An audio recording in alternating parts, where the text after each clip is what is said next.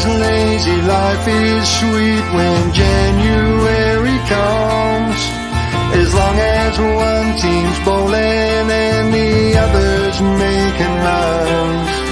I know as soon as I wake up if it's my lucky day. If the cricket's on the ABC, then everything's okay. And the cricket's on my radio, and everybody's laying low. As long as there's a game somewhere, it's all I need to know. And there's cricket on my radio.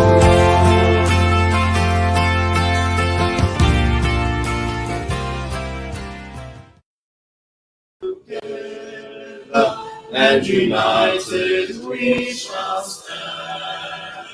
Let us live and strive for freedom in South Africa.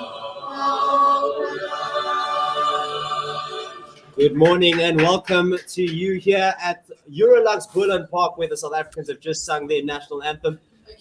Indian team have won the toss and they've elected to bat first. My name is Tim Watela. I'm joined by Tim Delace. We'll have a fantastic day of cricket here for you, don't we, Tim? We do indeed. Good morning, Tibbo. Good morning to all the listeners out there. Good morning to from a sweltering hot Boland. It's going to be a sweltering hot day out there. One can only hope that the cricket is as entertaining as it was in the first ODI, which, as a reminder, South Africa managed to win by 31 runs in the end. Indeed, it was quite a contest. Brilliant performances with the bat from Timba Bavuma and Rassie van der Dussen, both getting their second one-day international centuries. But team news here from the middle, there's only one change in both teams. South Africa have taken out Marco Jansen and have brought in Sasanda Magala. And the Indians remain unchanged. Interesting change. I think that South Africa made the right choice. I was a bit surprised to see Jansen play the first game. It's not quite established at domestic level in this format. Magala he's an experienced individual. He knows his game exceptionally well. So it'll be very interesting to see how he gets on with his pace and Yorkers at the death. He's a very good death ball bowler for South Africa.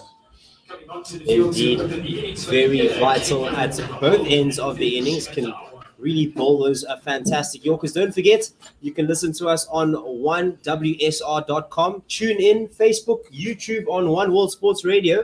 And we'd love to hear from you, whatever platform you're on. If you're on Twitter, it's at One World SR, one, the number, world, the planet, SR, like strike rates, but it's actually sports radio. And we'll also be taking your YouTube comments here. So we'll be keen to hear from you. India will want to make sure that they get a good total on today. They let themselves down in the second half of the innings on Wednesday. They'll want to correct that. They'll want to put pressure on the South African team. And they certainly have quite a lot of tosses on this tour. They've only lost one, which was the previous game. It's a good toss to win here. India batting first. Captain KL Rahul in the middle at the striker's end. Shikhar Dhawan, the lefty, will be at the non-striker's end. And the players just taking the knee for Black Lives Matter. Important cause, especially here in South Africa. All South African players and the South African bench taking the knee for the cause. KL Rahul's got 1,521 runs, high score of 112 at an average of 47. And just in case you're wondering, we in South Africa about the Boland using the same strip as they were on Wednesday. So the potential that the spin could play a part, as this is a used strip. Not going to see spin though, opening the bowling today. Maybe we'll see it from the other end, but from the old stables end, Lungi Ngidi will be opening the bowling. He operated his first change in the last game. which I found very interesting. Would have expected him to be the new ball bowler, but it was Marco Janssen that opened the bowling from that end in the last game. Darwin's numbers are 6,184 runs at an average of 45.8, with 1,700s and 34 50s. So it's very much an experienced campaigner for India. Lungi Ngidi coming from the old stables in. First ball of the second ODI, a good length delivery outside off stump. A forward defensive shot from Captain Raul for no run. India 0 without loss. 1 ball bowled. Right on the money from ball one, which is good to see from a South African perspective. Not giving anything to chance, not giving any width to the batter. Maximum concentration necessary here, especially in this heat. It's going to get harder and harder to concentrate as Lungi Ngidi comes over the wicket to the right-handed Raul. This one a little bit further outside off stump, the same good length. Drive that finds the inside edge, goes back to the bowler for no runs still. Yet to get off the mark, Rahul or India. Just on the field placings, we've got a slip, we've got a third man, we've got a point, we've got a cover, we've got a wideish mid-off, a mid-on, a square leg, and a squarish fine leg. It's also a man at backward point, very close to the man at point. Lungi Ngidi comes in, good length delivery, good line on that off stump. Aiden Markham at backward points picking it up, still no run. Very economical start, good rhythm. Lungi Ngidi's looking at good rhythm. He's bowling well the last couple of weeks, transferring from the formats. You always know with Lungi, once he's got overs behind him, he does find good rhythms, good lines.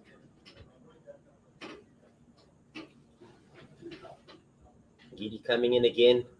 This one further outside the off stump, left by KL Rahul. Put to the cock, picks it up, still no run there. And Shah Langerveld said this leading up to the test match when lots of people were questioning whether Lungi Ngidi would come back into the side. He said he just needs to get more overs in. That's exactly what he needs. Time in the middle to really pick up that rhythm. And we've been seeing that in test matches. Did very well, getting vital breakthroughs for the South Africans, constantly contributing in all of those games. So keen to contribute here.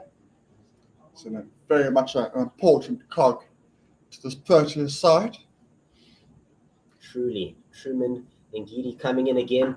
Back of a length now outside off stump. KL Rahul blocks this on the back foot. No run. Still India not off the mark in the first over. Early indications is that there's not going to be quite the same bounce as there was on Wednesday. That is perhaps is going to be, it's already been used. The previous ball to Cock, he took on his ankles, very, very low down.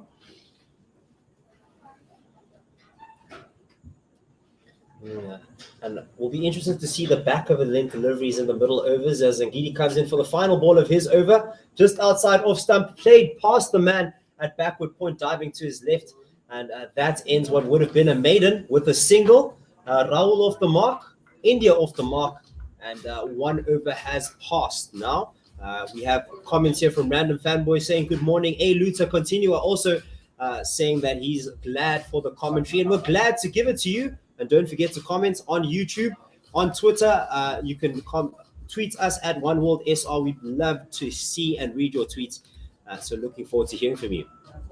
Yeah, that was a good opening over from Lungi. That last one, just a fraction of width, which allowed the single to come. But otherwise, it was a very good over.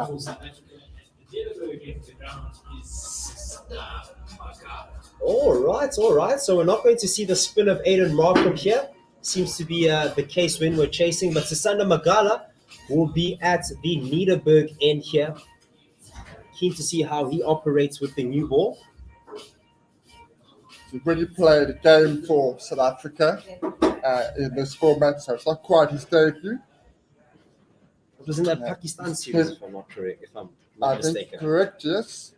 But he hasn't got a wicket at this format, so I'm sure he'll want to correct that. has the same field as Lungi Ngidi Sisanda Magala. Offside that has mid-off cover, point, backward points, and a man at third man, and a slip. Coming in over the wickets to the right hand, Raul, back of a length, and just opened the face of the bat, did KL Raul, guiding it to the man at third man for another single. He's on 2, and so is India, 2 without loss. That delivery was actually his first delivery bowled in this format. He's played a game, but he hasn't had the chance to have a bowl. Oh, then I was thinking of the T20s where he had a few no balls that were actually, I had that horrid over against Pakistan where he conceded so many runs, so many extras, which were the main problem. But hit his straps. I remember him recovering very nicely, and that's what you like to see. You often see that players transitioning against the international stage just need some time to get their bearings, to get their rhythm. He'll be coming over the wicket to the left-handed Shikhar Dhawan. Same field as mentioned before on the onside, mid-off, mid-wicket, and a man at fine leg. This delivery back of a length down the leg side. A good delivery for a right-hander, but a wide for a left one. And there's the first extras on the board as India move to 3 without loss. The right-hand, left-hand combination for a while worked rather well for India. It's working again here. They certainly do utilize that combination quite a lot throughout the top 6. Sisanda Magala continuing. This one also a lot fuller on the pads of Shikhar Dhawan. All he has to do is clip it to the leg side, a vacant region square of the wicket, and it runs to the boundary for the first boundary of India's innings. He gets off the mark with a boundary, Shikhar Dhawan. He's on 4 now, and India on 7 without loss.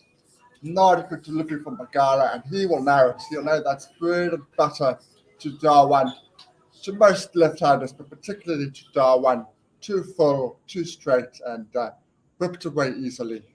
Magala just struggling with his lines here. The left-hand, right-hand combination. Will need to get it on the offside and does exactly that with a good length delivery. Played off the back foot by Dhawan. Aiden Markham at backward point doing the fielding. No run there. Much better line and length there from Magala. Got the better playing back, having to play the delivery, getting decent carry as well, hitting high above the bat, and much more of the areas where he would want to be bowling to Dhawan.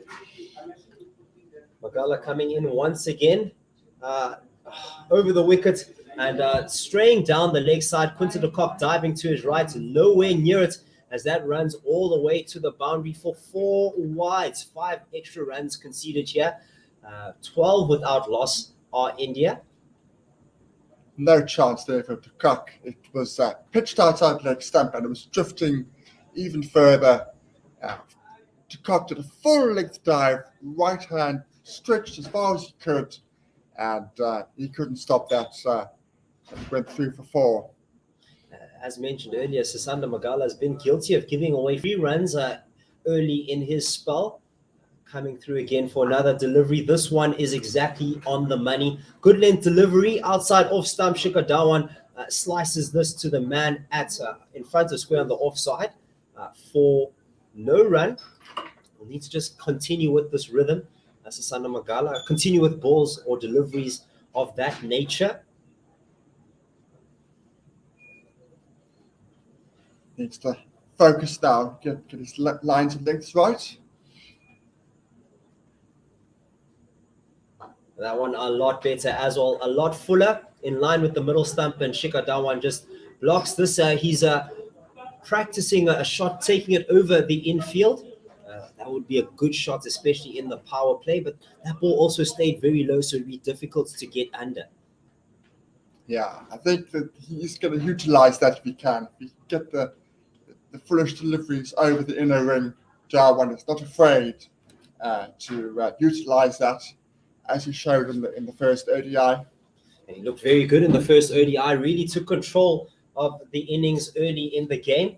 Sisanda Magala continuing, last ball of the over on the pads and whipped through the onside square of the wicket to run away to the boundary, a vacant square leg region. Another boundary for Shikhar Dhawan. Again, too straight, too much on the pads by Magala, drifting outside the leg stump after it had pitched, and good timing there for Darwan. That was a good shot, and all the way for 4. Sander Magala's conceded 15 off the over. The first over only conceding 1 and now 15. That's not really good here for the South African team. We know that at this period of the game, you wouldn't expect too many runs. Lots of pressure, or it's time to put pressure on the batsmen. It's when they would probably want to just dot around some singles here, but already a massive over from the pace bowler. Lungi Ngidi will be continuing from the old stables end. Comes over the wicket to KL Rahul. Good length delivery, a little bit straight on top of middle stump. And the man at mid-wicket trying to pick up the ball on the trot. Didn't quite gather it properly, did David Miller, his right hand, the left-handed player. That single takes India to 17 without loss. In the first 30 yards, South Africa struggled to bowl to Pant and Kohli. They struggled with the combination, right-hand, left-hand combination. They're having a similar problem with Darwan and Rahul early on today. Rotation of strike from India, very, very impressive. No, just struggling with their lines, especially with the change of the right-hand, left-handers. Something that you obviously will often see with younger players, but I mean, it's a difficult thing to do. You have the perfect ball in the holster for a right-hander, but that goes down the left for lefties, down the leg side for lefties, and that could cost you. We're just seeing the man at mid-wicket going to sweep on the boundary here, as Tabraiz Shamsi will come from fine leg. He'll come in the circle with the fielding restrictions. The other man outside is third man. As Lungi Ngidi decides to come around the wicket to Shikhar Dhawan, bowled into the off stump and played backward of square, where Aiden Markham does a valiant effort diving to his right to stop a single. Every single run counts. Just a reminder that Magala's debut was in the Netherlands game, where he didn't bowl. That was because of the rain that fell. Yes. So it was the T20s against Pakistan where he had that very expensive over. This one outside the off stump, back of a length delivery, going past the bat of Shikhar Dhawan, who tries to drive at this. Encouraging signs here for Lungi Ngidi, just beating the outside edge of the bat. Yeah, good lines, good lengths, and Dhawan definitely played at that. Not only did he play it, but he was pushing way away from his body. His feet planted in the ground, no foot movement whatsoever, and rather fortunate not to get an edge through to Cock. It was the cutter that just nipped away from the left-hander. Lungi Ngidi coming in again outside the off stump. Very good line here that Shikhar Dhawan leaves. So Lungi's hitting his straps here in his first spell. Certainly, yeah, good rhythm as Lungi. He does quite like bowling around the wicket to the left-hander, because you can get that ball just straighten every now and then, just pitch and just hold its line, which is a very effective ball to be bowled to the left-hander. He has himself a slip in place. A man at point cover. Backward point. This one, a good length delivery. Cut by Shikhar Dhawan into the turf. No run there as Aiden Markham comes in to do the fielding. Still 17 without loss. Dhawan on 8. And KL Rahul, the captain, on 3 off 8. Lungi just keeping things into perspective for India after that expensive over. Reining things in for the Proteas. Doing well there as we see Yanaman Malan moving from the first slip region. He's going to the onside to just cover the gap there at mid-wickets. Not expecting too much movement away with the new ball, the South Africans with that field change. Pretty much wicket-to-wicket bowling, isn't it? And this one outside the off stump, just played through the offside with a lovely shot. Keshav Maharaj diving to his left at cover. Didn't stand a chance as that raced to the cover boundary for 4. That was a stand and deliver shot by Darwan. Just a fraction of width there from Lungi, and Darwan just smacked it through. Again, no foot movement, but it didn't matter. His hands were through it, his eyes were on top of the ball, and it went through the cover for 4. India now after 3 overs, going at 7 and over on 21 without loss. The very expensive over, Sasana Magala contributing 15 of those runs, and Lungi Ngidi in his 2 overs contributing 6. Umpo Mutwane says on Twitter, so I'm sitting here at home listening to One World SR while watching the TV, and they're perfectly in time with the TV feed. It is glorious. So if you want a little bit of change of flavor from your regular commentators on TV, you can listen to us, One World SR. Even on the CSA website, as Sasanda Magala comes over the wicket to the right-handed Rahul.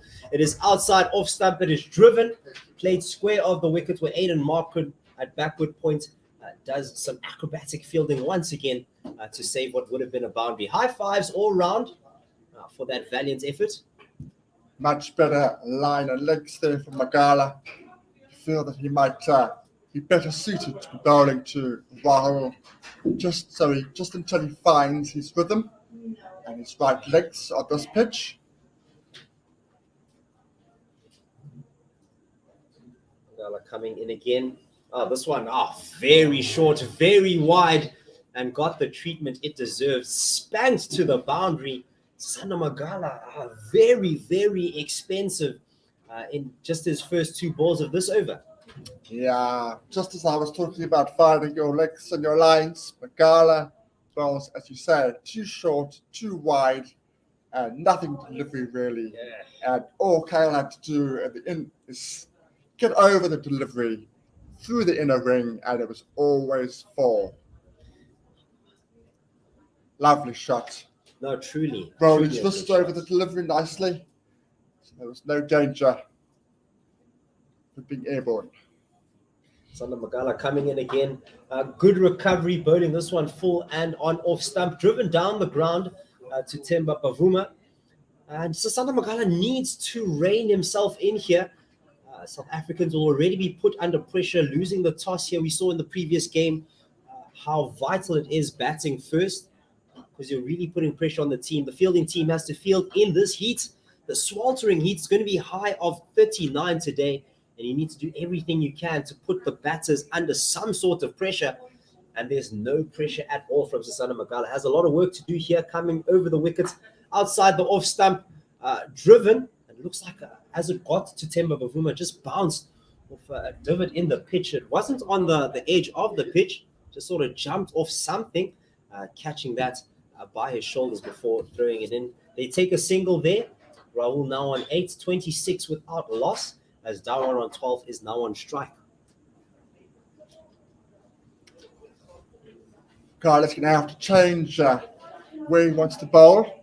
Got to make sure that he has made the connection that there's a right-hand, left-hand combination. They've made a change now. Still continuing over the wickets to the left-hander. Vital that he gets his line, and this one straight in line with the stumps. A full-length delivery driven to Bray Shamsi at mid-on for no run. Still 26 without loss.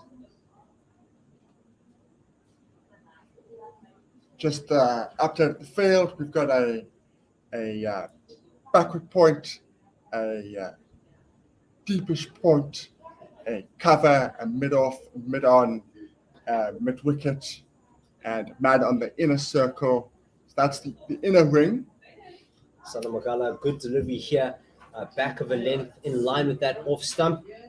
Played off the back foot, backward of points where Aiden Markham does the fielding. A little bit less expensive here. Only 5 off this over versus 15. So he technically did rein it in.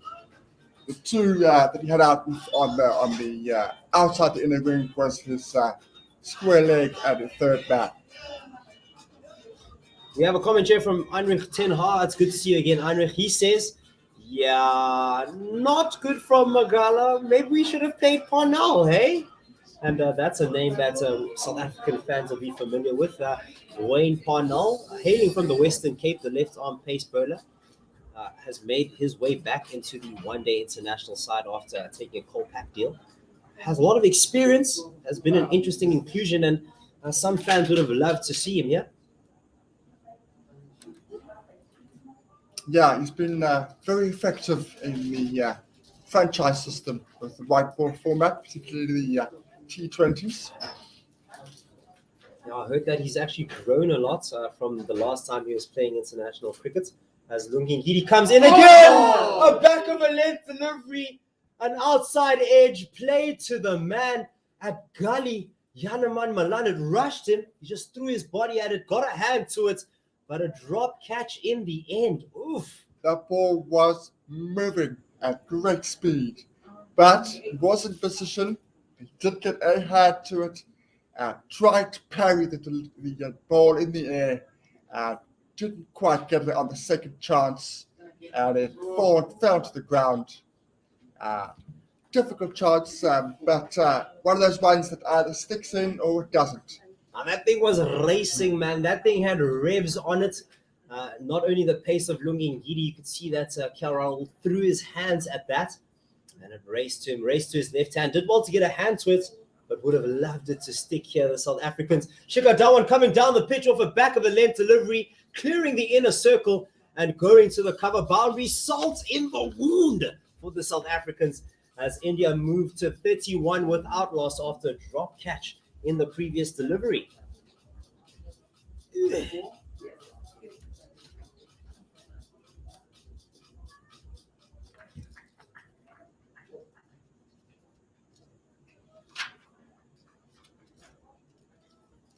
Lungingidi had a slip in place, but Yanaman Malan is now moving to mid-wicket on the onside. There's a man sweeping, a man at third, or fine leg to Bray Shamsi, but he's in the circle. There's also a man at mid-on. This delivery on the leg side, play to the man sweeping on the leg side for a single. Lots of action in the first two balls here, and a single on the third, taking India to 32 without loss. From a South African perspective, they just hope that drop doesn't count too much because they've had a torrid time against KL Rahul. KL Rahul has enjoyed himself and he's on this tour in South Africa. That 123 in the first test on the offside. KL Rahul has the man at Gully, Yanaman Malan, backward point, a man at cover and a man at mid-on. Also third man, this delivery was a good length delivery in line with leg stump. Glanced in front of square to mid-wicket for no run. Keshav Maharaj doing the fielding there. On the leg side, a man at fine leg and a man at mid-on. Yeah. As much as McCall has been expensive, Lungi has bowled superbly. He's bowled well enough to deserve a wicket. It's just unfortunate that there was a drop catch early on, but he certainly has bowled well enough to get one.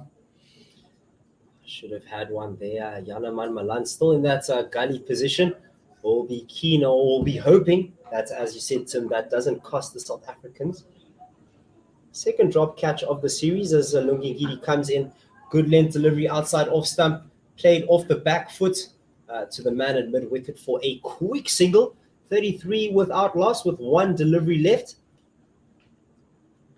And you can see that the pressure, the good bowling that Lungigidi's been doing from the old stables end has taken its toll here.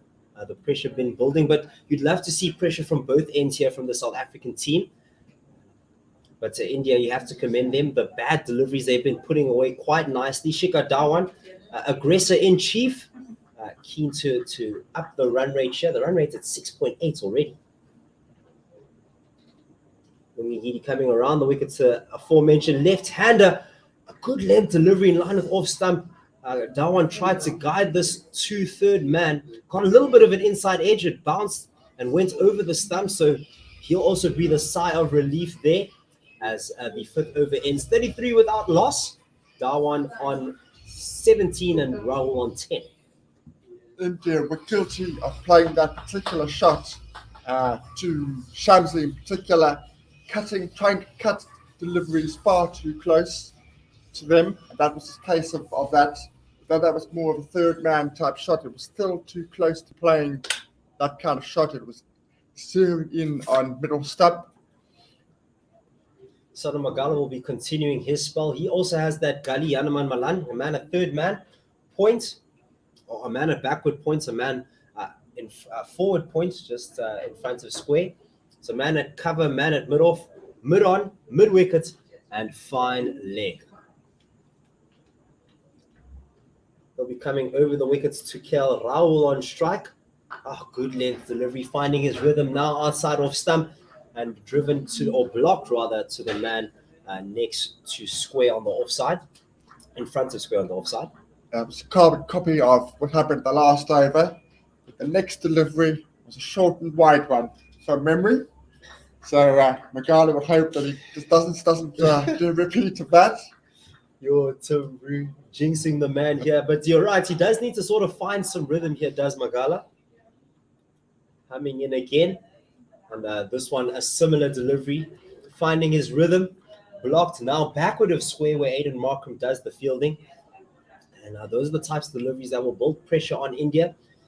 India will not be too fast at the moment. So they're already going at 6.2 and over. So the good deliveries, they don't need to try to dispatch. And it's up to the South Africans to really put the pressure.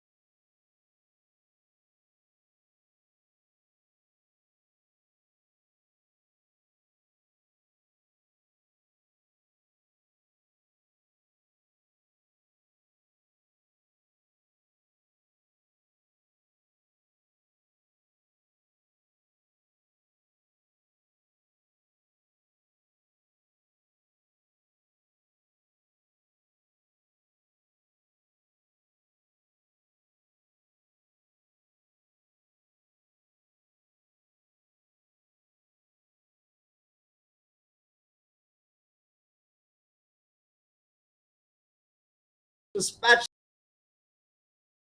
square and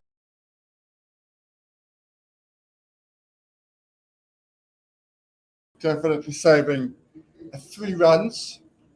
That was another poor delivery by too much width, too short, and KL Rahul in this form that he's in is not going to have any problems playing that.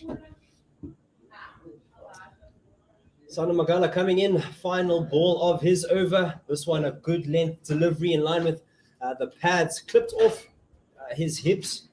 Shikhar Dhawan to the man sweeping on the leg side for a single. That can't be the score. It can't be 26 without loss. Just going to have to check the score once again. There's just a malfunction with the scoreboard. 42 without loss after 6 overs.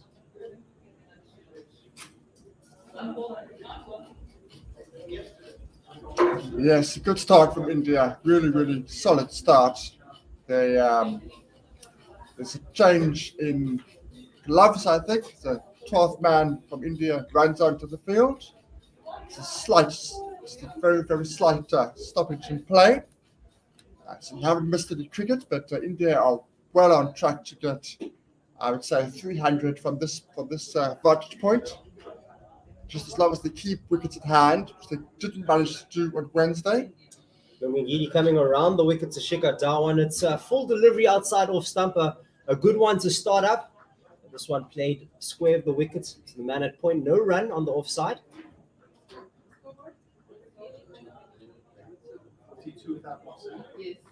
We have some comments here on YouTube from Sabir Khan saying already 11 extras. And so many extras so early in the innings. We haven't even finished the power play. And already the extras contributing a healthy score to the Indians. Free runs, Tim, unnecessary free runs. Just on that power play talk, I'll come back after this delivery. As Lungingidi comes around the wicket to Shikhar Dhawan. Good length delivery on off stump. Blocked back to the bowler. Tightening up Lungingidi, no run there. 42 for 2, 42 for 0. After the opening power play on Wednesday, India found themselves 55 for 1. They are well on track to beat that total at this rate. And 55 for 1 was a very good power play. It was considerably better than South Africa's 39 for 1.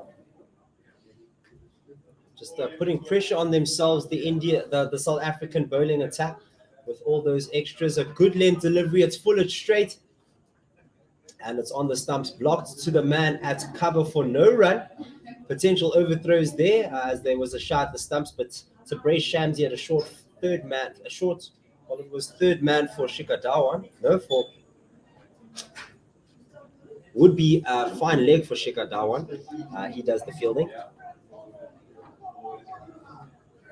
Must be a slight irritation to Pavuma that they're doing well from the one end, but they're leaking runs at the other.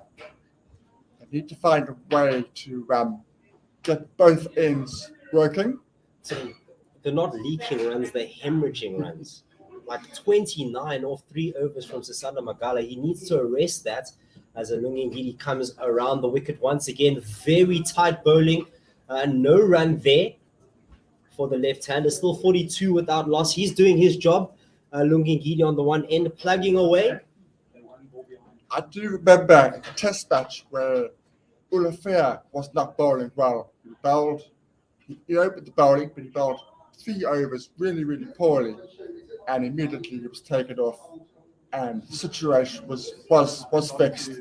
I think something similar needs to happen. They need to take Magala off and bring him back maybe in some time in the middle overs.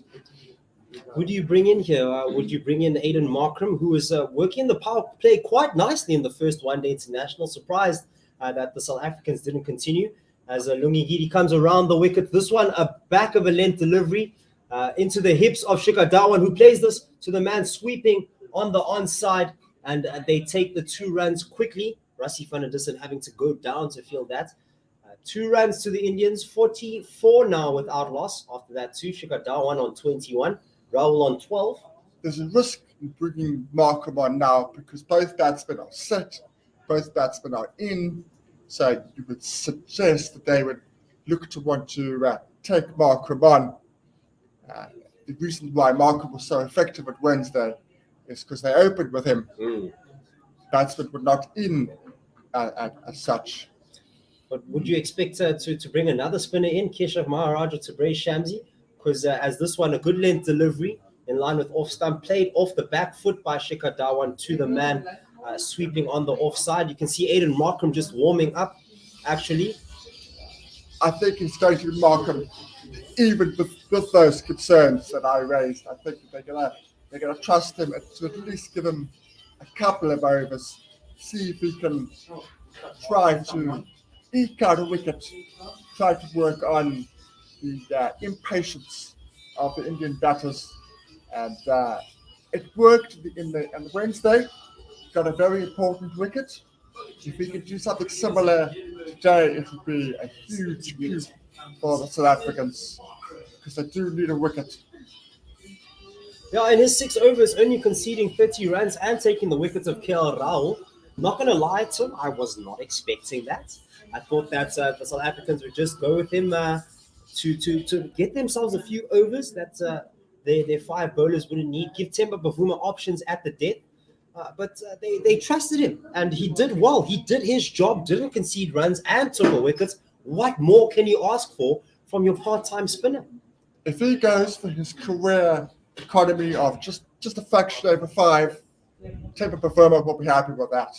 He's coming around the wickets to the left-handed Dawan, and a good delivery to start off. It's full. It's on middle stump, and it's driven to the man at long off for a single. David Miller doing the fielding, 46 without loss. The bonus, of course, will be the wicket. It's all about restricting India at the moment with Aidan Markham, but if he can eke out a wicket, it'll be a huge bonus for the South Africans. It's vital that the South Africans maintain their concentration. It's going to be tough out there in the field. As we said, the highs of 39 today, and I'm just feeling a breeze coming in from the south. The breeze is also warm, bruh, so it's not, you're basically in an oven, mate. You're basically roasting. It's not a coastal breeze. No, not at all. Aidan Markham, a good length delivery outside the off stump, played to Temba Bavuma at mid-wicket, doing the fielding with a little bit of a dive. 46 without loss, so starting off nicely, Aidan Markham. Nice and economical, putting the pressure on India, who are currently cruising at 6.3 and over. Not giving any width at the moment, Markham, which is the right idea. Bowling wicket to the batter, asking the batter to take the risk. Once again, wickets to wickets, full on off stump. Temba Bavuma tries to sweep from a mid-wicket region, but that didn't work. The field here for South Africa, or for Shikhar Dhawan on the left-hander, is a man at long off. The man from the boundary on the offside has come in. He has a point cover. 2 people at cover, in fact, and a man at a short third man, as this delivery was full straight and blocked. On the onside, there's a man sweeping on the mid-wicket boundary, so not quite square. A man at mid-on, a man at square leg, and a man at short fine leg. Good over so far, Markham. Just needs to close it out now. Yes, and another good ball. A good length in line with that off stump, played to the man at cover for a single. 48 without loss. Hasn't conceded a boundary yet. Still just 3 off the over. 3 off the over. South Africans will take that. If they can just make sure this doesn't go for more than 2. I'll take a 2, but wouldn't want it to go for more than that. Final ball of the over. A good one on the leg stump. Whipped to the man sweeping on the onside, Yanaman Malan, for a single. Just 4 off the over. A very good over here for Aidan Markham. Exactly what Temba Bavuma needed, as the score now moves to 49 without loss. A pat on the back from the captain. And Aidan Markham proving to be quite the valuable 6th bowler here. I think he's definitely going to be bowling the final over of the power play. And you can say that he might get a couple of more after that. Yeah, this is why he's been playing. Struggling with the bat, but he is proven very effective as the 6th bowler option for the Proteas. And that gives him some time in the team, gives him time to sort of find his form with the bats, because as many say, you'd also believe, just looking at the way he plays, that if you just give him enough time, he will come good. He does have the quality. Some people say that class will take you over the line. Class is permanent and form is temporary. We have a tweet here from Wood asking us, do you think it's a good idea for India to trust the middle order with the 3 inexperienced young batsmen? And at the moment, it doesn't look like they will need their middle order. unless South Africa do something to get some wickets. But to be fair, if there's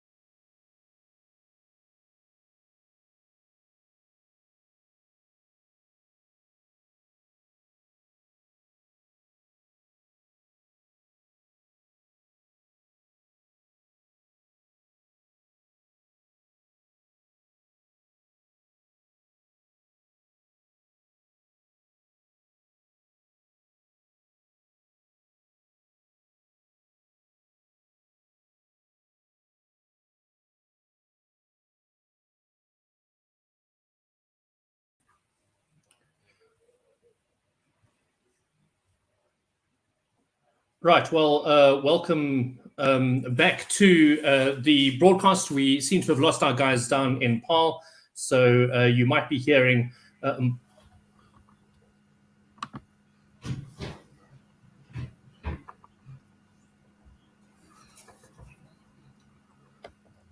Okay, my apologies. I'm here.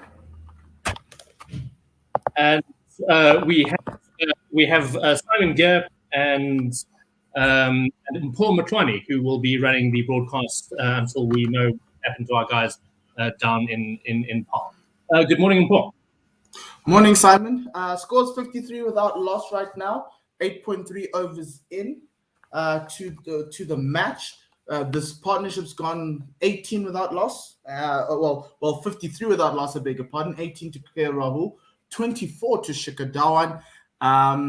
Our guys in Paarl are sorting it out. They were just having gremlins just coming through today. Seems like the Devils have gone through. Ngiti coming into this fourth ball of the over. This one just played out to the offside by KL Rahul. It will race down to the boundary, but the third man picks it up. That's to brace Shamsi for a single. 55 without loss. The score goes up to as the Indians run 2. All right, so it looks like we've got our guys in Paarl back on the line, so we're going to add them back to the stream. And thanks, Paul, very much for joining us. Fine leg and a third man.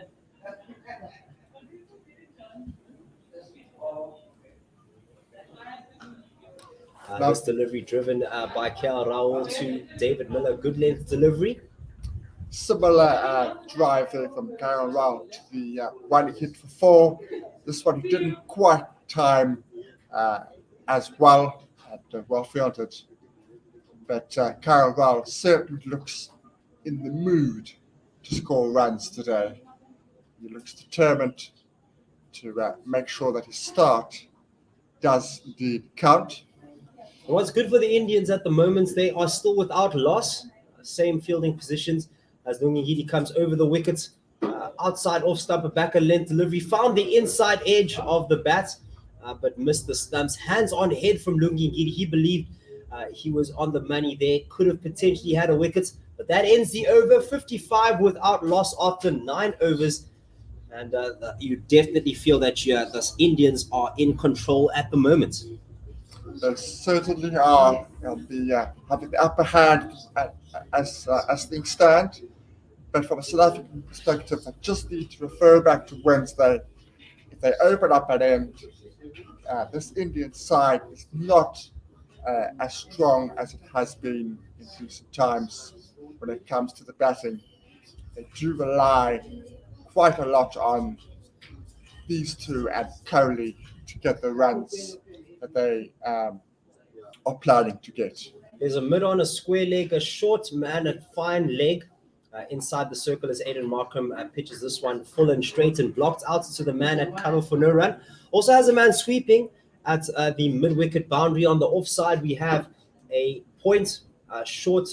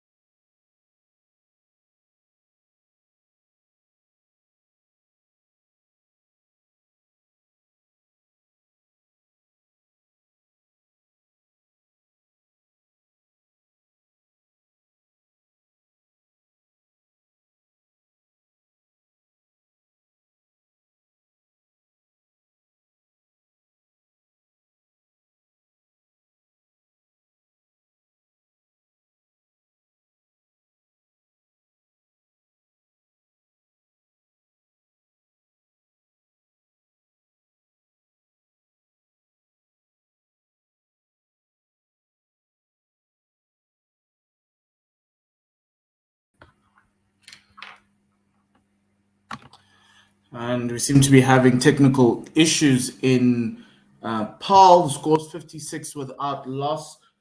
Shikhar Dhawan playing that last ball out for a single.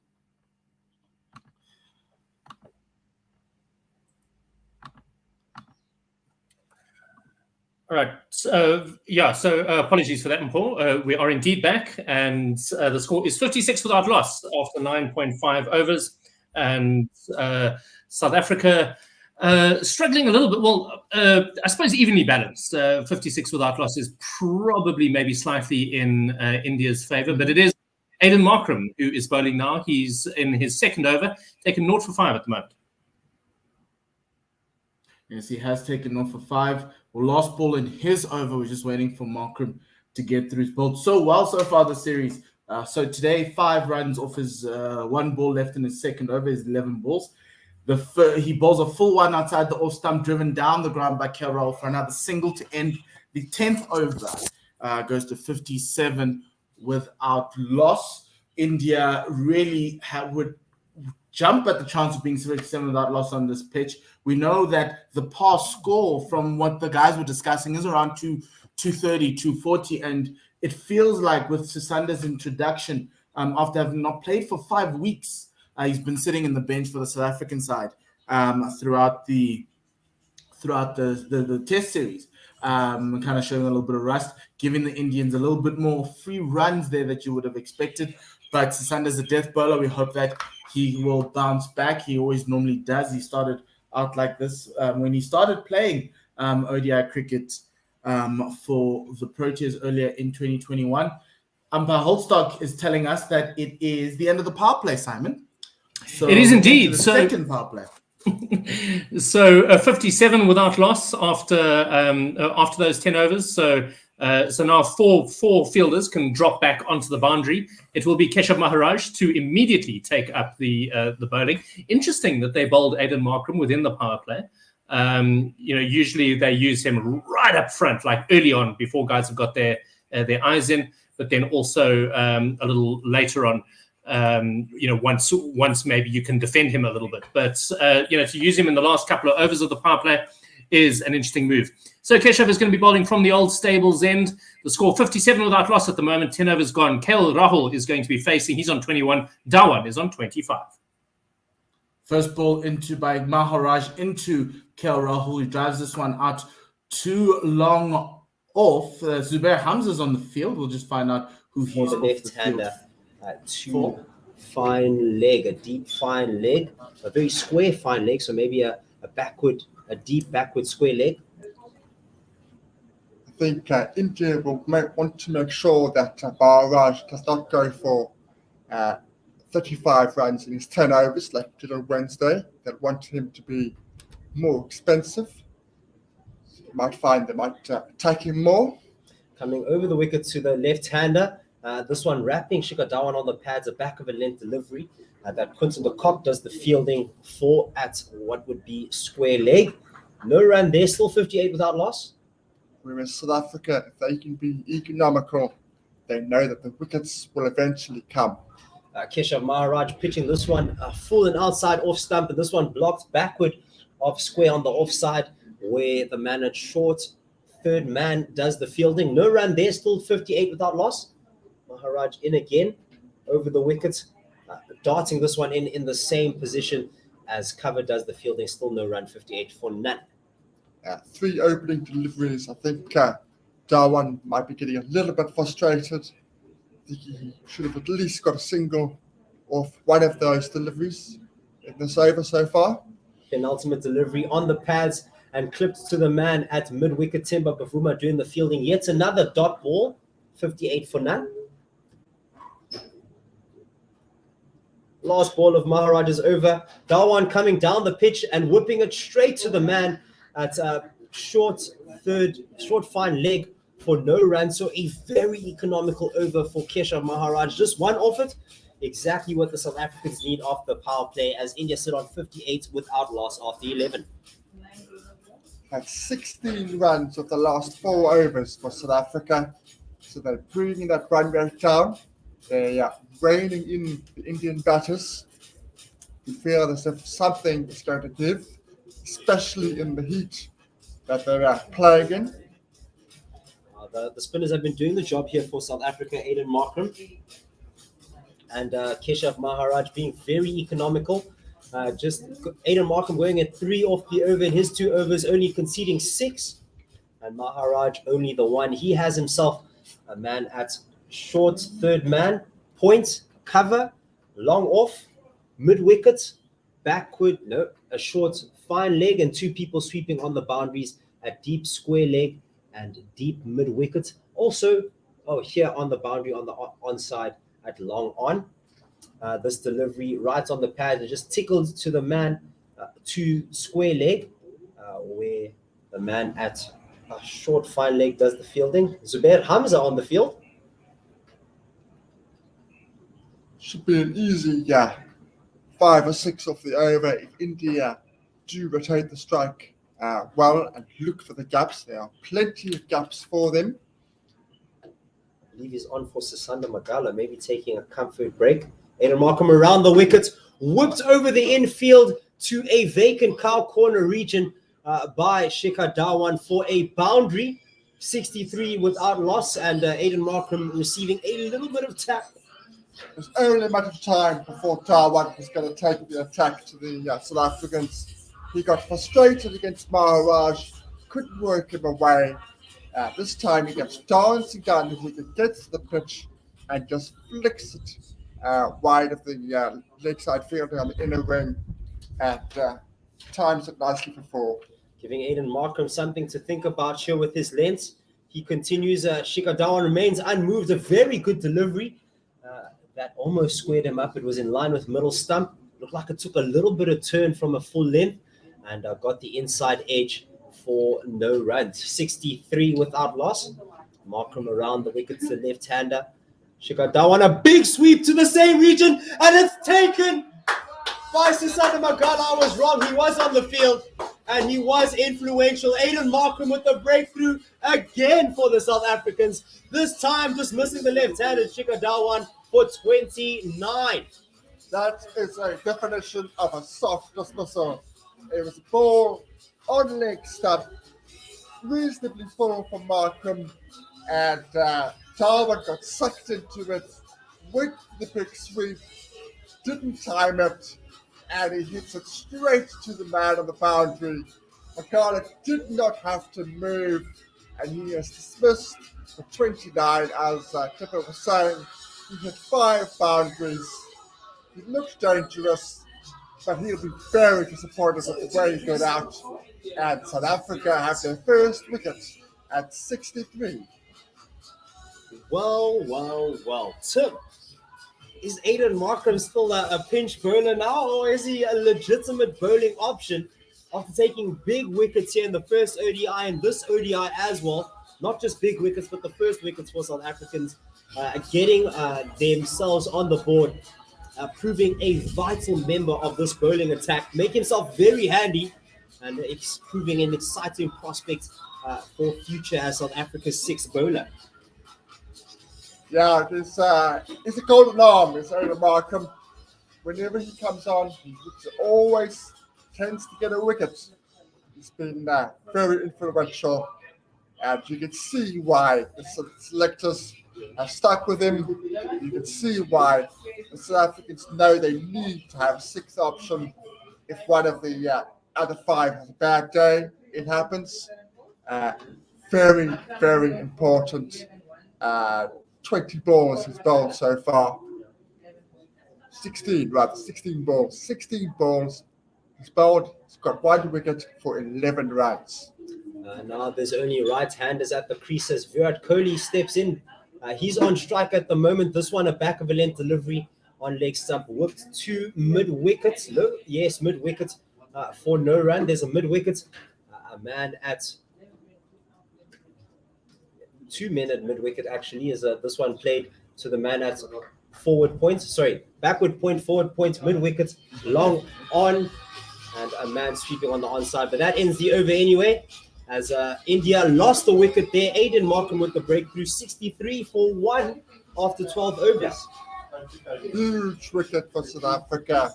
And the run machine that is Virat Kohli has come to the crease. Over 12,000 ODI runs.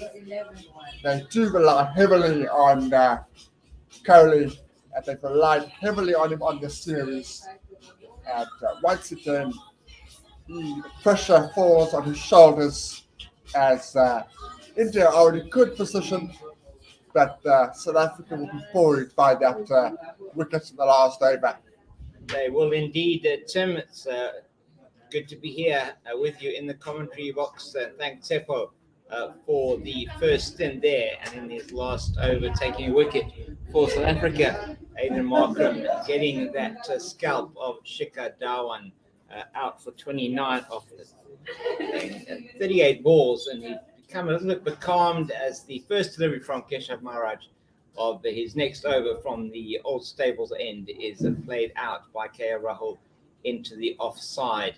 And there is a single 64 for 1, and the field to Virat Kohli now. A slip, backward point, man on the cover point boundary, extra cover, long off, long on, mid wicket, deep square leg, and a man at a little sort of backward square leg position, very close to the umpire inside the ring. It's Maharaj in again. This time the first delivery of Virat's batting stint here at Paarl. Just plays it out to the man backward of point. That is Lungi Ngidi. There is no run. 64 for 1. The breakthrough for South Africa from that man, Aiden Markham. Yet again, it's Maharaj into Kohli forward and on the line of middle and leg, straightening on the right-hander. Just played out into the offside. Captain Bavuma does the fielding from extra cover. Great breakthrough for South Africa in the previous over, Tim. Huge wicket.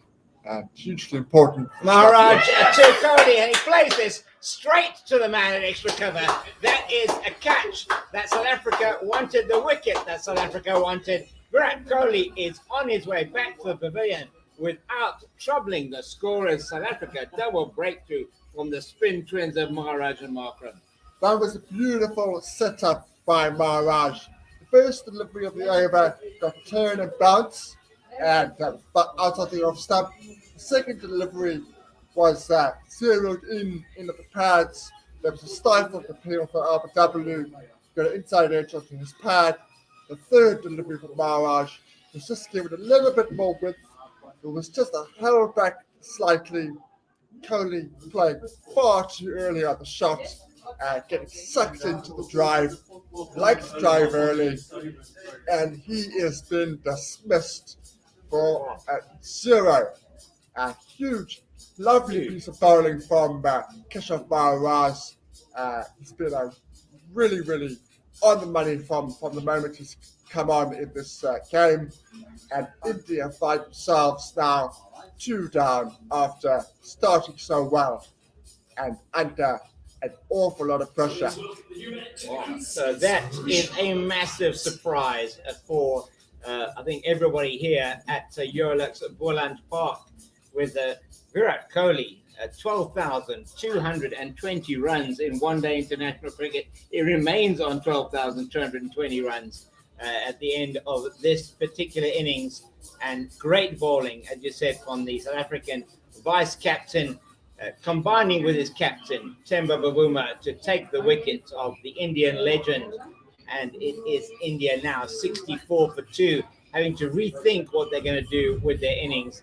As it's Rishabh Pant who's come to the wicket, presumably to try and help to mix this up a bit in the left-hand, right-hand combination. This partnership for India is going to be crucial. Yeah, they've tried to use that left-hand, right-hand combination as much as they can. They want to make sure that South African bowlers lose their lines and legs, don't find any consistency. And it has worked to a point, but they've relied too much on one or two batters to clear all the runs. And that's been the problem for them. And one of those batsmen is out for a duck. So 12 overs and 4 balls gone in the Indian innings, and Maharaj makes a huge breakthrough for South Africa. He's now into Pant, his left arm over the gate, and that comes forward straight away, running down the wicket, and that gets the edge soft though, hands off the top of the bat, dies in front of Yanaman Boland, who's diving forward to try and take the catch. Excitement all around here in this over and in the previous over, as India go from what seems an almost impregnable position to 64 for 2. The next delivery from Maharaj on the pads of Pant as he plays it into the leg side, the left-hander, man at mid-wicket. Bavuma, who took that catch, does the fielding. There is no run, only the one off the over, I think it was, for the Indian team in that over from Maharaj. He's bowled 2 overs, 1 for 2. His spin bowling partner, Aiden Markram, 3 overs, 1 for 11. And these two have pulled back the run rate significantly after South Africa, as you were saying, Tim, with Tepo hemorrhage runs in the opening part of the power play, largely due to the little bit of wayward bowling early on from Sisanda Magala. First time he's bowled in an ODI, his second ODI, but not bowled before. And he is normally known as a very good death bowler, struggled a bit to find his lines and lengths, but South Africa supporting their debutant bowler today in bringing it right back. And it was so good to see Sisanda Magala taking that catch to dismiss Shikhar Dhawan, getting into the game again. It's Markram away from us here at the Nederburg end. He's bowling to the Indian captain, KL Rahul, and he plays it straight back to the bowler, short of a 64 for 2. The field to Markram will describe after this particular delivery. He's away from us now, past umpire Erasmus, and that one is bowled outside the off stump, played to the man who comes in from extra cover. We have a man at a backward point, a man on the cover point boundary, extra cover, long off, long on, mid wicket, deep forward square leg, a man back of the square on the leg side, a man at 45 at fine leg. In the Boland sunshine, it's Markram to Rahul, to forward defensively, watchful. They can't afford to lose another wicket, India now. The run rate's gone from 7 after 3 overs into the 6s, down into the 5s. It's now 4.7. Tim, great bowling so far here from Aiden Markram. He's in again to KL Rahul, defensively back to the bowler. Yeah, outstanding bowling. Just these two, Maharaj and Markram, about 5.4 overs, 2 for 13. To put things into context. Yeah, this has been incredibly good bowling from the South African spin twins. Markram getting Rahul to defend once again as he comes forward to that delivery. They're bringing the man in now from the point boundary, putting a man back out onto the deep square leg boundary. So it's now a ring field on the offside, expecting perhaps that Rahul will come forward and drive into the offside. Just plays this one neatly off his pads into the leg side. It is the captain Bavuma from his position at mid-wicket who goes around and feels they do take the single. Just the one off the over, off the last ball, 65 for 2 after 14 It is Captain Rahul on 25, punt yet to get off the mark, having faced only the 2 deliveries. India 65 for 2. Outstanding bowling from the South African spinners, and it's all about trying to find a partnership for India. They need to find a partnership, just as they needed to find a partnership in the first ODI when they were chasing. Now that they're sitting, they need to find a partnership, and this will have to be, you could argue, the partnership for India. Both experienced individuals in this format, both very good players, they complement each other, and they will want, particularly Punt, to bat for as long as possible, because they know if he can get himself in, he can be very dangerous. So this is going to be Maharaj to continue his 3rd over. He's taken 1 for 2. He's bowling to a pretty conventional field to the right-hander. He's got a man at 45 on the leg side, just inside the circle, a deep square leg, mid-wicket, long on. Just defends this into the offside, into the leg side, should I say, the right-hander from Maharaj. And it's David Miller in from mid-wicket to pick up. There's a long on, a long off, extra cover, deep cover point. A man at 45 on the offside in short, and a slip for the right-hander. It is played out into the offside to that man at the cover point. That's on the cover point boundary. That's Rassie van der Dussen, the Centurion from Wednesday, and it is 66 for 2 in the 15th over. South Africa pegging it back at the moment with those 2 wickets. The exciting Rishabh Pant now on strike, the left-hander to the left-handed, facing the left-handed slow left armer for South Africa. Keshav Maharaj is played down to long on for a single, and the score goes to 67 for 2 in the 15th. This partnership crucial for India now, Tim. It's absolutely vital that at least one of these 2 goes on and takes the majority of the remaining overs, so they can get to a sizable total. They know that they need to get a sizable total to have any chance to win this and level up the series. Neatly played there off the back foot by Rahul, the right-hander, into the offside to Van der Dussen at that deep cover point region. Another single, very much middle over type of cricket. That time 68 for 2 in the 15th. That takes Rahul to 27. It's Pant facing up to Maharaj, plays it down fine on the leg side. Quite a bit of work here in the deep for Lungi and Giri coming around from long leg. He keeps them down to 2, as that was a bit wayward down the leg side from Maharaj. 70 for 2 in the 15th over. Run rate currently 4.7. Punt goes to 3 with that shot. For him, Maharaj, 1 ball left in the over, and he's got a 4 men out at the moment, mostly on the leg side to Punt. Played to Bavuma, who's in a, oh my word, where was Miles? There's going to be a run out here. No, South Africa have lost the opportunity here twice to run out. Firstly, KL Rahul. Secondly, then Rishabh Pant. South Africa will rue this particular mix-up that had there from the Indian batters. What happened there, Tim? It was complete brain fade, it looked like, from the Indians as they started off for the run. Rishabh Pant, Rahul halfway down the wicket. Ball comes in from the region, mid-wicket region by Pavuma. It is missed at the wickets by Maharaj behind the wickets, missed by the man backing up, as the 2 Indian batters were both at the same end. South Africa, what happened there? It was a really missed opportunity. They've already missed Rahul with the drop catch. They may well do that particular run out even more. It was a dead certain run out. Even when Maharaj missed it, it wasn't a good throw to Maharaj, to be honest. But the lack of the mess up at the backup really cost them. South Africa will want to make sure that they need to tighten things up, and that sort of fielding does not continue throughout the rest of the innings.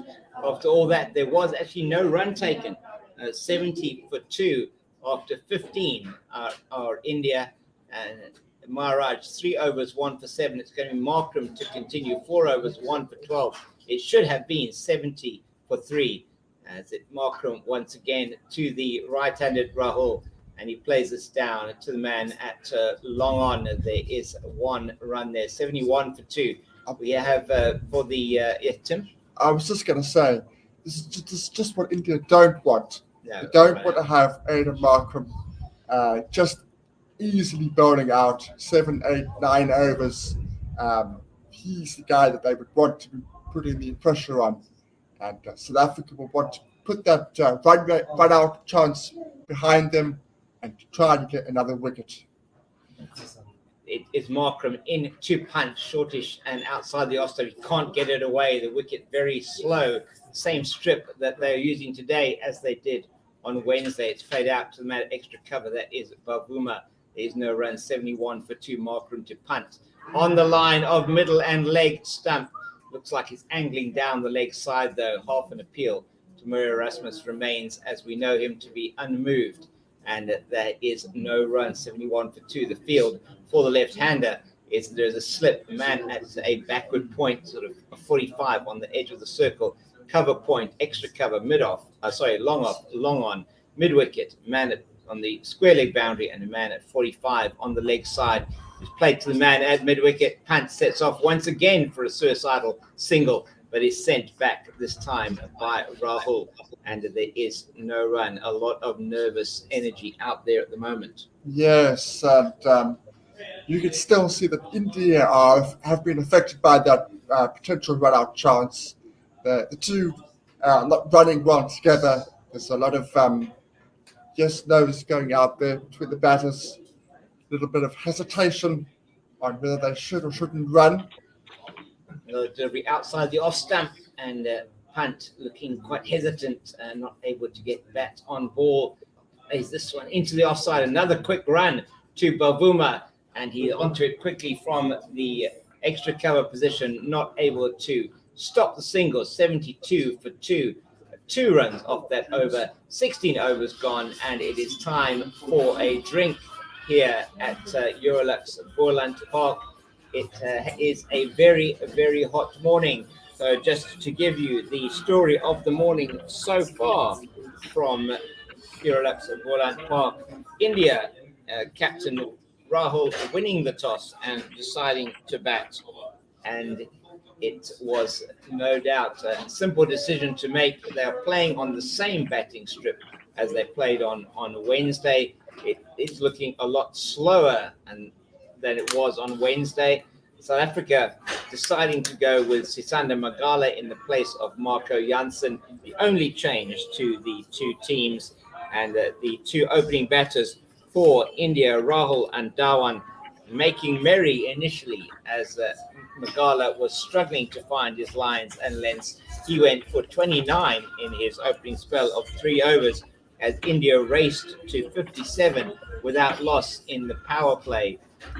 South Africa bringing on Aidan Markram after 6 overs, and that was a masterstroke from their point of view as they managed to get to a total of 63 in the 11th, in the 12th over before Markram took the important wicket of Dhawan, caught on the square leg boundary by Magala.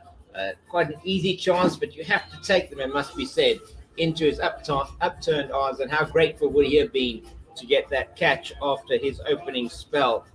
It was Lungi Ngidi, his partner bowler at the other end, who had kept it quite tight in those opening overs, but after 10 overs, South Africa bringing on vice-captain Keshav Maharaj, and in the very next over, Virat Kohli lofting one straight to Temba Bavuma at extra cover off the bowling of Maharaj. India going to 64 for 2 in the 13th over. They have now moved to 72 for 2 in after 16 overs, but not before, with the score on 70. A huge run-out opportunity for South Africa to get India 3 down. Huge mix-up by the Indian batters. take us through that, what could be that pivotal moment in the game, Tim. Well, you wonder at drinks break what goes on between the players, but Yeah. I reckon both sets of players are talking about the run out, not the situation, not the game plans. It's that run out.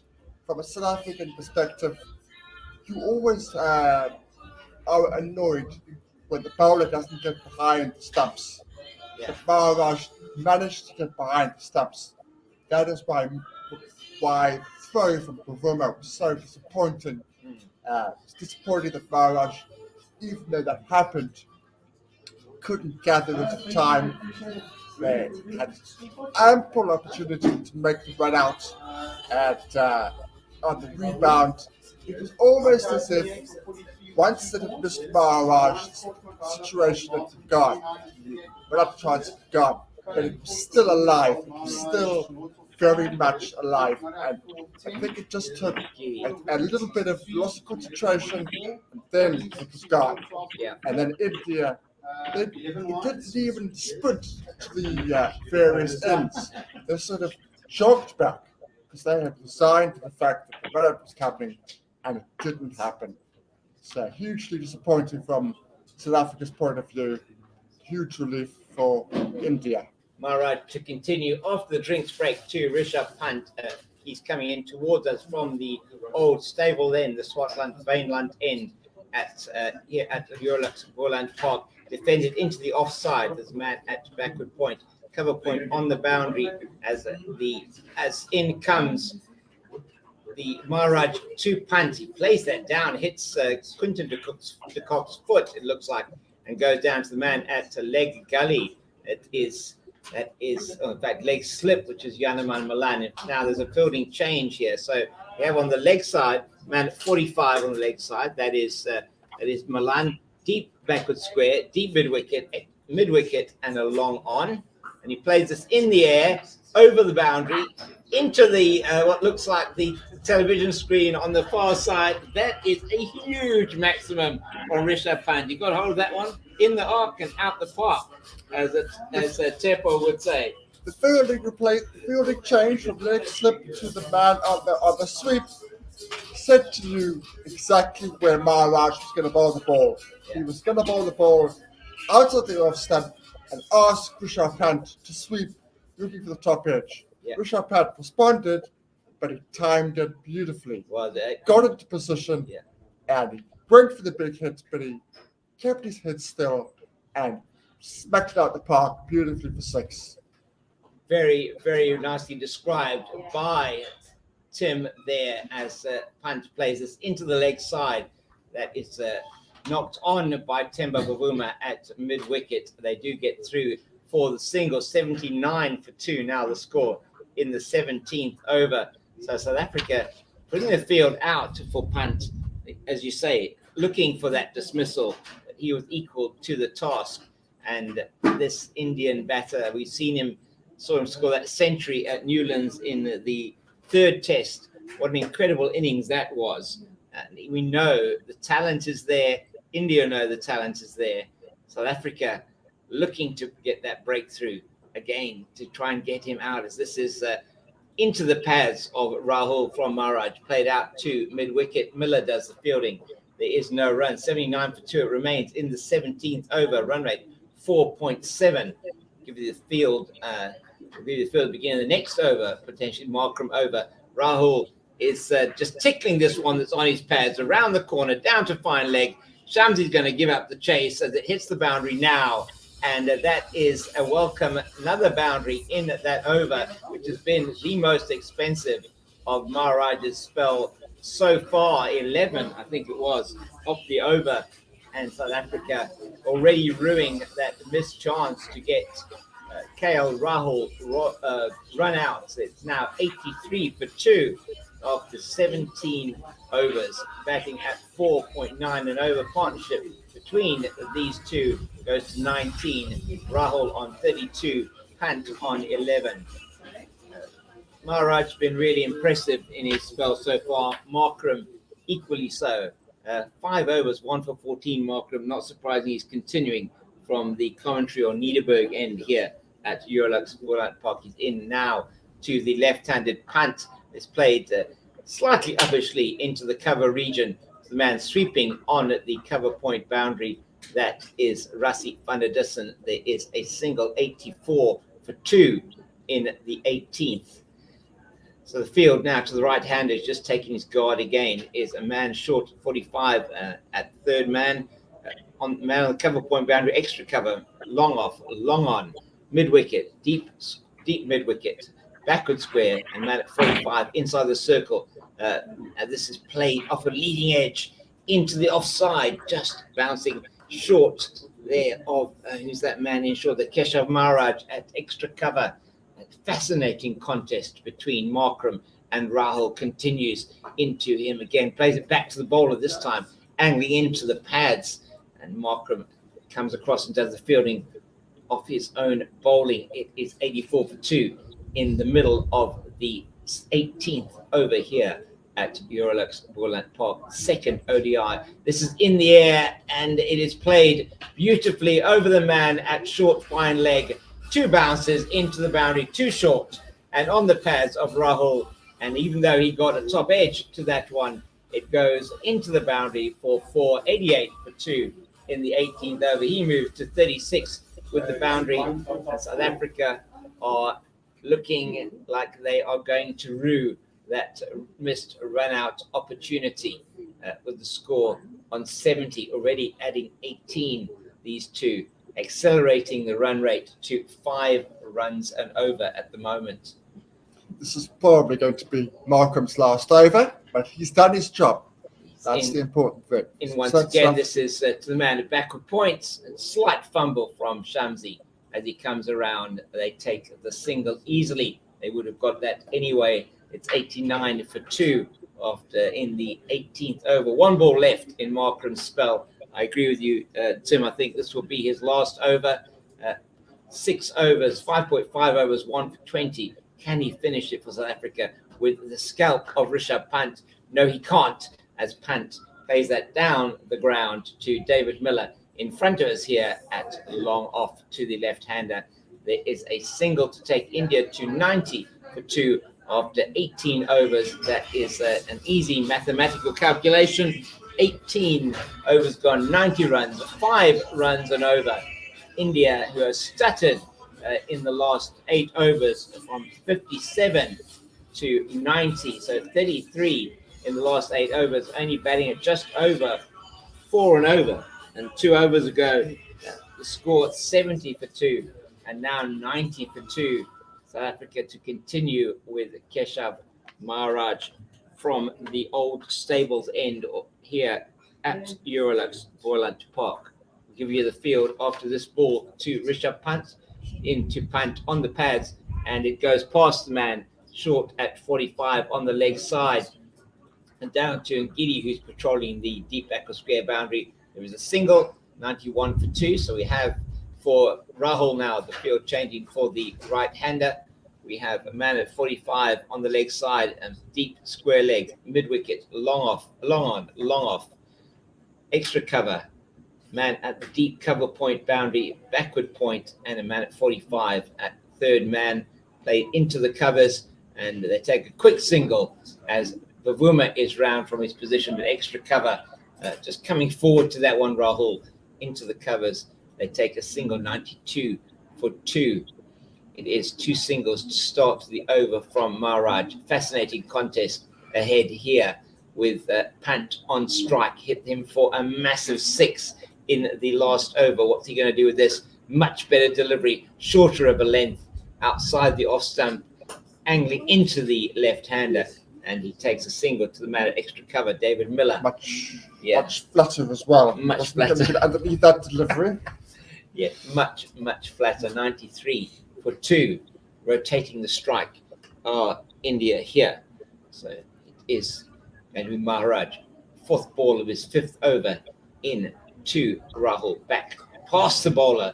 One thought for all love and money that Maharaj was going to get that, seemed to so hesitate slightly as he dived to his left-hand side, and they take a single, 94 for 2 in the 19th. 4 runs already off the over 4 singles to the Indian pair. Their partnership moves to 30 Pant batting to a field that has a man at long on and at deep backward square on the leg side. That is neatly played by Pant down the leg side. Shamsi's going to give up Yanuman Malan's going to give up the chase as it gets down to the fine leg boundary. Another boundary for Rishabh Pant. 98 for 2 now, India in the 19th over. He is making South Africa pay for the run-out error, as is KL Rahul, and it is dangerous territory now for South Africa as these two look to get more established. Pant goes to 19 of 19 with him. His captain Rahul 39 of 51, partnership 34 of 37, 3 fours and a 6. Those have all come within the last 3 overs. It is Maharaj shorter into Pant, plays it to the man at deep mid-wicket who comes in off the boundary. It's Rassie van der Dussen, and they take the single expensive over for South Africa, 9 off it. Perhaps we've seen the end of Maharaj for now as well, Tim. 5 overs, 1 for 27. That's what happens when you bowl an attacking line and the batter takes you one and succeeds. What's happened there with Maharaj that over is he has gone into a shell, said it's going to bowl tight lines, really fast, no variety, too flat. And when you bowl those tight lines, if you drift towards the leg stump, which you did to Pant, more often than not you get punished. You don't become not economical. So it's a lose-lose situation for Maharaj in that particular over. And surprisingly, we see Markram continuing from our point of view. Surprisingly, that one for us here in the commentary box, as it's played down to the man at long on by Pant for a single. India's 100 comes up in the 20th over of 118 balls, 10 fours, 1 mighty 6 from Rishabh Pant. It is 100 for 2. Pant on 21, Rahul on 39. The Indian captain is facing Aiden Markram into his 7th over, 1 for 22. The wicket of Shikhar Dhawan, as the Indian captain plays that one out into the offside. Sisana Magala comes in from the cover point boundary. They take a single at will almost now, coming for the Indian players. One feels this must be Markram's last over from this end.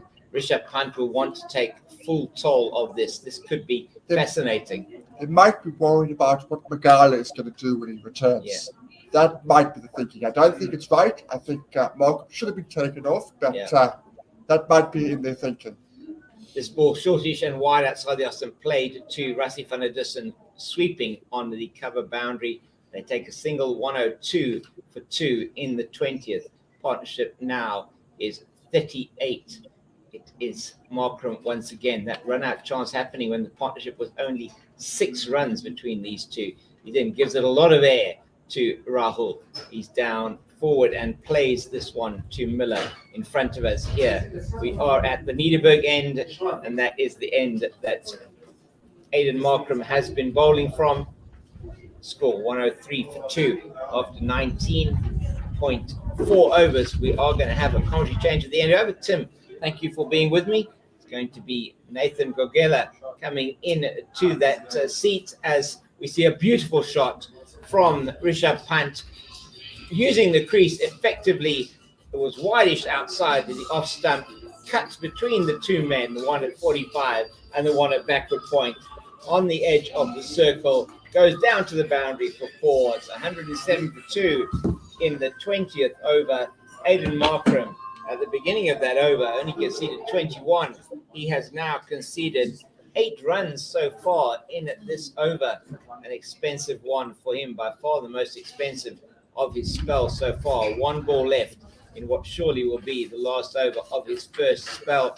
Once this one on the line of the off stump, a good length, and played to Tempo Bavuma, who dives and stops the ball going through, but it is fielded behind him by Rassie van der Dussen, and they take the single. Welcome, Nathan, and good to have you with us. I'm going to step out now. Over to you and to step on. Thank you.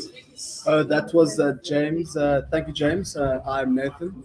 It's a nice scorching hot day here at the Eurolux at Boland Park. It's 32 degrees. It is score at the moment is 108 after 20 overs. The loss of 2 wickets.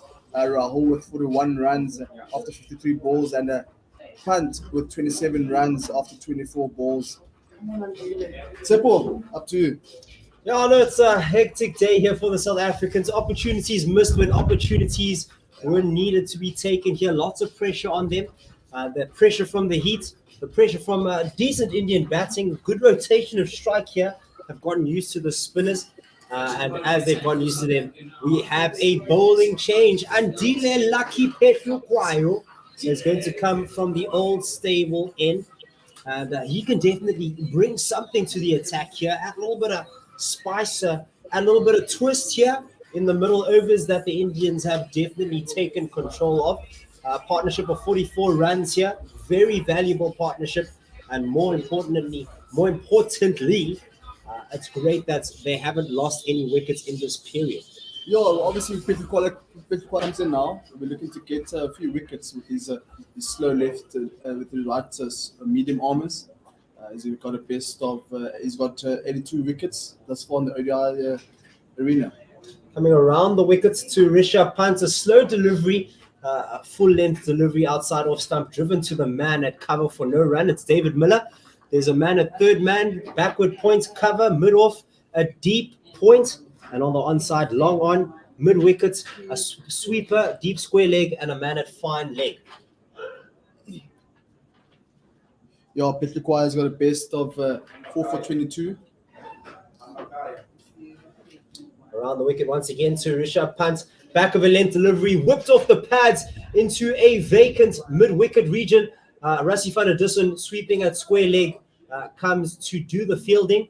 Saves a third run with some very good fielding, picking it up cleanly and throwing it to the keeper. 110 now for 2. Yeah, that Yaneman did very well in the mid-wicket region, but obviously didn't do too well. Or will go rolling down towards the outer ring, and Rassie van der Dussen did very well there. Big commitment in the inner ring here from the South African fielders, trying to keep the pressure on as the run rate is just getting away from them. Back of a length delivery into the pads of Rishabh Pant, glanced, not square, in front of square to mid-wickets where Yaneman Malan does the fielding. A dot ball, a valuable dot, still 110 for 2. Yeah, I think the South Africans will take that, obviously coming from 7 runs, nearly 8 runs per over after the first 4 overs. Obviously doing very well now, keeping it just under 5 runs per over. And most of the runs coming from Sisanda Magala. He'll need to catch some focus before he is brought back into the attack. As Petrokwayo, a slower ball, a good length delivery, blocked out square of the wickets. It's a point for no run. Rishabh Pant still on strike. But that ball went down towards backward point region to field. There was Aiden Markram.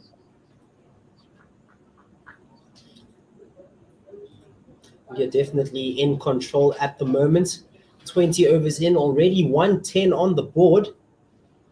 And they'll be looking to take more control of this game without losing any wickets here in the middle overs. Petrokwayo, back of a length delivery in line with the pads, whipped to the man, square of the wickets in the deep. It's Rassie van der Dussen doing the fielding. They take a single to bring the score to a Nelson. Indians fans' feet are definitely going to be up now.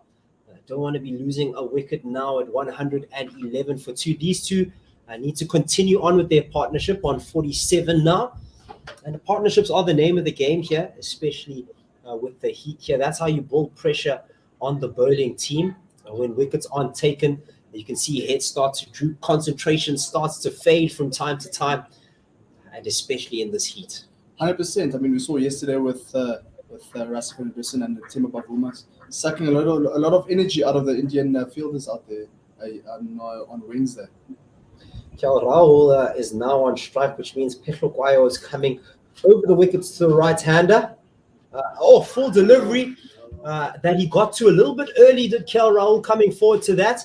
Lulled it up just in front of the man at mid-wickets, David Miller doing the fielding there. A potential opportunity, but actually it was way too far away from David Miller. Yeah, another slow ball from Petrukwayo there. Obviously, the ball just dotted up and just falling short for the man at short mid wicket. And that ends a great over for the all-rounder Petrukwayo. 3 offers only. Looked difficult to get away with the variation. The slower ball looking like it did do the trick a little bit. Batters getting to the ball a little bit early. And Aiden Markham is continuing here from the Niederberg end. In his 7 overs, only conceding 30 runs, 1 wicket per. Yeah, it's a Nelson, 111 for 2 after 21 overs. Do you think he's been given too much time here in the middle, Aiden Markham, or do you think as a 6th bowling option after seeing how Sasanda Magala got a little bit of tap, you'd rather want to bring him in towards the back end of an innings?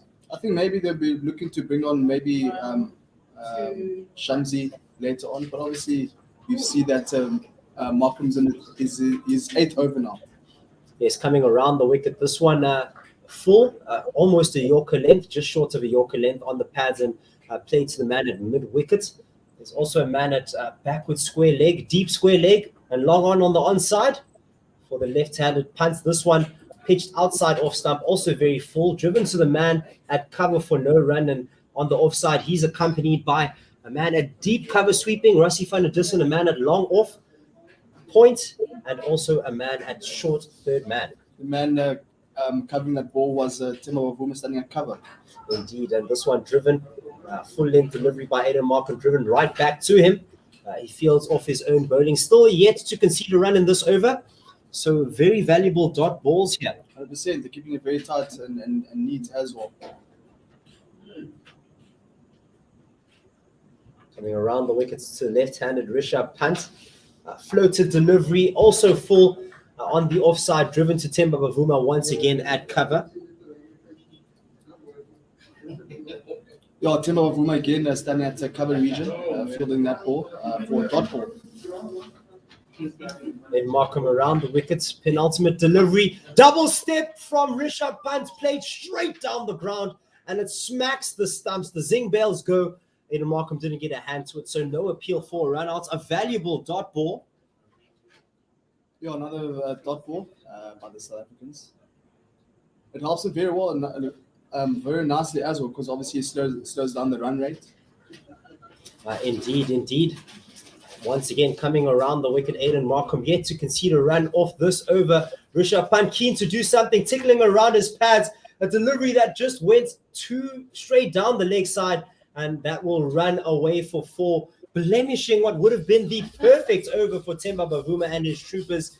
Aiden Markham is disappointed with himself, hands on knees, head down, which brings up the 50 partnership here. Came off 56 deliveries, 5 4s and 1 6. Rishabh Pant lost the ball very fine indeed.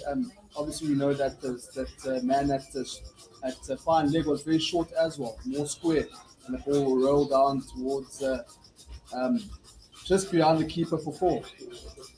Don't forget that this is a day game at the moment. South African Standard Time at the moment is almost 10 past 12. It's 8 past 12. So it's very, very hot out there.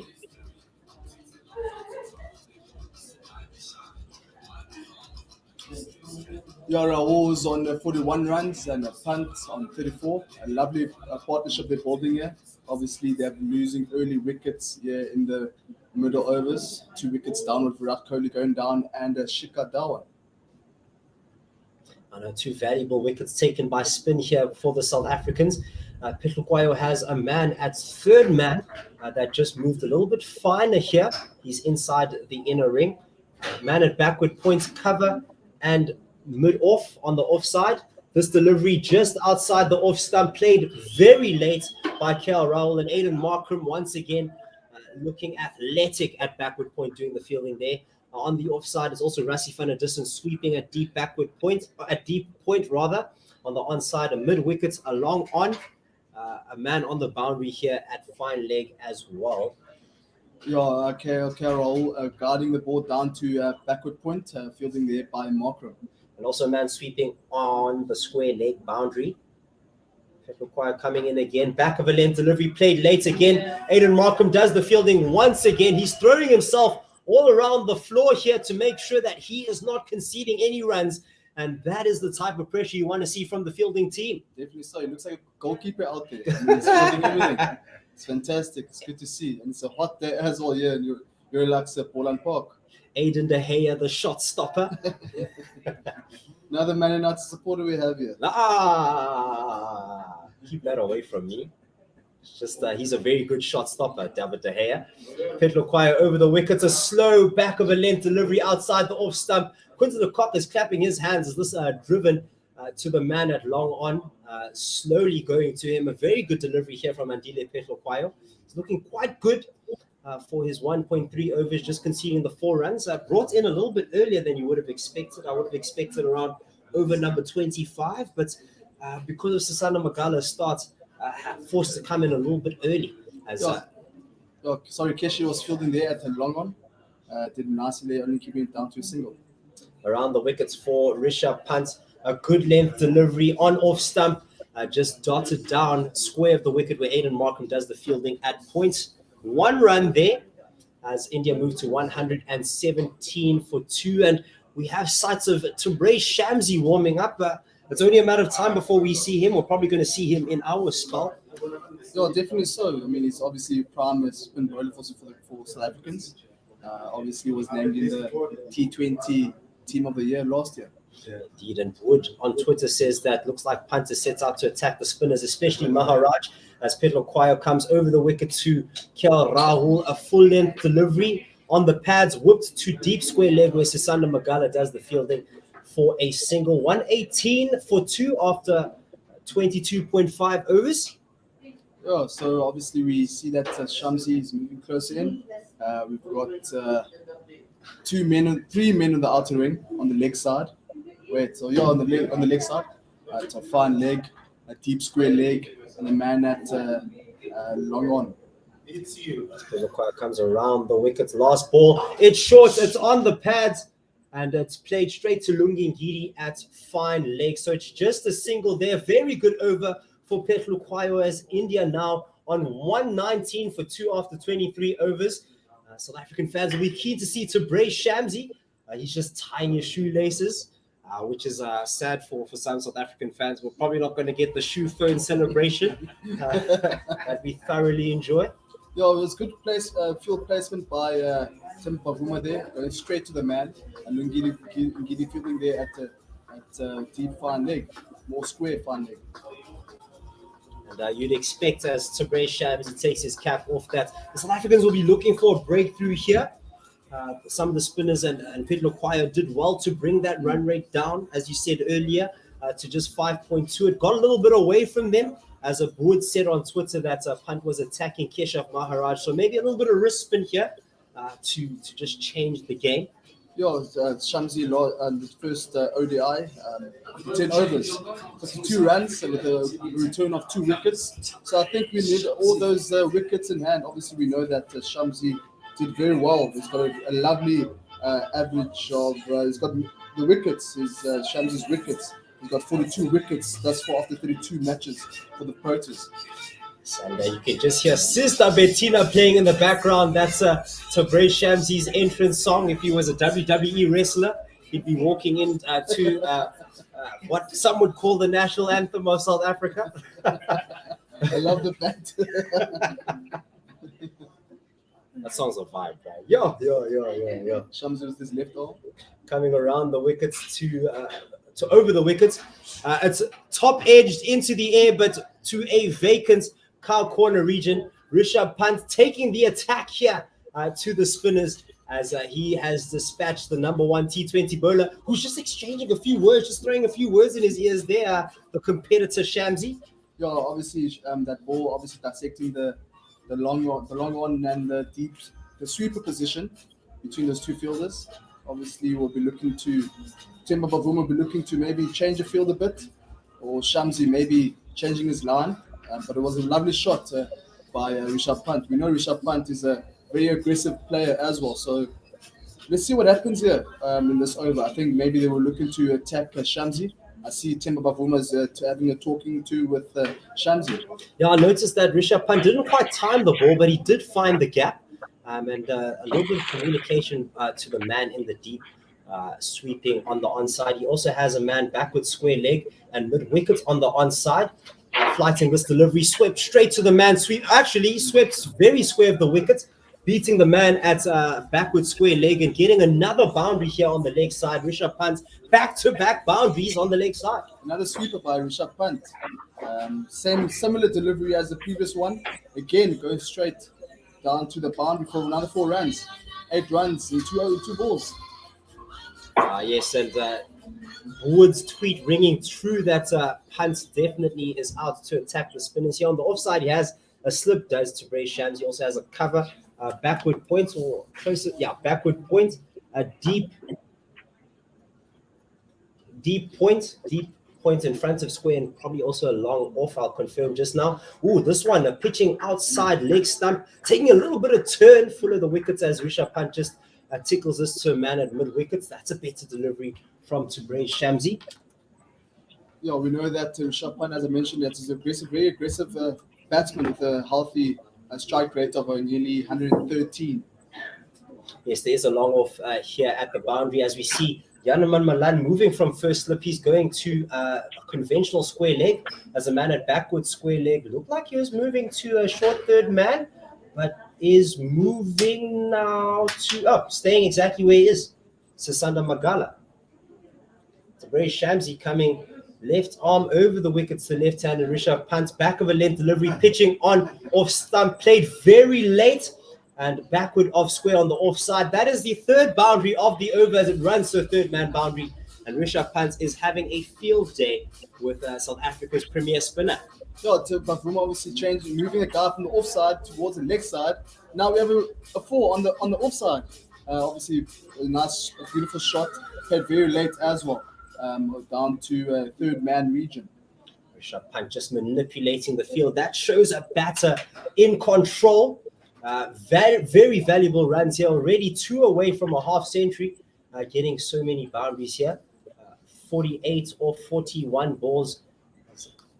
This one flighted outside the off stump. Driven to the man, David Miller here at long off for a single.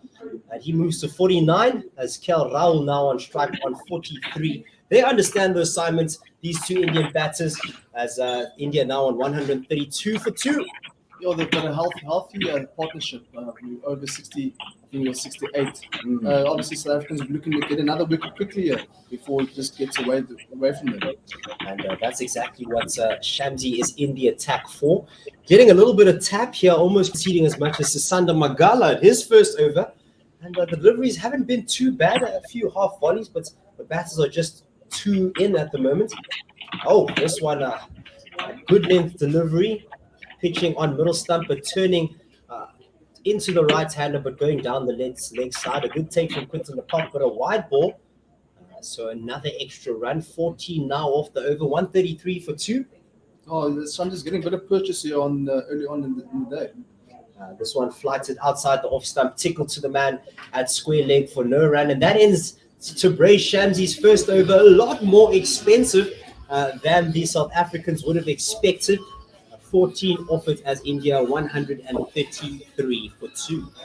Yo, as we see that Pant is one shy of reaching his 4th 50. These guys are going along nicely at just over 6 runs per over with this partnership. Indeed, he is doing very well. Rishabh Pant contributing a lot more than he did in the first game before he was expertly stumped by Quinton de Kock. He was out for 16 there, more than doubling his score here, doing very well for the Indian team, and potentially getting them to a potential very high score here. If they continue at this current strike rate or run rate, their projected score is 277. If they go at 6, 289, 8, 341, and 10, you would imagine just shy of 400 at 393. Require continuing around the wicket to Rishabh Pant. A back of a length delivery, played square of the wickets where a man at deep points will do the fielding as they take a single, which brings up Rishabh Pant's half century. That is Rishabh Pant's 4th 50 in the ODIs. That man there standing at sweeper offside, and the offside is Sasana Magala. Speaking on the run rate, obviously we know that the highest highest run chase score on this field is 250 back in 2001 against Sri Lanka by the South Africans. So obviously we're looking to keep it just under shy of 250. With that said, though, Indians, when chasing the total set by South Africa, did score 265 in a losing course. So, yes, that was a successful run chase, but it's not like you can't get runs here. Back of a length delivery from Andile Petloquaya. Outside off stump to Kel Rahul. Played late as the man sweeping on the offside does the fielding, Rassie van der Dussen. Yeah, Rassie doing some good fielding there, standing at the deep point region. And just the fielding positions here for Rishabh Pant. He has a man at short, third man, backward point, deep point, cover, mid off, mid wicket, long on, deep square leg, and a man at fine leg as Petloquaya comes around the wickets to Rishabh Pant. It's a slower ball, back of a length delivery, takes the top edge as Rishabh Pant tries to send this to the leg side boundary. It bounces twice before it gets to the long on bound, or to the fine leg boundary, where Lungi Ngidi, with a valiant effort, couldn't prevent the ball from going for four. Rishabh Pant control to the max here with another boundary. Yeah, good effort by Ngidi there. Obviously coming very square on the fine leg position. But a good control by Rishabh Pant. Lungi Ngidi did well to get there, but couldn't stop the boundary. Unfortunately for the South Africans now, lots of runs coming, hemorrhaging a lot of runs, but it's class batting here from Rishabh Pant. Petloquaya was running in, but Pant wasn't quite ready yet, just checking the field. He's sitting on 54 at the striker's end, Rishabh Pant. Petloquaya around the wicket, slow, back of a length delivery outside off stump. A late drive that Aiden Markham picks up behind square on the offside. No run, 139 for 2. 139 for 2 indeed. We have a Markham standing at the deep backward point. That ball going down, guarding it. Pant guarding the ball down to backward point field there by Markham. It's perfect situation here for India as Petloquaya comes around the wicket again. A good length delivery. It's on leg stump, driven to the man at long on for a single. I believe it should be David Miller who did the fielding there. Or is it Yanaman Malan? It's Yanaman. Yeah, the Indians have obviously going down, obviously rotating strike quite comfortably there. Obviously keeping up that run rate going along very nicely. Long on, mid off, cover, backward point. And a man at short, third man. Also on the offside where Kel Rahul plays this. Man sweeping. Rassie van der Dussen was a back of length delivery outside off stump. And just square drive to Rassie van der Dussen for a single. That moves India to 141 for 2 after 25 overs. An interesting stat here I've got here. So Pant averages over 51 in the first innings and only 18 in the second innings. Wow, that is an interesting stat. So a very important toss to win here. When Rishabh Pant bats first, he does get big runs there. I believe it's the opposite way around for Rishabh Pant in Test cricket. When batting second, he does a lot better in the second inning, or not necessarily even batting second, but rather in the second innings is where he actually strikes for India. And that's where he got his century against South Africa at Newlands. That's correct indeed. The third test against India, where we beat India 2-1 in that series decided down at Newlands. Tabraiz Shamsi will be continuing to Kel Rahul. He has a long off, man at cover, man at backward point, or short third man, a man at deep point, coming over the wickets to a right-hander, left arm over. This one on off stump, a full length delivery driven to Aiden Markham at long off for a single. 142 for 2. Yeah, Shamsi doing very well there, keeping it nice and full. Obviously looking for the batsman to attack the ball. Indeed. Don't forget, you can tweet us at OneWorldSR. We'd love to read your tweets. Love to hear how you're feeling. If you're a South African fan, where is the breakthrough coming from? And if you're an Indian fan, how much are India going to get here? We'd love to hear from you at OneWorldSR. Also on YouTube, One World Sports Radio, the YouTube channel where you can listen to us. As Tabraiz Shamsi has a man at short third man. Lungi Ngidi is actually moving a little bit finer a man at point, a man at deep cover, long off, mid on, a deep mid wicket, a man at mid wicket, and also a man at a very square, a square fine leg. Rishabh Pant attempting a paddle shot, and there's an appeal for LBW as he just tumbles over.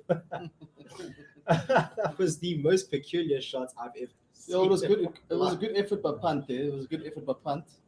Obviously, it was a slight appeal there by the South Africans. They look like a baby falling off their chair. You know how babies fall slowly and then they realize that they're falling and then boom, they're on the floor. A flight to delivery and it's in the air, going to the long on boundary. 6 runs and literally just pips. Oh no, it's been given as a 4. So it's a bum ball just bouncing just before the boundary. Rishabh Pant getting to the pitch of the ball and sending it into the air for just short of 6 runs. He's really enjoying Tabraiz Shamsi, isn't he? Yeah, obviously beating the man at mid on there, just over Markram, bounced just shy of the rope.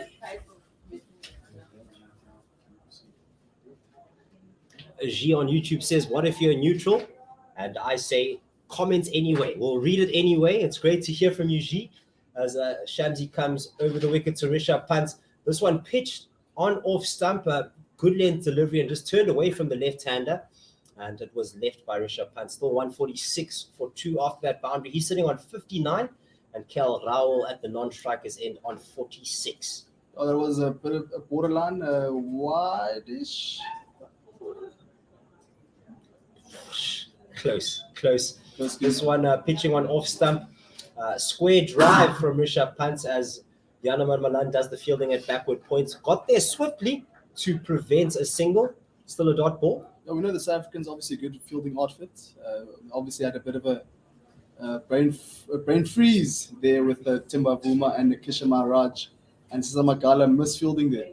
How on earth do you have a brain freeze in this heat? It's cooking out here. A drag down delivery from Tabraiz Shamsi, driven through the offside. The man sweeping, Rassie van der Dussen, does well to get there quickly, but the batters did even better to get 2 runs off that, ran that very hard to take the score to 148 and Rishabh Pant to 61. Yeah, good fielding there by Rassie van der Dussen on the outer field. Did very well indeed. I see Tim Babumas having a chat here with the bowler because, I mean, it's looking a bit expensive here at the moment for the South Africans. I think even Quinn de Kock coming in now to speaking with Tim Babuma and Kisha Maharaj. The South Africans are definitely looking for a breakthrough here. You'd expect it to come from Tabraiz Shamsi. So just going back to the drawing board, discussing particular tactics, you like to see that thinking cricketers evolving their plans as the game goes on. But that is also the end of the over, the end of the 26th over. 148 for 2. As Tabraiz Shamsi, in his 2 overs, has conceded 21 runs. Sheesh! That's a lot indeed. That's a lot indeed. JK prediction: India 341 of 8, 26 overs. Sure, that's heavy. 341 for 8. That is quite a prediction from JK. JK is James King. I just realized. I thought it was just kidding. Dude, I was like, is this a joke or something? No, it's James King. He predicts 341 for 8. Okay. Yeah, James is one of the commentators. He's giving out his own predictions here behind us. We literally just heard him earlier. Petro Kwayo is coming. Quinton de Kock is right by the stumps. He has a man at short third man, backward point. Temba Bavuma at cover is bringing in the man at long on for Kel Raul. So he's going to be a mid on as the man at third man now becomes a conventional third man. He has a mid off, a mid on, a mid wicket, a deep square leg, a deep point that I forgot to mention on the offside, and also a man at fine leg. Petro Kwayo, a back of a length delivery outside off stump, played late to Aiden Markram. Yeah, Petro Kwayo is coming in now for his 4th over. Lovely ball, full ball, guarded down to backward point, thereby towards Markram. Yes, Markram doing well in that backward point region, making that position his own. So again, De Gea, Aiden De Gea over here. As Kwayo continues here, coming over the wicket to Kel Raul. This one played late, and it's hit straight to Aiden Markram. into his hands and onto the floor. Yet another drop catch here for South Africa. It is hard to watch if you're a South African fan, my word. Oh, another one dropped. We saw Yanaman Malan earlier on dropping that ball. Another one by Markram standing at backward point. We were literally just watching the replay of that, but to be fair, that was sliced there. He did spank it. It was hot on the hands, but the hands weren't hot enough to take it. And the man's not hot. The man's not hot indeed. Big Shaq Aiden Markram over here as Petluquayo continues. A slow back of a length delivery, just driven to mid wicket for no run there, and the opportunities that have been dropped here will be terrible here for the South African team. You can see that their concentration isn't quite on the game, or there are lapses in concentration here. Yes, you can blame the heat, but there are just so many drop catches, and that should have been taken by all money. It was literally quite into the bread basket, not a difficult catch to take. As Petluquayo comes again, back of a length, on top of off stump. This one tickled to the man at mid wicket. Yanaman Malan, or David Miller rather, doing the fielding, shying at the stumps.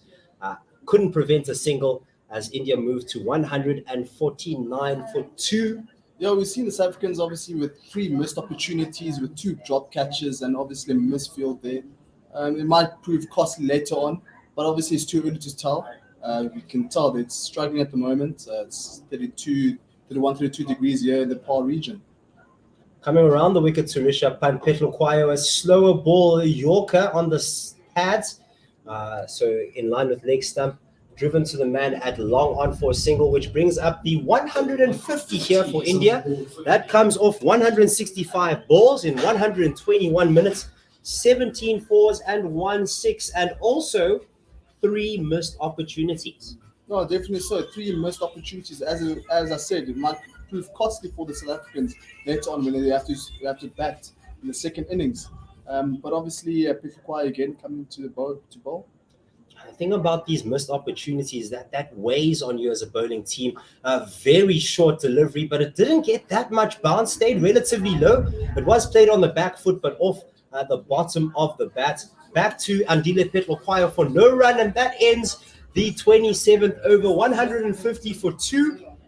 As Rishabh Pant on 62 and Kel Rahul on 47 after being dropped on 45 by Aiden Markram. It's an interesting fact that they're playing on the same pitch as they played on the first ODI. Yeah, that's going to be interesting, especially for the second innings. We saw, not yesterday, on Wednesday, the more time was played on the pitch, the more it gave a little bit of purchase, a little bit of turn. We saw Tabraiz Shamsi getting a lot of turn.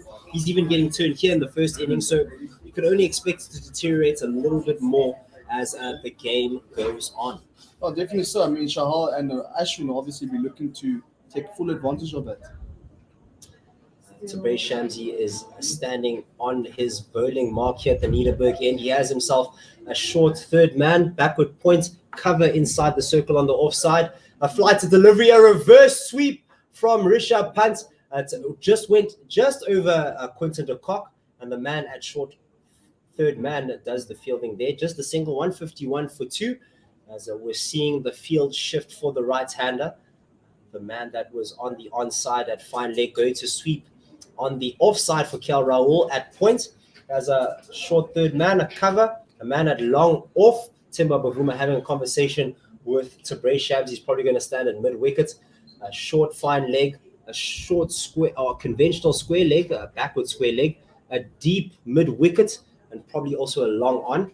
As we see now, long off moving into the circle.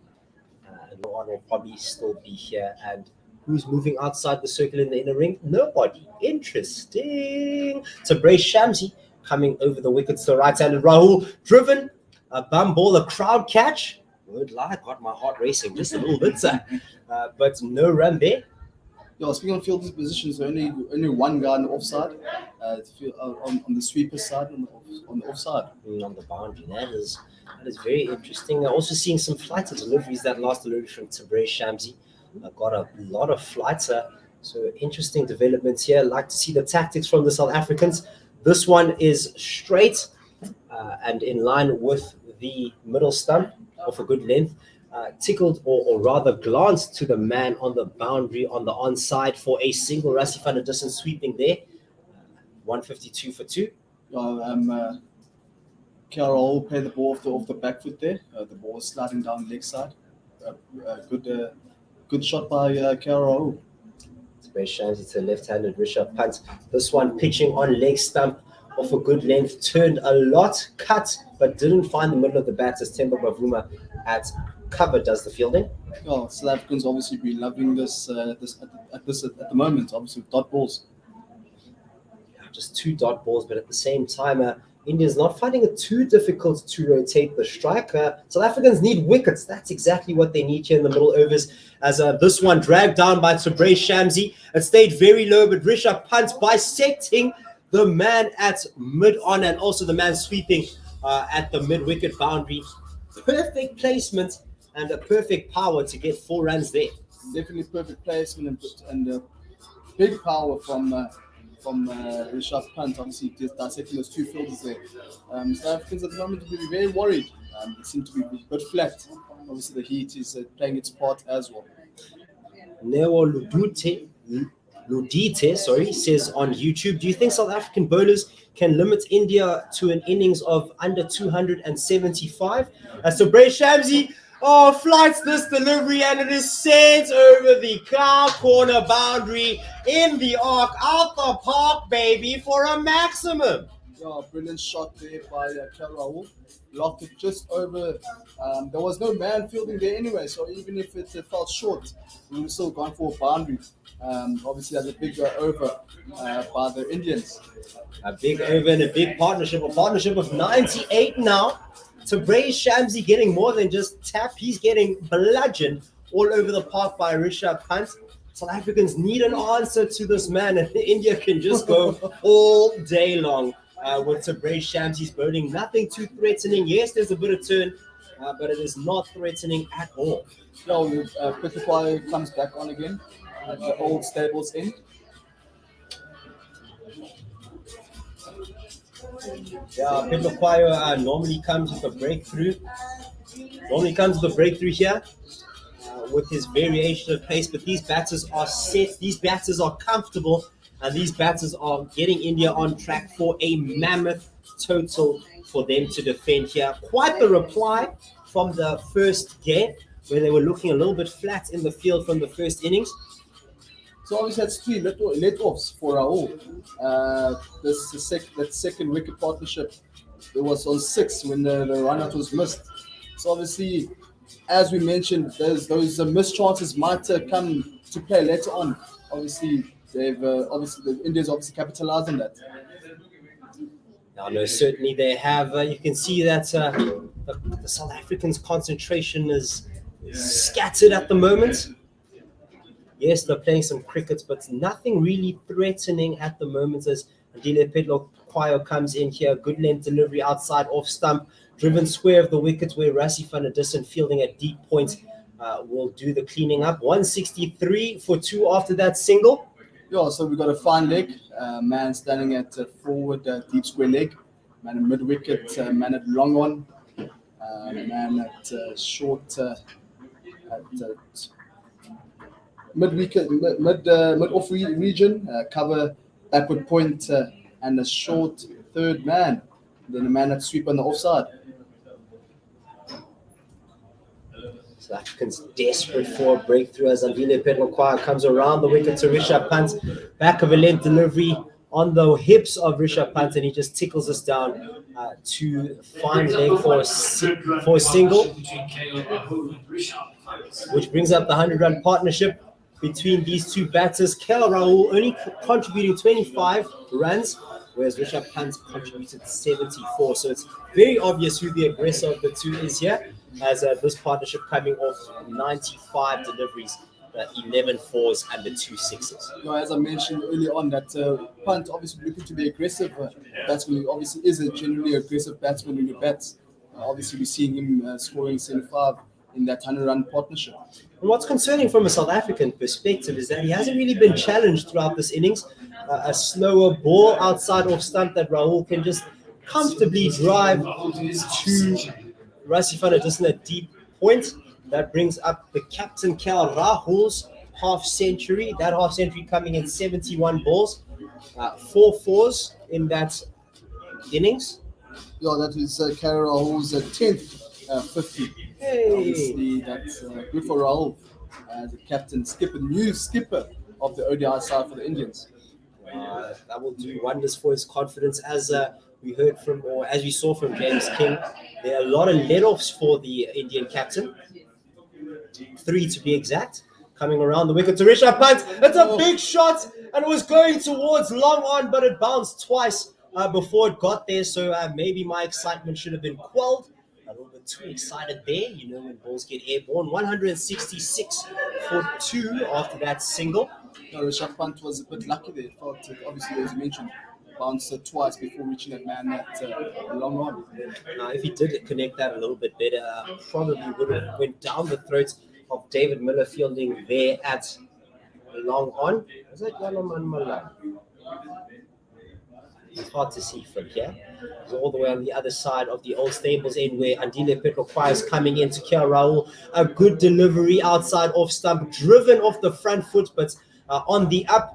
And Petroquai picks that up immediately afterwards, giving Kia Rahul the death stare, saying, I know you, I'm going to get you just now. Another dot ball there for the South Africans, and they will take it that with both hands. Showing a little bit of fire now. Andile Petroquai trying to get the Protea fire ignited once again here. Barely even embers at the moment as this slower ball delivery back of a length is played deftly by Kia Rahul straight to Lungi Ngidi here at a short third man. It got to him slowly, so they were able to take the single, taking the score to 167 for 2. Kia Rahul obviously gave it that cut the ball. They're down to shorter man by Lungi Ngidi. Lungi Ngidi feel the very nicely there. And that's the end of the over. Yes, and just going back to Neo's question that he asked earlier about South African bowlers being able to restrict India to 275. You wouldn't feel that now. The momentum strongly in the favor of the Indian team here. 2 very set batsmen that are over half century. South Africans also, most importantly, not taking the opportunities that they're given. And in these conditions, that is exactly the way you keep yourself in the game. If you're not taking opportunities, you're giving yourself a mountain to climb, not only with the ball, but with the bat later on. Definitely so. I mean, obviously, Indians obviously got advantage. They won a toss and they decided to bat first. Obviously, that's advantage India. Obviously, capitalizing with that at the moment. And you're seeing that they're only losing two wickets in 25 overs, 26 overs. Sanda Magala is being brought into the attack. Nervous moments for some South African fans. He'll definitely need to do something here to make up for his, let's be frank, terrible start to the beginning of the innings. In his 3 overs, conceding 29 runs with 3 wide balls, but I mean, 2 of them went for 4. So that is not good at all for the South African opening bowler. Just getting a little bit of word from senior player David Miller, just saying, you got this, buddy, you got this. Keep focused, stay in the game. Yeah, so obviously for Sanda Magala, we're going on to Kia Rahul. We've got a man at third man at point region and man at cover, and a 10 fielding at mid off. Got a long on, mid wicket, and then we've got square leg who's going backwards a bit, to go towards a boundary, deep square leg, and we've got a short, fine leg as well. Sanda Magala is probably putting a smile on a lot of Indian fans' faces. They know that they're in control here, and he needs to make sure he's got his act together. Otherwise, they could just get some easy runs here. This one, a back of a length delivery, in line with leg stump, driven down the ground, where Themba Bavuma at mid-off comes around to do the fielding at mid-on. Themba Bavuma doing a good job there, keeping down to single, coming from the mid-off region, going towards mid-on.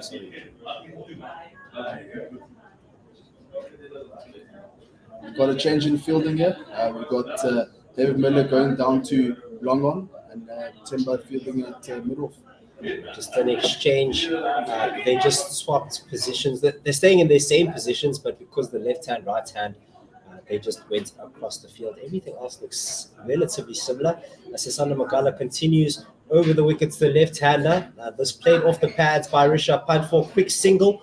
The man at mid-wickets tried to shy at the stumps, but in the end, Rahul made it to the striker's end comfortably as India moved to 169 for 2.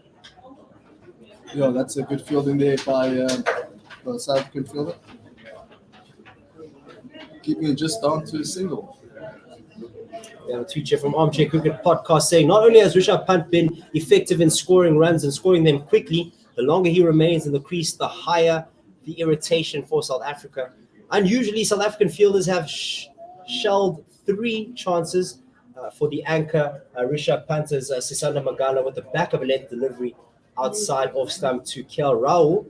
Played straight to Aiden Markham for no run. Sorry, I said Rishabh Pant. I meant anchor KL Rahul, who will look to bat through the innings. Yeah, Carroll will play the ball off the back foot there down to a backward point region to Aiden Markham. Indeed, and we know that Sisanda Magala has the potential, the power to cause some sort of an upset here, but this one a back of a length delivery on top of off stump, driven on the up by KL Rahul down the ground to long on, where David Miller does the fielding. It's a single, 170 for 2. He does have the ability to take wickets here, to be the strike bowler, but he needs to do that now for his captain. There's just 2 balls left in his over and 2 balls left in our stint before we're joined by James King and Tim Dale Ace. Yeah, we know how good Sisanda Magala is at that end, so obviously it'll be interesting to see how he takes on the later overs. A slower ball here, back of a length outside off stump to the left-handed punt.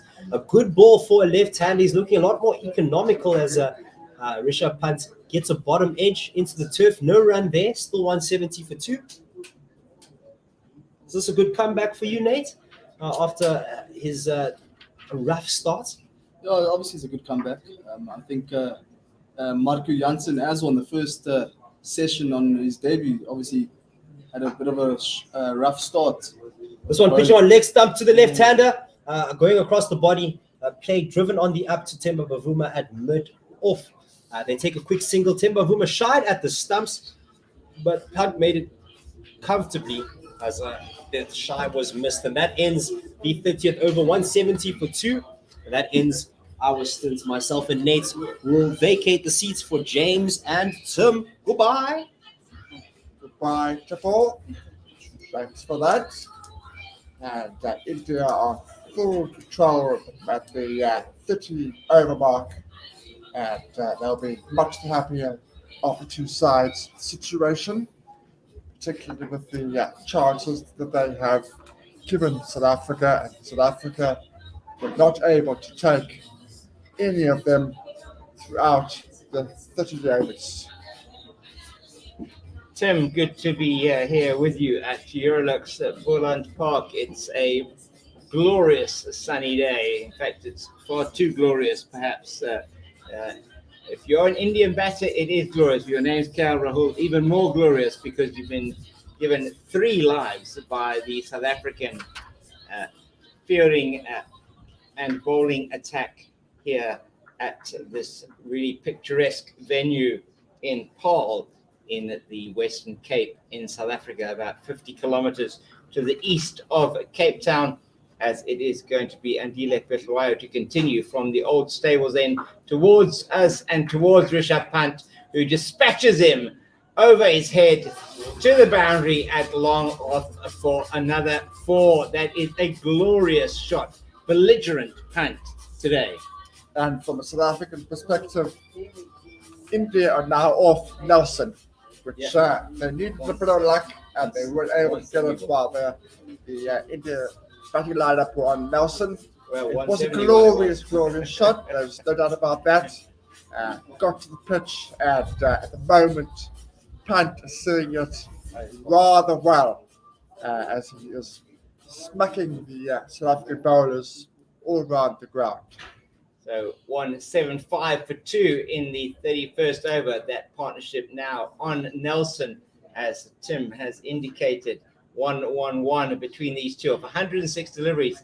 By far the most dominant partner in this has been Punt, 81 of his 62 deliveries. This is played to the man at mid-wicket, that is Themba Bavuma. To Punt, Peswayo has got a man at long leg, a man deep backward square. I think he's got a fine leg here in front of us. A man at mid-wicket, man on the boundary. In fact, he doesn't have a fine leg at all. Man on the boundary at long on as a mid-off. Mid-off, extra cover. He's in again, around the wicket to Punt. Plays it to the man at long leg, that's Lungi Ngidi. And they take a single. Just finished that fielding positions. He also had a man on the deep point boundary and a and a third man. Rahul, the field changes around. Similar ring-looking field to Rahul. He has a man coming in. The man who was deep on the long leg boundary coming in. So it's going to be a man short. A third man, backward point, man on the cover point boundary, extra cover, mid-off, long on, mid-wicket, deep square leg, and a man at long leg. It's Peswayo to Rahul. Rahul into the leg side to the man at long on. They take the single, 177 for 2 in the 32nd. Peswayo, who has been bowling very well from the old stables end, into his 6th over, 5.4 overs, 28 runs. The spin twins of Maharaj and Markram doing the business early on for South Africa, but unfortunately for South Africa not being backed up by perhaps their premier spin bowler in this format of the moment. Shamsi, 3 overs, 0 for 33. This ball to Punt outside the off stump, played to the man sweeping on the cover boundary, that is Sisanda Magala. They take yet another single, 178 for 2 after 30.5 overs. Thanks for the comments coming through on your tweets coming through and your comments on StreamYard. That is really appreciated. We'll go through some of those at the end of this over, as it is going to be Peswayo for the last ball of his 6th over towards us. From the stables end to Rahul. It is shortish, angling in to the legs of Rahul. He plays it out to Sisanda Magala on the boundary at deep square leg. And that is the end of the over. And it will be drinks. So it gives us a chance, while the music is playing in the background, to update you on what has happened so far in this particular match. So 179 for 2 are India after 31 overs, batting at a run rate just shy of 6 runs per over, 5.8 runs per over. The men at the crease at the moment, we have KL Rahul on a 55 of 78, Rishabh Pant 83 of only 65 deliveries, partnership 115 of 111 balls. They have been dominant since the missed run out when they were on 70. I mean, having 6 runs added to the score when Virat Kohli was out. So just to let you know that India won the toss and decided to bat, unsurprisingly, on the same wicket that they played on in the first Betway ODI on Wednesday, and the wicket quite slow, dry, full of runs. So unsurprising that they were going to bat first on this wicket, and they got off to a flyer thanks to some quite wayward bowling initially from bowling debutant Sisanda Magala in only his 2nd match. He didn't bowl in his first match. His first 3 overs going for 29. Lungi Ngidi bowled a good opening spell of 5 overs, 0 for 22, but it was the introduction of spin for South Africa that reduced the run rate. The first wicket falling for India at 11.4 overs, that of Shikhar Dhawan, caught on the square leg boundary of Aiden Markram, who was very impressive with his off spinners today to score 63.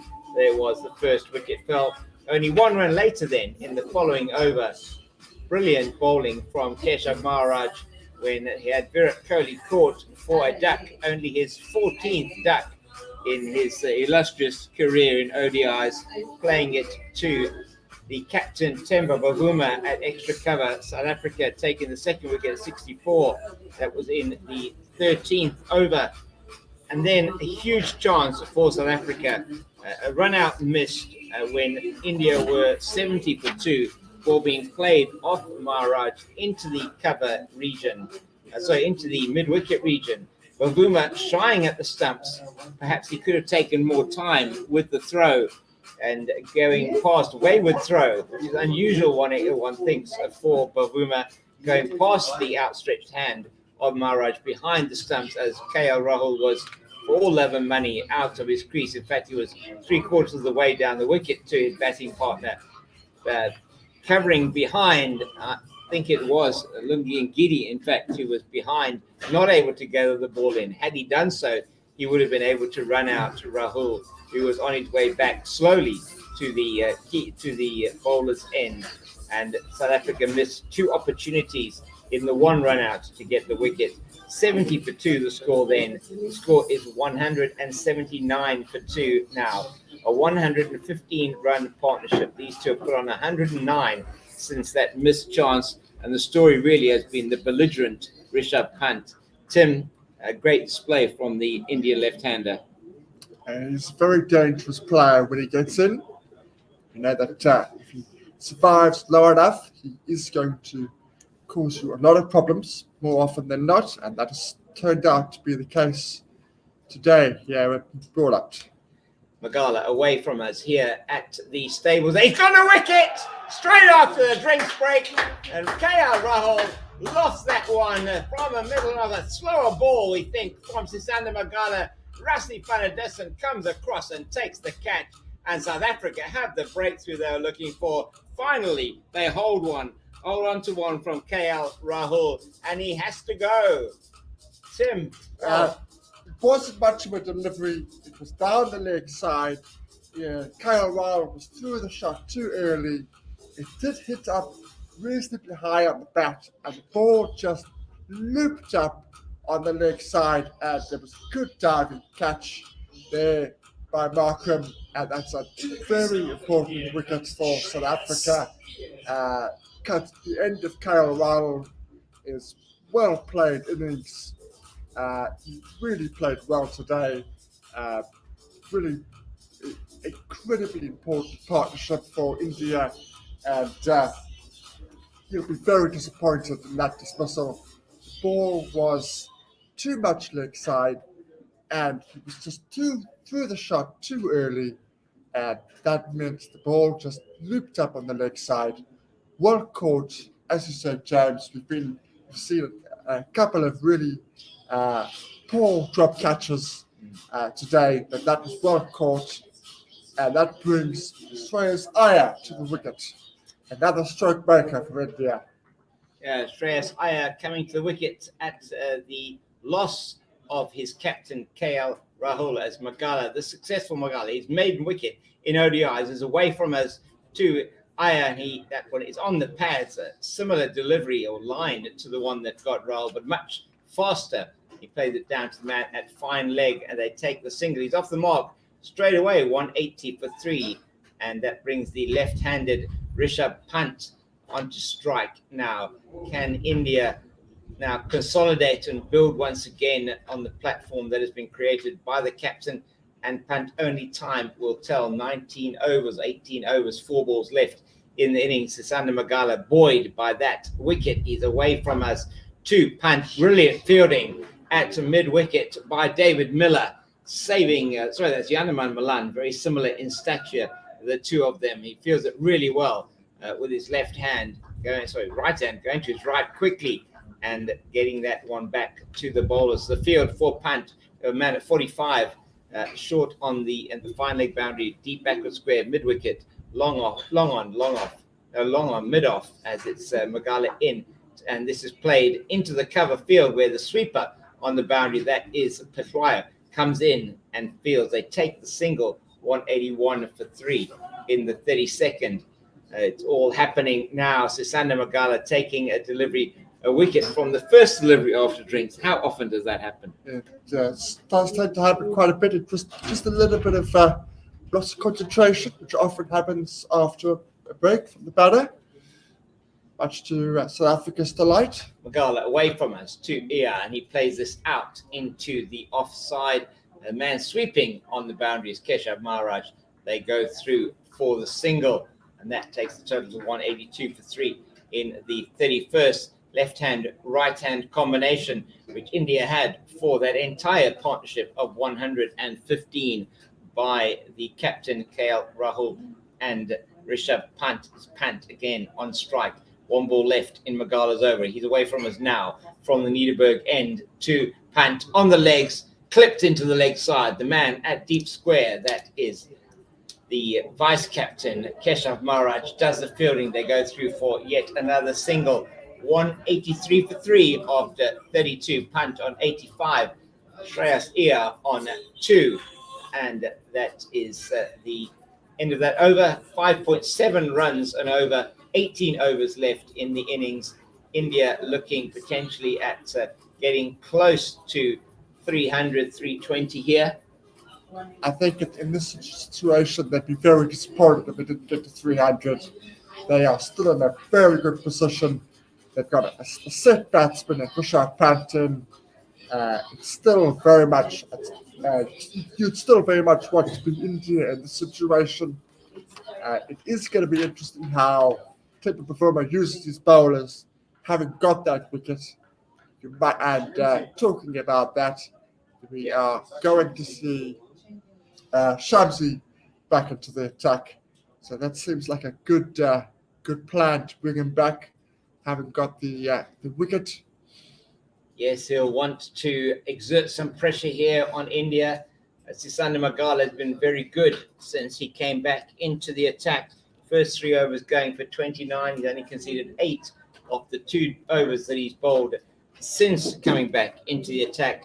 And it is Shamsi replacing the impressive Andile Pethwayo, who also managed to shore things up a bit in the middle overs, as it is a very interesting period in the game now. 18 overs to go. It's possible India will be looking at getting at least 8 and over from here if Pant is still on strike. The field to Pant. Shamsi is a man at short third man, backward point, extra cover, long off, long on, man at deep mid-wicket on the boundary, mid-wicket, and a man at deep backward square. 4 men out on the boundary as you're allowed in the second power play. Shamsi to Pant, plays it very late down to Ngidi at that shortish third man position. There is no run, 183 for 3. Shamsi working on the impatience of Rishabh Pant, trying to keep things tight, trying to keep things economical. See if Rishabh Pant is interested in taking a risk. Will he take a risk on this delivery? As he does, he comes down the wicket, plays it. Is he going to be? Yes, he is. He's caught on the long on boundary, and Shamsi gets the wicket for South Africa. Wow. Talking about working on his patience, it worked a charm with Shamsi flighting that one up just a little bit out of the off stump, asking Rishabh Pant to come down the wicket and hit me over. Rishabh Pant cannot resist. He does go around the pitch, doesn't quite get underneath the delivery, and a diving mid-on takes a magnificent catch. Both hands fully stretched, and Shamsi doesn't pull out the telephone, but he is ecstatic with that wicket. He knows the importance of dismissing Rishabh Pant. That's 2 quick wickets now for South Africa. They are buoyed by that as India find themselves 183 for 4 in the 33rd over. Yes, thank you very much, Tim. 85 of 71 balls, 10 fours, 2 sixes for the belligerent Rishabh Pant. He was really in outstanding form, hitting the ball incredibly well just didn't quite get to the pitch of that one as he came forward. Perhaps dragged in a little bit shorter by Shamsi. Might have seen him coming, couldn't get on top of it and play it as hard as he would have wanted to. And a really brilliant running catch from Aiden Markram, making up for the drop earlier on of KL Rahul. And Rishabh Pant visibly angry with himself as he went off. What a great innings, though, we saw from him today. Really took it to the South African bowlers after that missed chance and a really edgy period for India.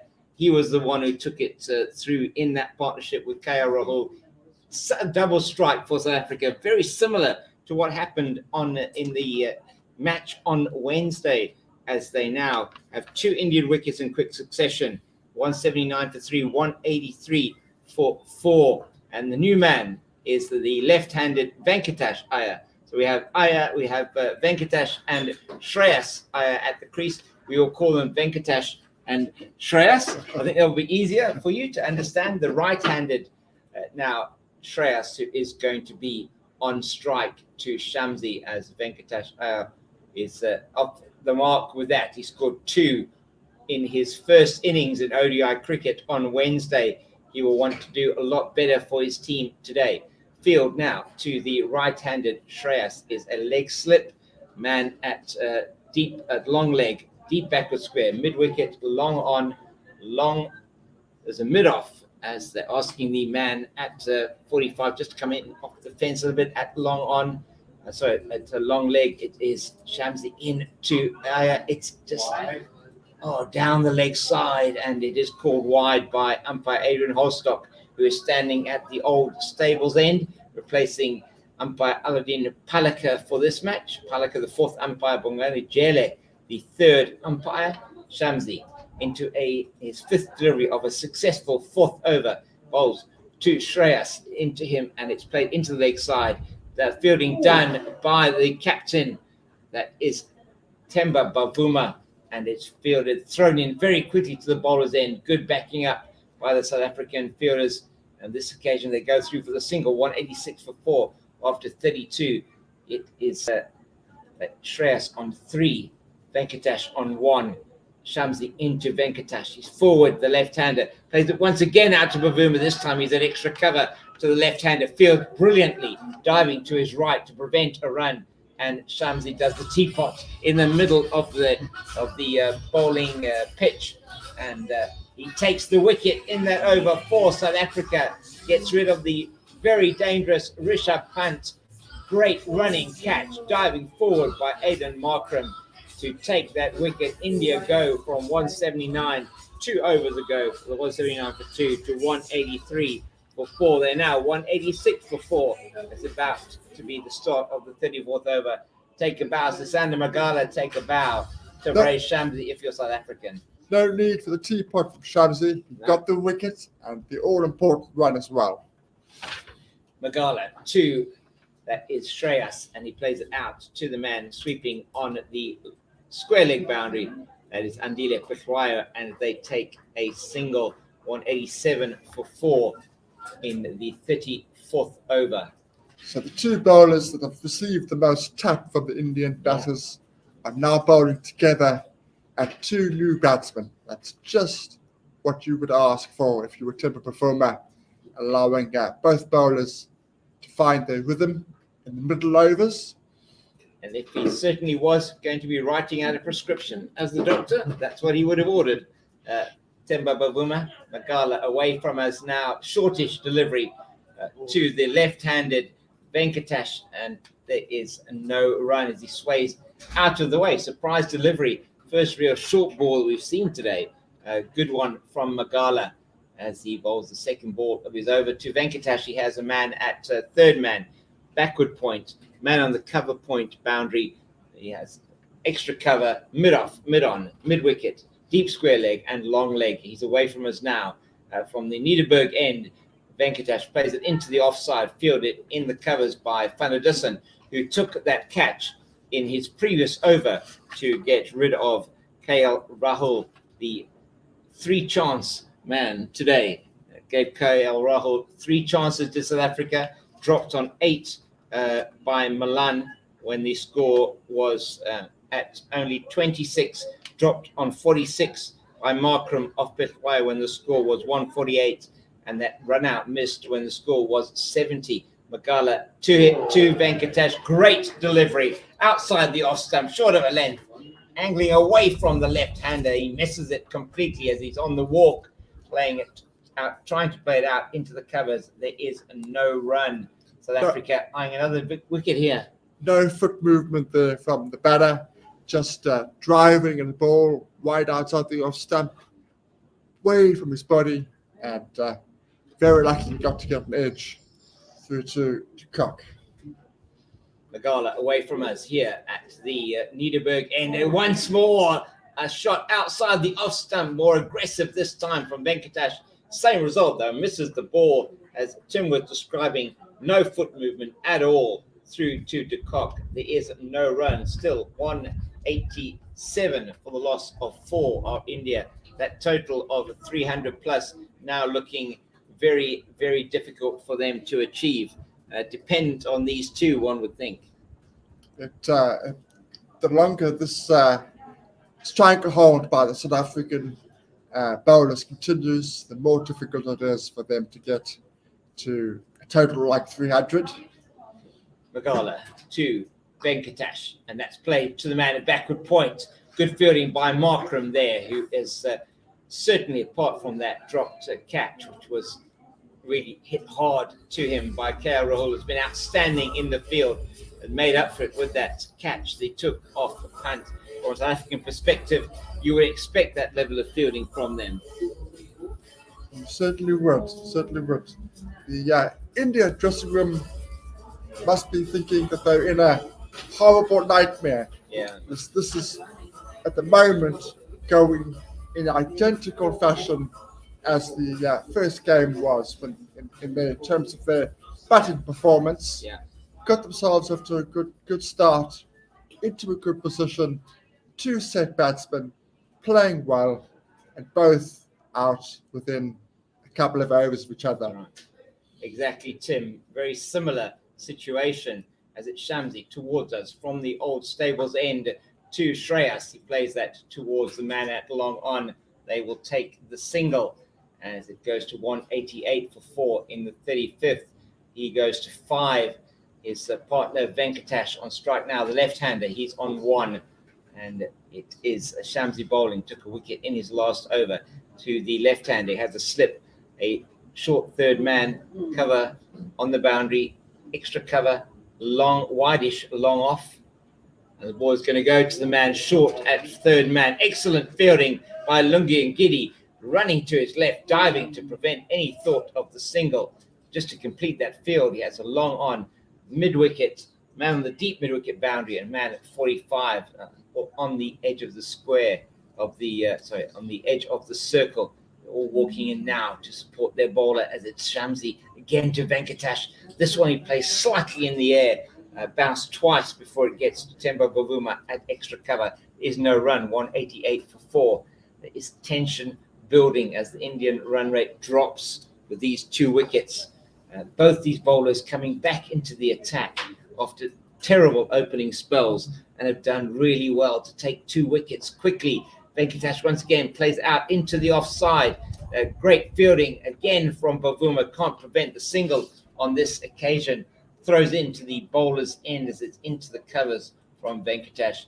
Hits the batter on the way through and bobbles out. There is 1 run there. 189 for 4 in the 35th over. Only 6 runs from these 2 batters as they have already been together for a couple of overs. South Africa putting the squeeze on them. But Shreyas, the right-hander now, again against Shamsi. It's signalled wide down the leg side. He kept his foot anchored in the crease. De Kock taking the bails off. Nothing to report except that extra on the score, 190 for 4 in the 35th. Umpire Holstock's happy with the stumps, reset by Quinton de Kock. There are 2 balls left in the over. It is Shreyas facing Shamsi towards us. He comes forward to Shreyas, plays that to the mid-wicket. That is Captain Bavuma. There is no run for the right-hander. We have a leg slip, man at long leg, Mid-wicket, deep mid-wicket, long on, mid-off, extra cover, deep cover, a man at backward point on the edge of the circle. 4.5 overs, 1 for 39. This spell, 1 for 6 in 1.5 overs. Venkatesh plays that out into the leg side. Magala does the fielding on the mid-wicket boundary. They take another single, 191 for 4 in after 35. That takes the left-handed, that was the right-handed Shreyas, apologies there, takes him to 6. His partner Venkatesh on 2. Partnership is 8. Tim, great comeback from the South African bowlers here. Only 7 runs conceded by Shamsi in those 2 overs. Magala only 9 in the 3 that he's bowled since the drinks break. It's just what South Africa needed when the game was starting to get away from them. They've bowled exceptionally well. I don't know what was said at the drinks break, but whatever it was, it is certainly working for South Africa. It is indeed, as it is. Magala into the right-handed Shreyas, played into the offside. The man at backward point for the right-hander. Magala has a man at third man, backward point, cover on the boundary, cover point on the boundary. There's an extra cover, mid-off, mid-on, mid-wicket, man on the deep square leg boundary, and a long leg only. Still the 4 men out, which are allowed in the second power play. Magala away from us here at the Niederberg end. It is played very nicely down to third man for a single. Classic one-day shot there. It is very much a one-day shot. What is noticeable in this little bit of a partnership is the bowling between Magala and Shamsi when they bowl to Shreyas Iyer. They are deliberately bowling wicket to wicket, very accurate, not giving him any room to play any side of the wicket. It's a clear plan. Even Shamsi's got a leg slip to Shreyas Iyer, so it's a very clear plan they have for him. This delivery, a slower one and shortish and wide, and Venkatesh will feel he probably missed out there, manages to bunt it out into the offside. A wide delivery, which would have been called wide had he left it. One feels they get the single, 193 for 4 in the 36th over. So yes, Tim, so you feel a plan that they've got to Shreyas here?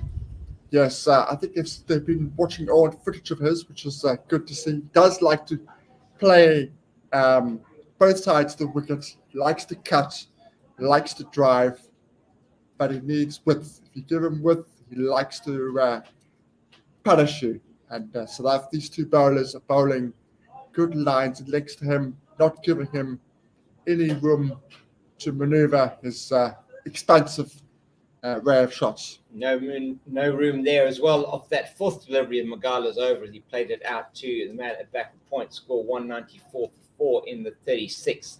Is the left-handed Venkatesh on strike. Magala, right arm over the wicket, cross to him, and he just plays that one short of a length, gets over the top of it. Quite a tall man, Venkatesh, plays it down very nicely, guides it, I would say, down to the fielder at that third man position. That looks like Lungi and Giddy, is it?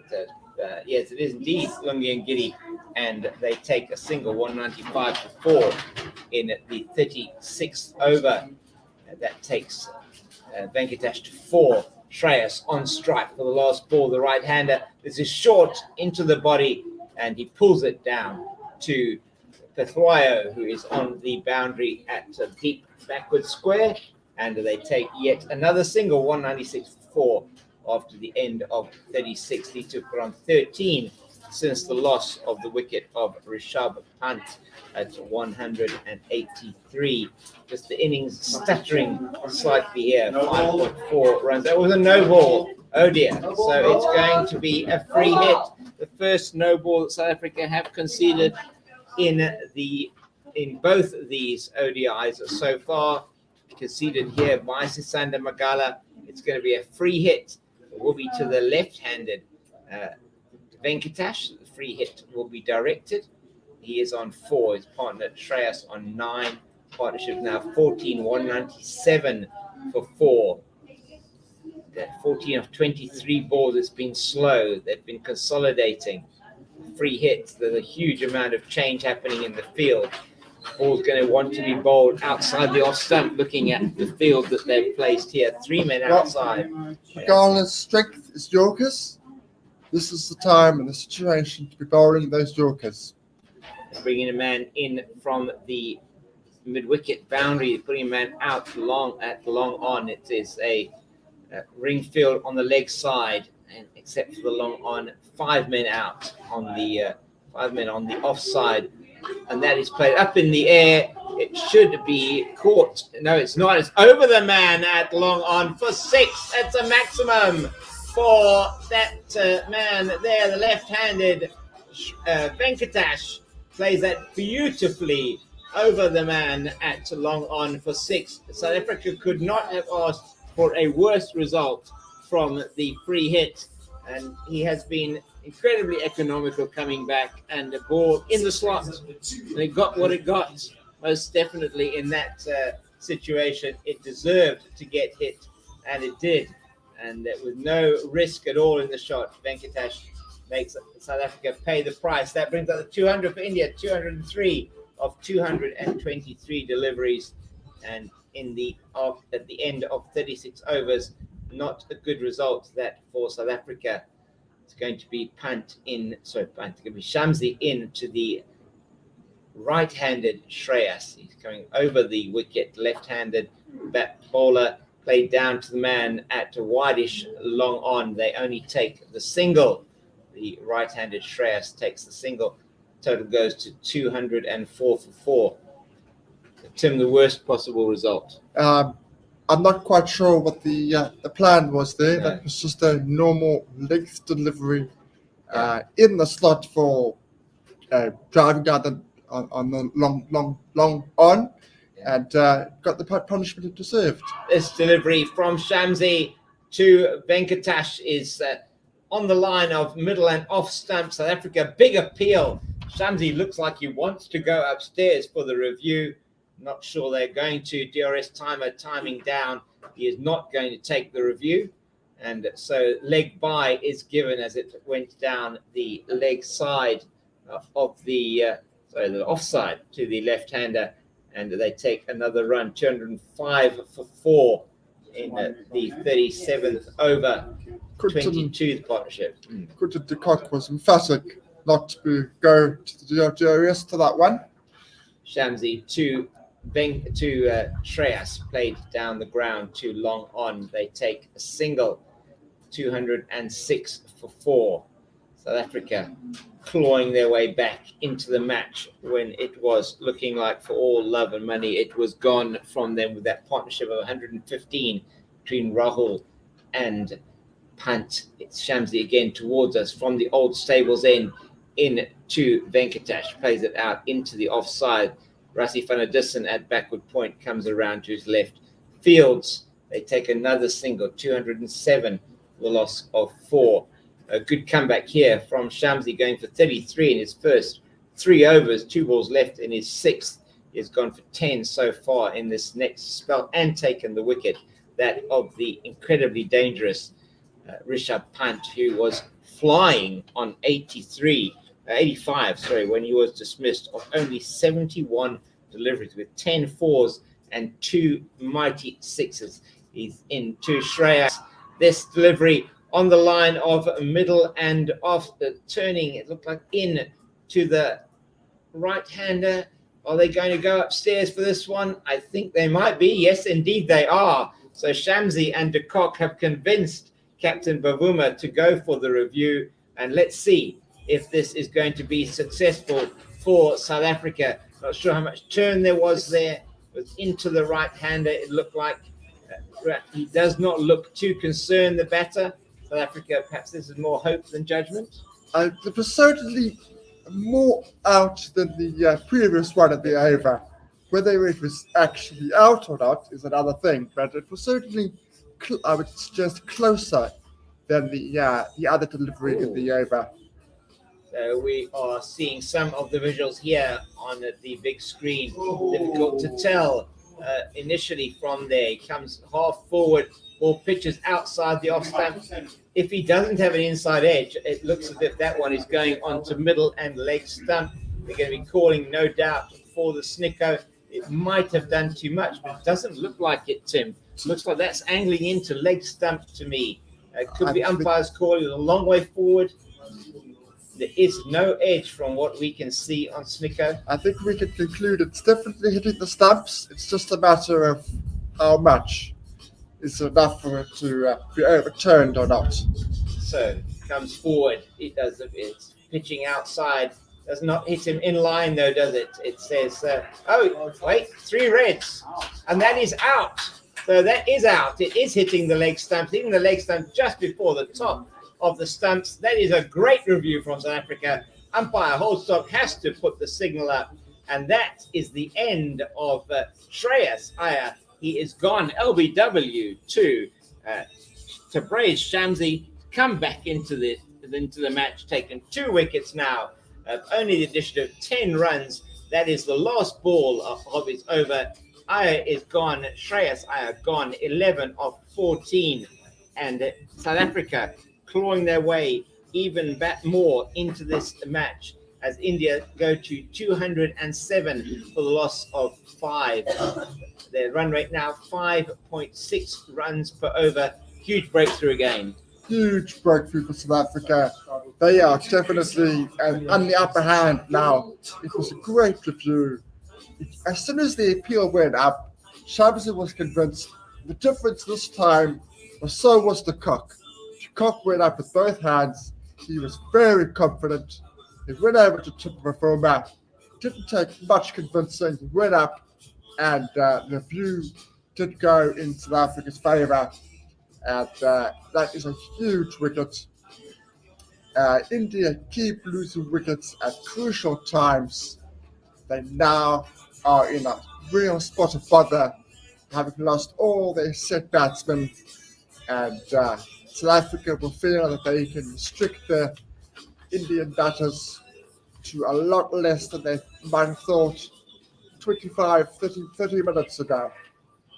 Indeed, and tweets coming through on @OneWorldSR. Please continue to tweet us, Armchair Cricket Podcast, indicating that facing a left-arm spinner like Shamsi will be no fun for the 2 new batters, and that is exactly what's happened. The last 5 overs, when the tweet came through, had brought 20 for 2 for India. Their position has got a little bit more dire since then, with the loss of Shreyas Iyer, one of the 2 at the crease there, as it is Thakur who's come to the crease for India. Another right-handed batter. Shamsi has a leg slip. Man it backward square leg, deep mid-wicket, long on, mid-off. Oh, that one just bobbles off the leading edge as Thakur comes forward and plays it into the leg side of the bowling of Shamsi. Another successful over for South Africa's premier left arm leg spinner, and he takes that wicket of Shreyas in that over to reduce India to 207 for 5 of 37. Tweets coming through, Tim, are saying 270, 280 now for India. If Pant had been there, 320 looked like it was possible. Maybe even my outrageous prediction of 341 for 8 about 14 overs ago looked like it was on the cards. Johan Liversidge commenting on StreamYard that he thought that was way too optimistic. But so 275. Lungiangidi comes back from the Niederberg end of this beautiful ground here, Eurolux at Boland Park. The Klein Drakenstein Mountains off to our left are resplendent today as Lungiangidi comes in for his second spell of this match. First spell was impressive. This to Venkatesh outside the off stump. He defends into the legs, into the offside, does the left-hander. There is no run. 207 for 5. The field for Venkatesh. We have a man at third man, backward point, deep cover point on the boundary. Extra cover, mid-off, mid-on. There is a man at mid-wicket, deep square leg and long leg on the boundary. Lungiangidi in his first spell, 5 overs, 0 for 22. He replaces the impressive Sasanda Magala in his second spell. Did a lot better as we see that ball once again bouncing off the edge of the square into the air. That was outstanding work from Aidan Markram. That ball hitting the edge of the square, Tim. We've seen that now 4 or 5 times during the course of the matches so far. Just hitting the edge and just flying through the air. Markram really adjusting well. Yeah, football stop, that one. Goalkeeper stop. That was good. Good piece of fielding. Outstanding piece of fielding, which keeps them down to 208 for 5 in the 38th over. It is now the new batter, Shaldo Thakur, on strike. It's going to be Lungi Ngidi looking to get the wicket of the batter who got his highest ODI score in the previous match. That is too short, though, and it will be called a wide by umpire Erasmus, standing for the second time this week here at the Nederburg end. You must like this end. He is the senior statesman amongst the umpires here. 101st one-day international today. And saying to Adrian Holstock, no doubt, Adrian, you take the other side. I'm going to be standing this side. Fair enough. And Gidi away from us now. Right arm over the wicket to Thakur. He just plays it into the leg side, fielded by Bavuma, who's at a wideish mid-on, and there is no run. So to the right-hander, we have third man, point, cover point on the boundary, extra cover, mid-off, mid-on, mid-wicket, deep square leg, and a man at long legs. Only 4 men out on the boundary, as is permitted in the power play between the 11th and the 40th over. That 40th over approaching now, and we will have a commentary change at the 40th over. Teppo will be joining Tim to take you through the last 10 overs of the Indian innings. And at this stage, 300 not looking like it might be on the cards, but still a formidable total India will post. I think they may not taste a formidable total if South Africa can chip away at the wickets. That ball is played beautifully out into the offside by Thakur, and great fielding on the deep cover point boundary by Sisanda Magala, running hectically to his left, throwing himself across the turf here at Boland Park and making sure there is no boundary. That man has done incredibly well coming back from an horrific opening spell of 3 overs, 0 for 29. Came back and it took a wicket in his second spell. With the first delivery after drinks, he got rid of KL Rahul, caught by Rasif van der Dussen at mid-wicket.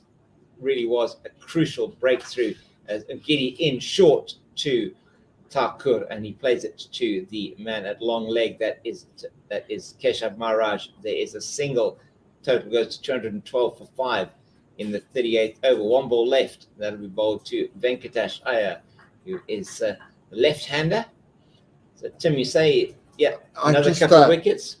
On that, they let South Africa let things slide. The game was pretty much won, but they let things slide when Shardul Thakur came to the wicket on Wednesday. They can't have a repeat of that situation, because if they do, India won't get to a very competitive total. They've got to get Shardul early before he starts playing his shots. And he did indeed play his shots, managed to get a good innings. It was from him on Wednesday, made 50, his highest score in ODI. His previous highest was 30, got to that 50 off the last ball of the innings, and the last ball of the over from Gidi was played out into the covers by Venkatesh Iyer, and he goes to 13 with that shot. 213 it is for 5 India after 38 overs. 8 and over does not necessarily look possible from here unless you have Thakur managing to get into the runs. Obviously, Iyer, a competent player, new though in the team, looking to cement his place potentially. This is short from Shamsi, who's bowling towards us from the old stables end to the left-hander, cuts it away into the offside to the man deep on the cover point boundary. That is Sisanda Magala. They take a single, 214 for 5 in the 39th to brace Shamsi. Now 2 for 44 in his second spell. 3.1 overs, 2 for 11 he has taken. He's in to the right-handed Thakur. This is played off his pad, front of his pad. He played it down into the leg side. For Takur, the right-hander, we have leg slip, man at backward square leg. We have a man at mid-wicket, deep on the boundary, mid-wicket, long on, mid-off, extra cover, deep cover point, and a man at backward point. Shamsi again to Takur. He's forward, defense, goes outside, bobbles off the inside edge onto the pad, and bobbles down on the leg side. There is no run, 214 for 5. Pressure building on India to score some more runs. Run rate 5.6 runs and over. Shamsi towards us from the old stables end. Bowls to Takur outside the off stump. Tries to play the cut, misses, and taken behind by de Kock. Oohs and ahs from the South Africans. They're sensing another wicket potentially coming here from their premier spin bowler. They also know the importance of getting Shardul Tucker early before he gets himself in. Shamsi to Takur. Bowls again. This one is on the pads. It's either hits that came off the pad, but well fielded by the man at leg slip. That's Yanaman Malan. He would be hoping to do better in his innings today than the 6 he made on Wednesday. But at the moment, his focus is all on preventing Shardul Thakur in India getting any more runs in this over. 214 for 5 in the 39th. It is an exciting period of play for South Africa, pressing to get another wicket. Shamsi to Thakur. He plays this into the leg side, well fielded by Bavuma coming around from mid-wicket. He can't prevent the single. Thakur keeps the strike. Good over again from Shamsi, 2 off it. It is 7 overs, 2 for 45 for him. And Giddy, 6 overs, 0 for 28, is going to continue the attack from the Niederberg end.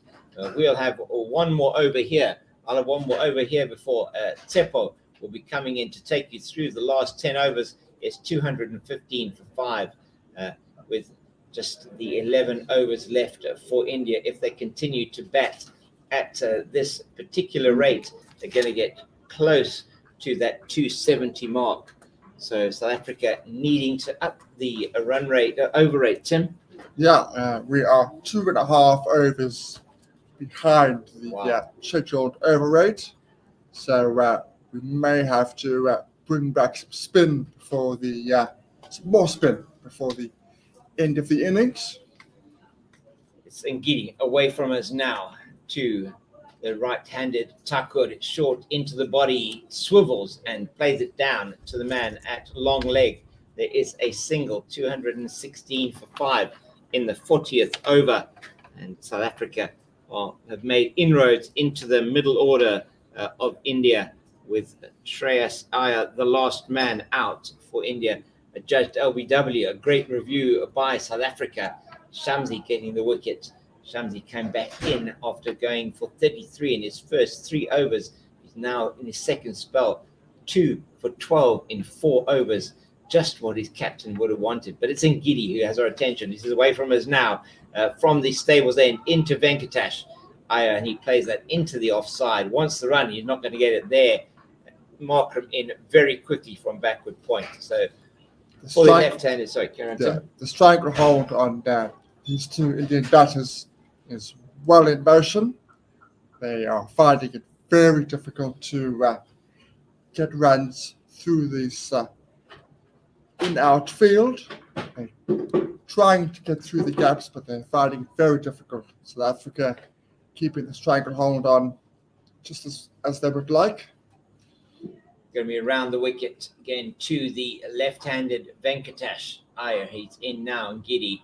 Oh, that's a beauty from Ngidi. It is pitching short of a length on the line of off stump, and Venkatesh does really nothing with that. Comes forward, nothing shot, as you mentioned before, Tim, very similar to those which he was beaten before. It's a delivery that he has to play at. And it's too close to the stumps to be leaving, but he's pushing at it and he doesn't hold his line, pushes at the delivery. That's what let him down. But luckily for India, he didn't get an edge through the keeper. Ngidi to the left-handed, he plays it in the air. Oh, he's dropped him again. Oh my goodness. Rassie van der Dussen dropped another catch, South Africa. This is the third catch that's gone down. Once again, hit hard by Venkatesh into the extra cover region. Rassie van der Dussen jumping up as high as he can, gets two hands to it, but he cannot hold on. And South Africa put down their third catch of the innings so far. They concede a run as it is tidied up by Themba Bavuma, and Lungi and Giddy giving the teapot to Rassie van der Dussen here. He is not happy at all. Big opportunity lost for South Africa to take the sixth Indian wicket, and Giddy in again, this time to the right-handed Thakur, who has a flay at that one outside the off stump. Misses it, short and wide it was, but not wide enough to be called wide. And there is no run. Giddy deserved a wicket. So his bowling in the first spell, very good. The second spell, so far, only 8 runs conceded into the end now, nearly of his second over. And after this ball, I will be handing over to Tsepo to take you through the last 10 overs with Tim in this particular, in the Indian innings. It's in the air again, this time from Thakur. Bounces once before it gets to Themba Bavuma running around to his right from mid-on. It is the end of the over, 217 to 5 after 40 overs. It'll be into the final power play, and to take you through to the end of the innings, Tsepo, power play, Taylor. It find themselves 217 for 5, 40 over mark. South Africa will be disappointed with the drop catches today, but they will be happy that they got the 5 wickets down, and they are in control. They can restrict India to a very gettable total, just as long as they keep chipping away and get the wickets in the last 10 overs of this innings. You know what would restrict India's total? Hey? You know what would restrict India's total? What? Taking catches, Tim. They need to take catches, man. What was that? It was a difficult catch once again, but man, catches win matches, bro. My grade 1 coach told me catches win matches, and he hasn't been proven wrong yet. Even G says on YouTube how South Africa recruited England's fielding coach. I don't know, man. I don't know. The ground fielding's been good, but the catches have been abhorrent. Learned that word the other day. Just as we were talking about being behind, the overrate spin indeed is coming on. In the power play. Maharaj is coming back. Comes over the wickets to the left-handed Venkatesh Iyer. This one played late, sliced at this. Played backward of square to the man at short fine leg. He has a deep point, man at cover, long off, long on, mid wicket, short fine leg, and 2 people sweeping on the offside. A back of length delivery from Keshav Maharaj that stayed low. Venkatesh gets the inside edge as he tries to drive this mid wicket. Themba Bavuma picks that up. Just chatting to the man at deep mid wicket, and there's also a man at deep square leg. This one pitched up, driven. And Yanaman Malan dives to his left. A little bit of a misfield that gives away the single there at cover. 218 for 5. What was that about ground fielding you were saying? Look, they've been active. That was going to him pretty quickly. So I'll give him the benefit of the doubt there. That could have been 4, but did well to get his body behind it. Themba Bavuma moving Rassie van der Dussen for the right-hander. From what was a backward point region now to mid wicket, and Yanaman Malan is at slip for Shadal Thakur. Lungi Ngidi is going to square a third man as Keshav Maharaj comes around the wicket. A very full delivery driven by Thakur back to Maharaj. A little bit of an appeal, but not a proper one. Good start in the last power play of the innings by South Africa. Full pitch delivery right on leg stump, dug out by Shadal Thakur to the man and long on for a single. 220 now, 219 for 5 in Keshav Maharaj's over. South Africa will be more than happy to give Indian singles. They know that they'll need to restrict anything above that. But the singles, they're happy to give away. Coming over the wickets to left-handed Venkatesh Iyer, who plays this late square of the wicket where a deep point, Sisanda Magala does the fielding, and that ends the 41st over, 220 for 5. Tim, I remember James said that 341 for 8 would be the total. Amit Singh on YouTube says 260. Tim, are you willing to chance a prediction? Are you a betting man, Tim? Occasionally, I would say it's definitely more 260 than 340.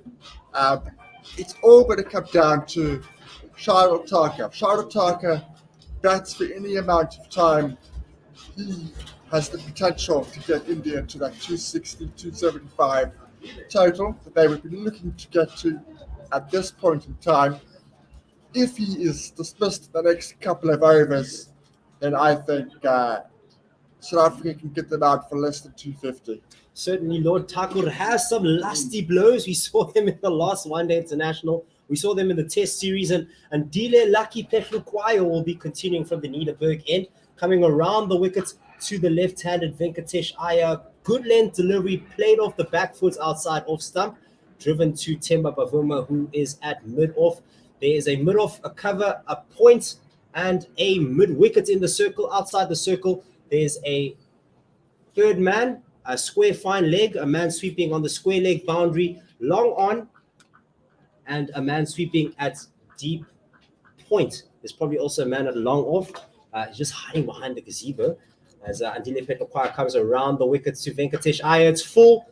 A little bit of a half volley played to the man sweeping on the offside, just for a single. 221 for 5 now.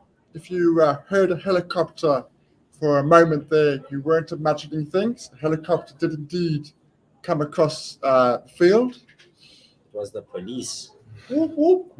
It's the pigs, boy. Whoop, whoop. That's the sound of the police. Andile Pehlukwayo will be continuing here. Coming over the wickets to the right-handed Shardul Thakur, a back of a length delivery outside off stump. A beautiful looking drive. Didn't quite middle it and went straight to the man at mid-off, no run. You feel as if something is going to give here. South Africa have been economical. They've kept things tight for the last 5-6 overs, right about the 4 runs and over mark. And feel as if India want to get a competitive total, they're going to have to start taking serious risks at getting over the inner ring, looking for boundaries. Andile Pehlukwayo, back of a length delivery, absolutely spanked by Shardul Thakur, but it was spanked straight to David Miller. Athletic fielding to prevent what would have been a certain boundary through the covers. Great fielding there. Once again by David Miller. And we just saw in the previous delivery, Themba Bavuma moving himself from mid-on to mid-off and bringing in a long on for Shardul Thakur.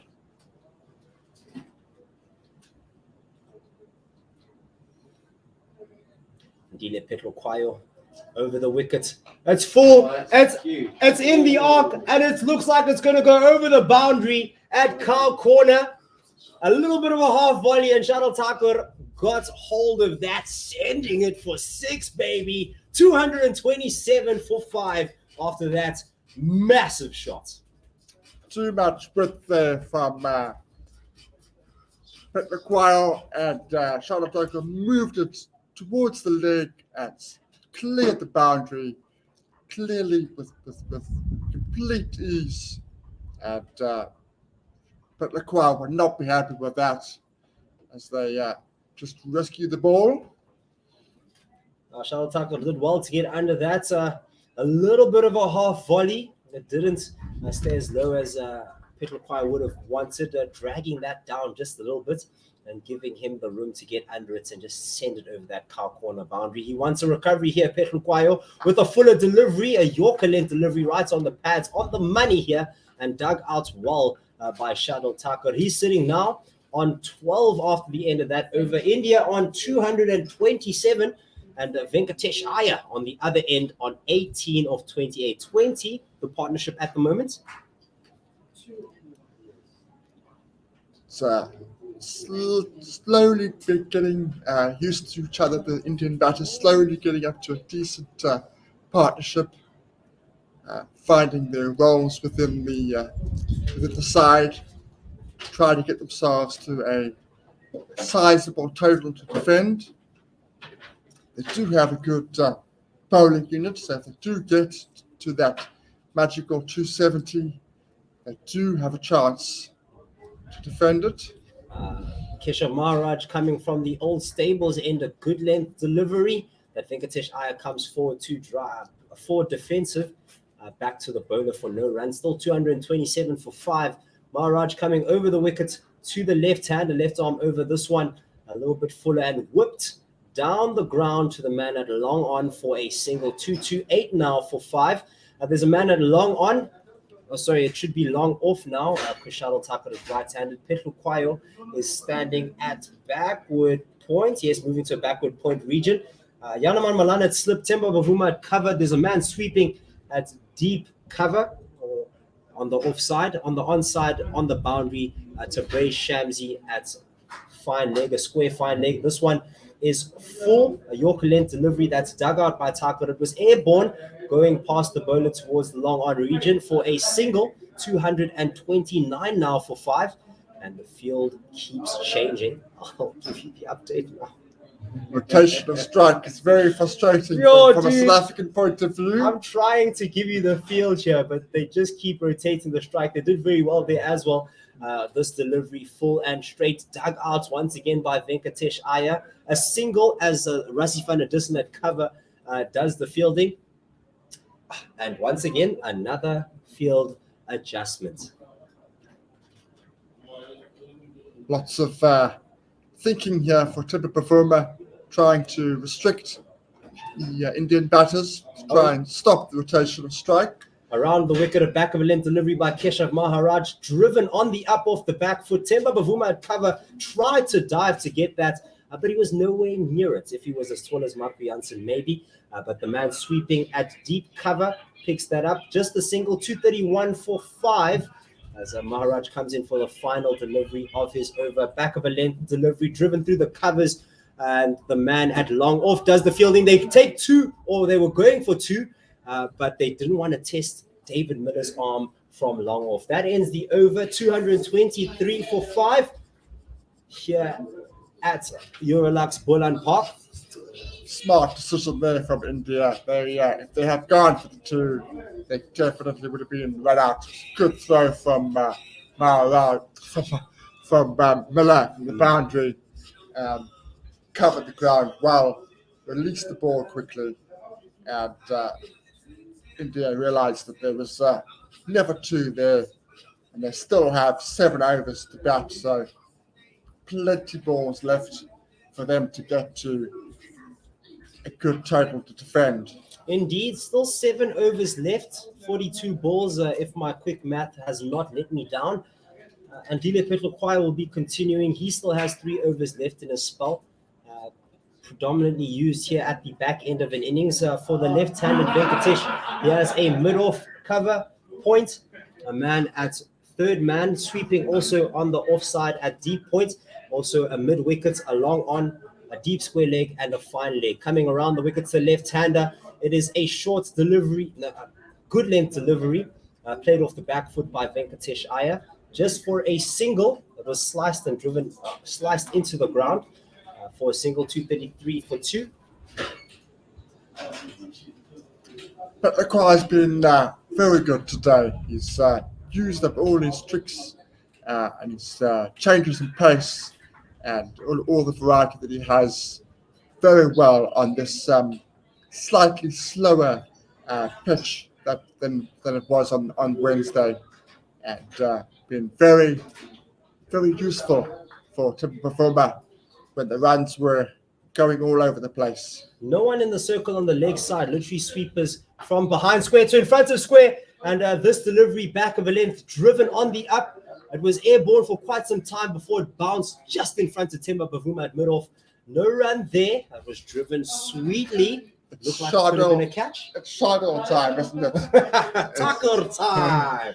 It's Either he's going to come off and give us something special like he did on Wednesday, or he's going to fail miserably.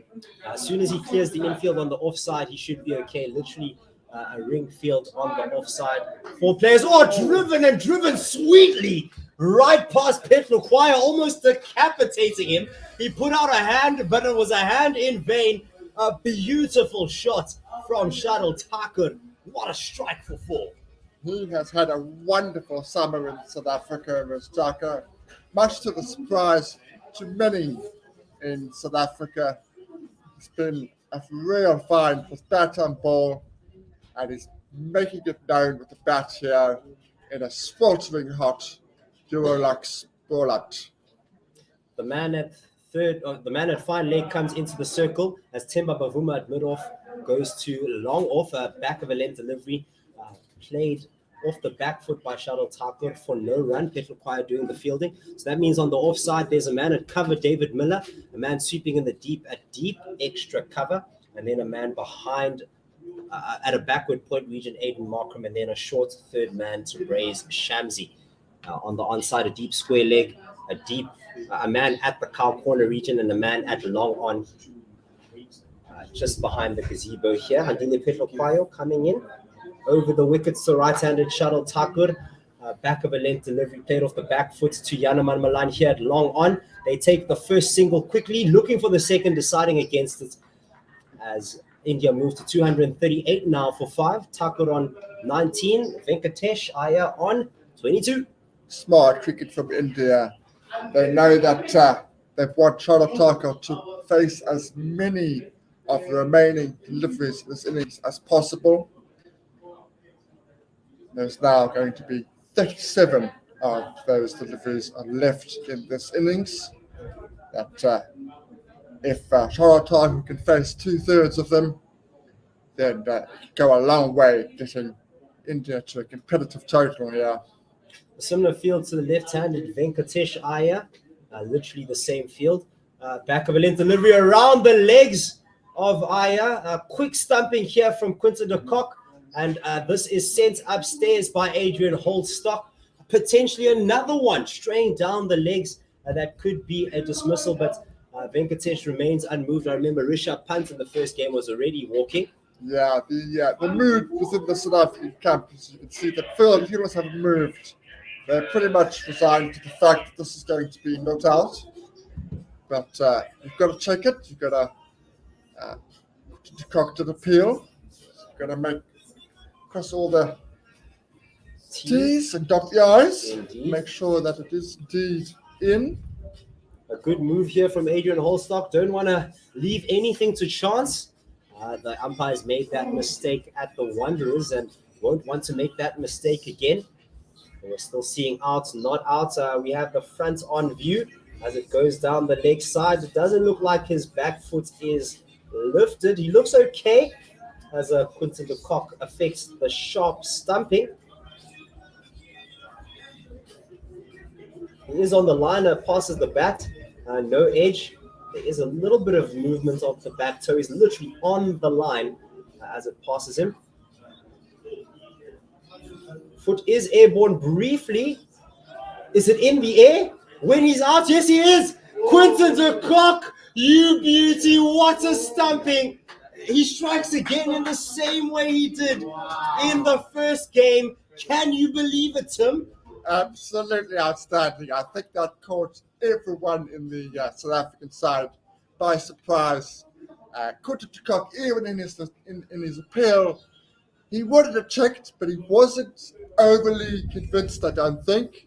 We're still just making sure his foot was airborne. There's a little bit of daylight between toe and ground. It should be out here. That's out here. It's probably going to be given out. The South Africans are in a circle here. The drinks are coming on, and Venkatesh Iyer's helmet is off. He's making his way to the stands here. What a stumping from Quinton de Kock, my word. What a return for Quinton de Kock in the last 2 games as a keeper. Been absolutely outstanding. Just what South Africa needed when India were looking to get to that quality total. Ball down the leg side, great piece of work for Quinton de Kock. Very quick with his hands. And the foot is just in the air as the bailers come down. And that's the end of Venkatesh Iyer for 22.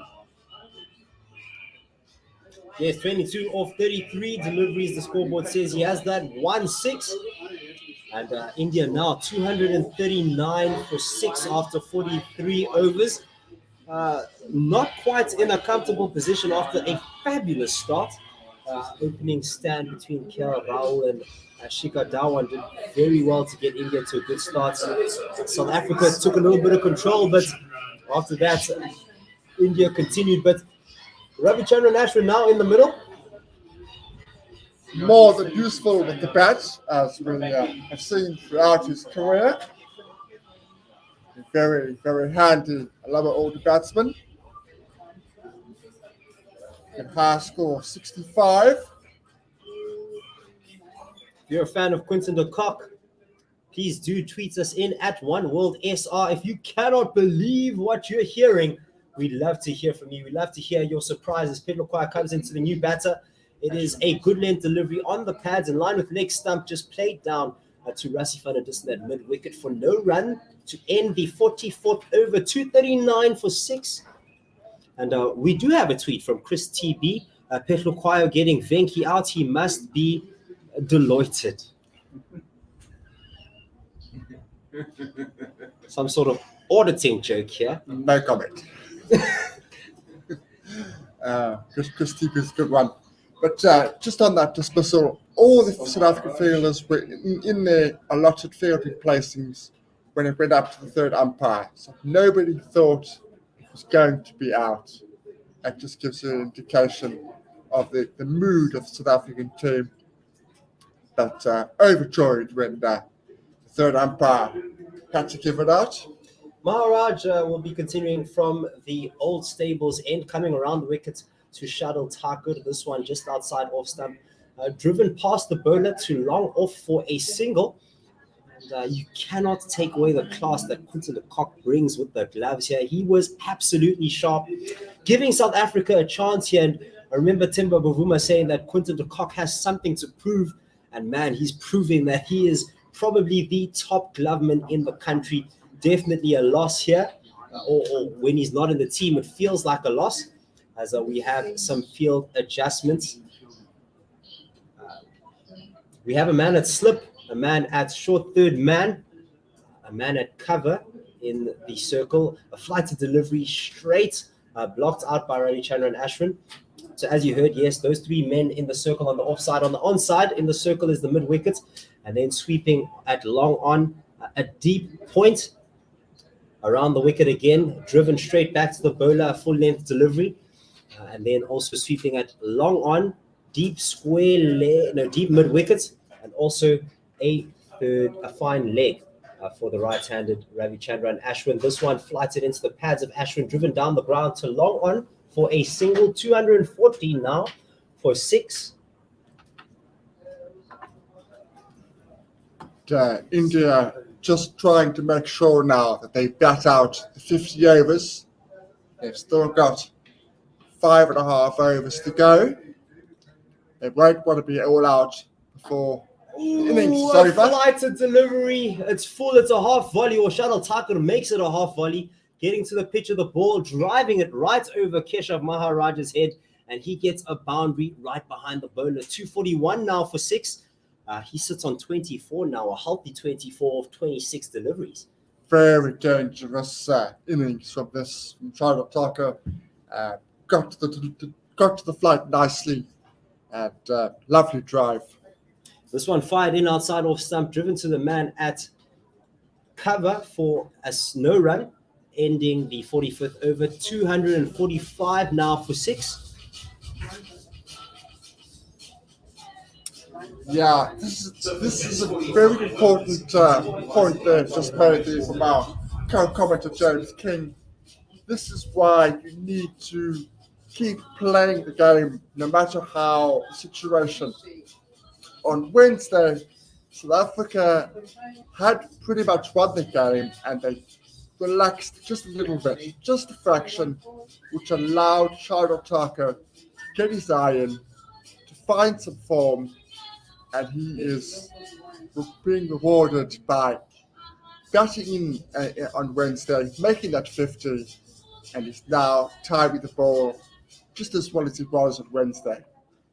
Indeed, and Tabraiz Shamsi will be continuing his spell. He still has 3 overs left, and will be keen to get his bowling counterpart, his spinning counterpart out. Ravichandran Ashwin at the striker's end, coming left arm over the wicket to the right-hander, pitching outside off stump, turning into the right-hander back of a length, driven off the back foot straight to the man at cover. He has a long off, a deep point, a man at cover, backward point on the offside. Continuing now, coming over the wicket once again. This one a little bit too close to the pads, played off the pads. The man at short, fine leg, an opportunity for a run out there. As now he swaps with the man that was at a deep backward square leg.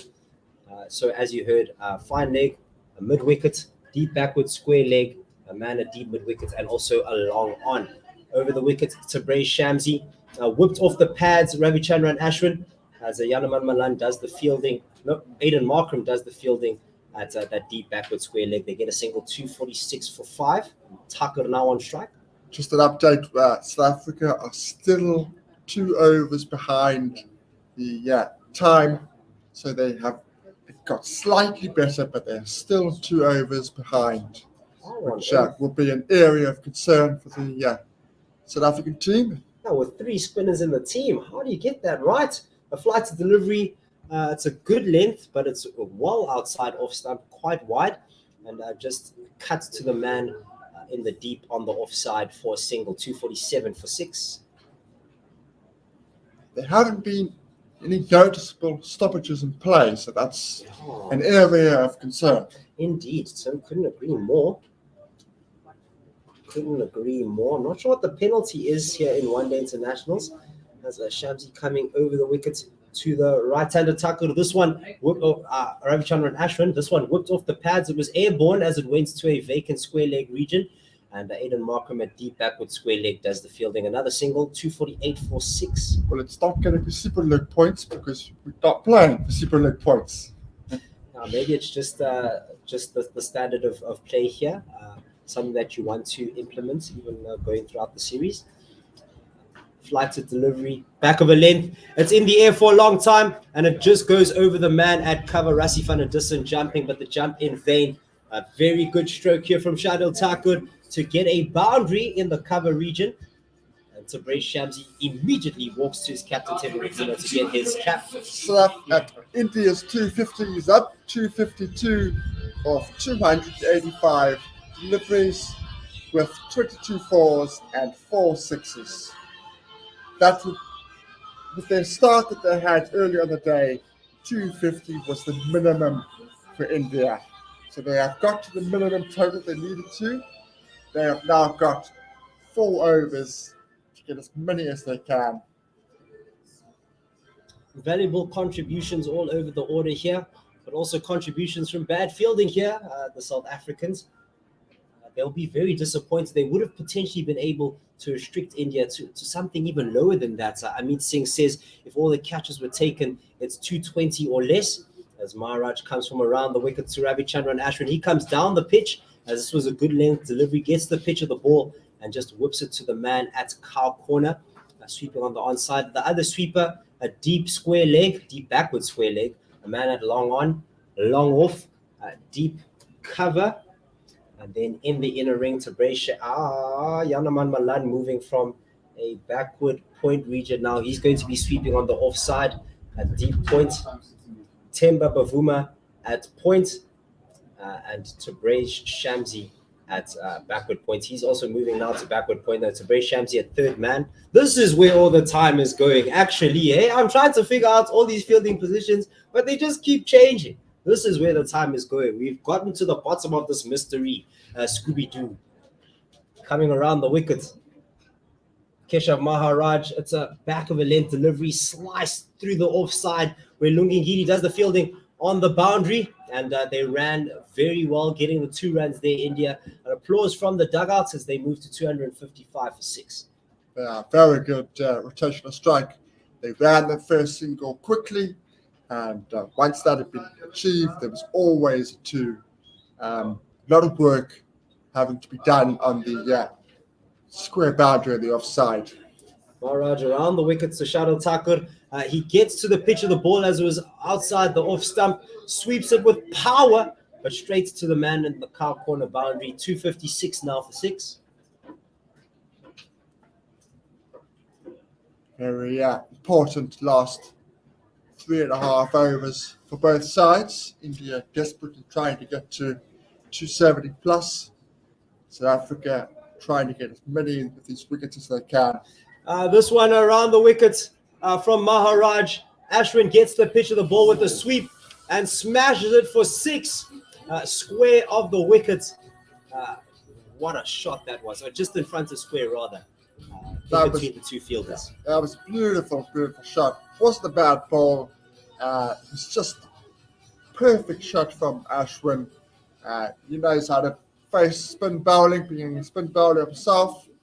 The ball spun a little bit, but got across to the ball and swept it, timed it beautifully to the leg side boundary. Maharaj in again. This one darted into that off stump, driven down the ground. So the man had long off for a single. And just looking at where we are now in the game after 46 overs, 263 for 6. Maharaj bowling at the back end of an innings, maybe a bit of a risk here.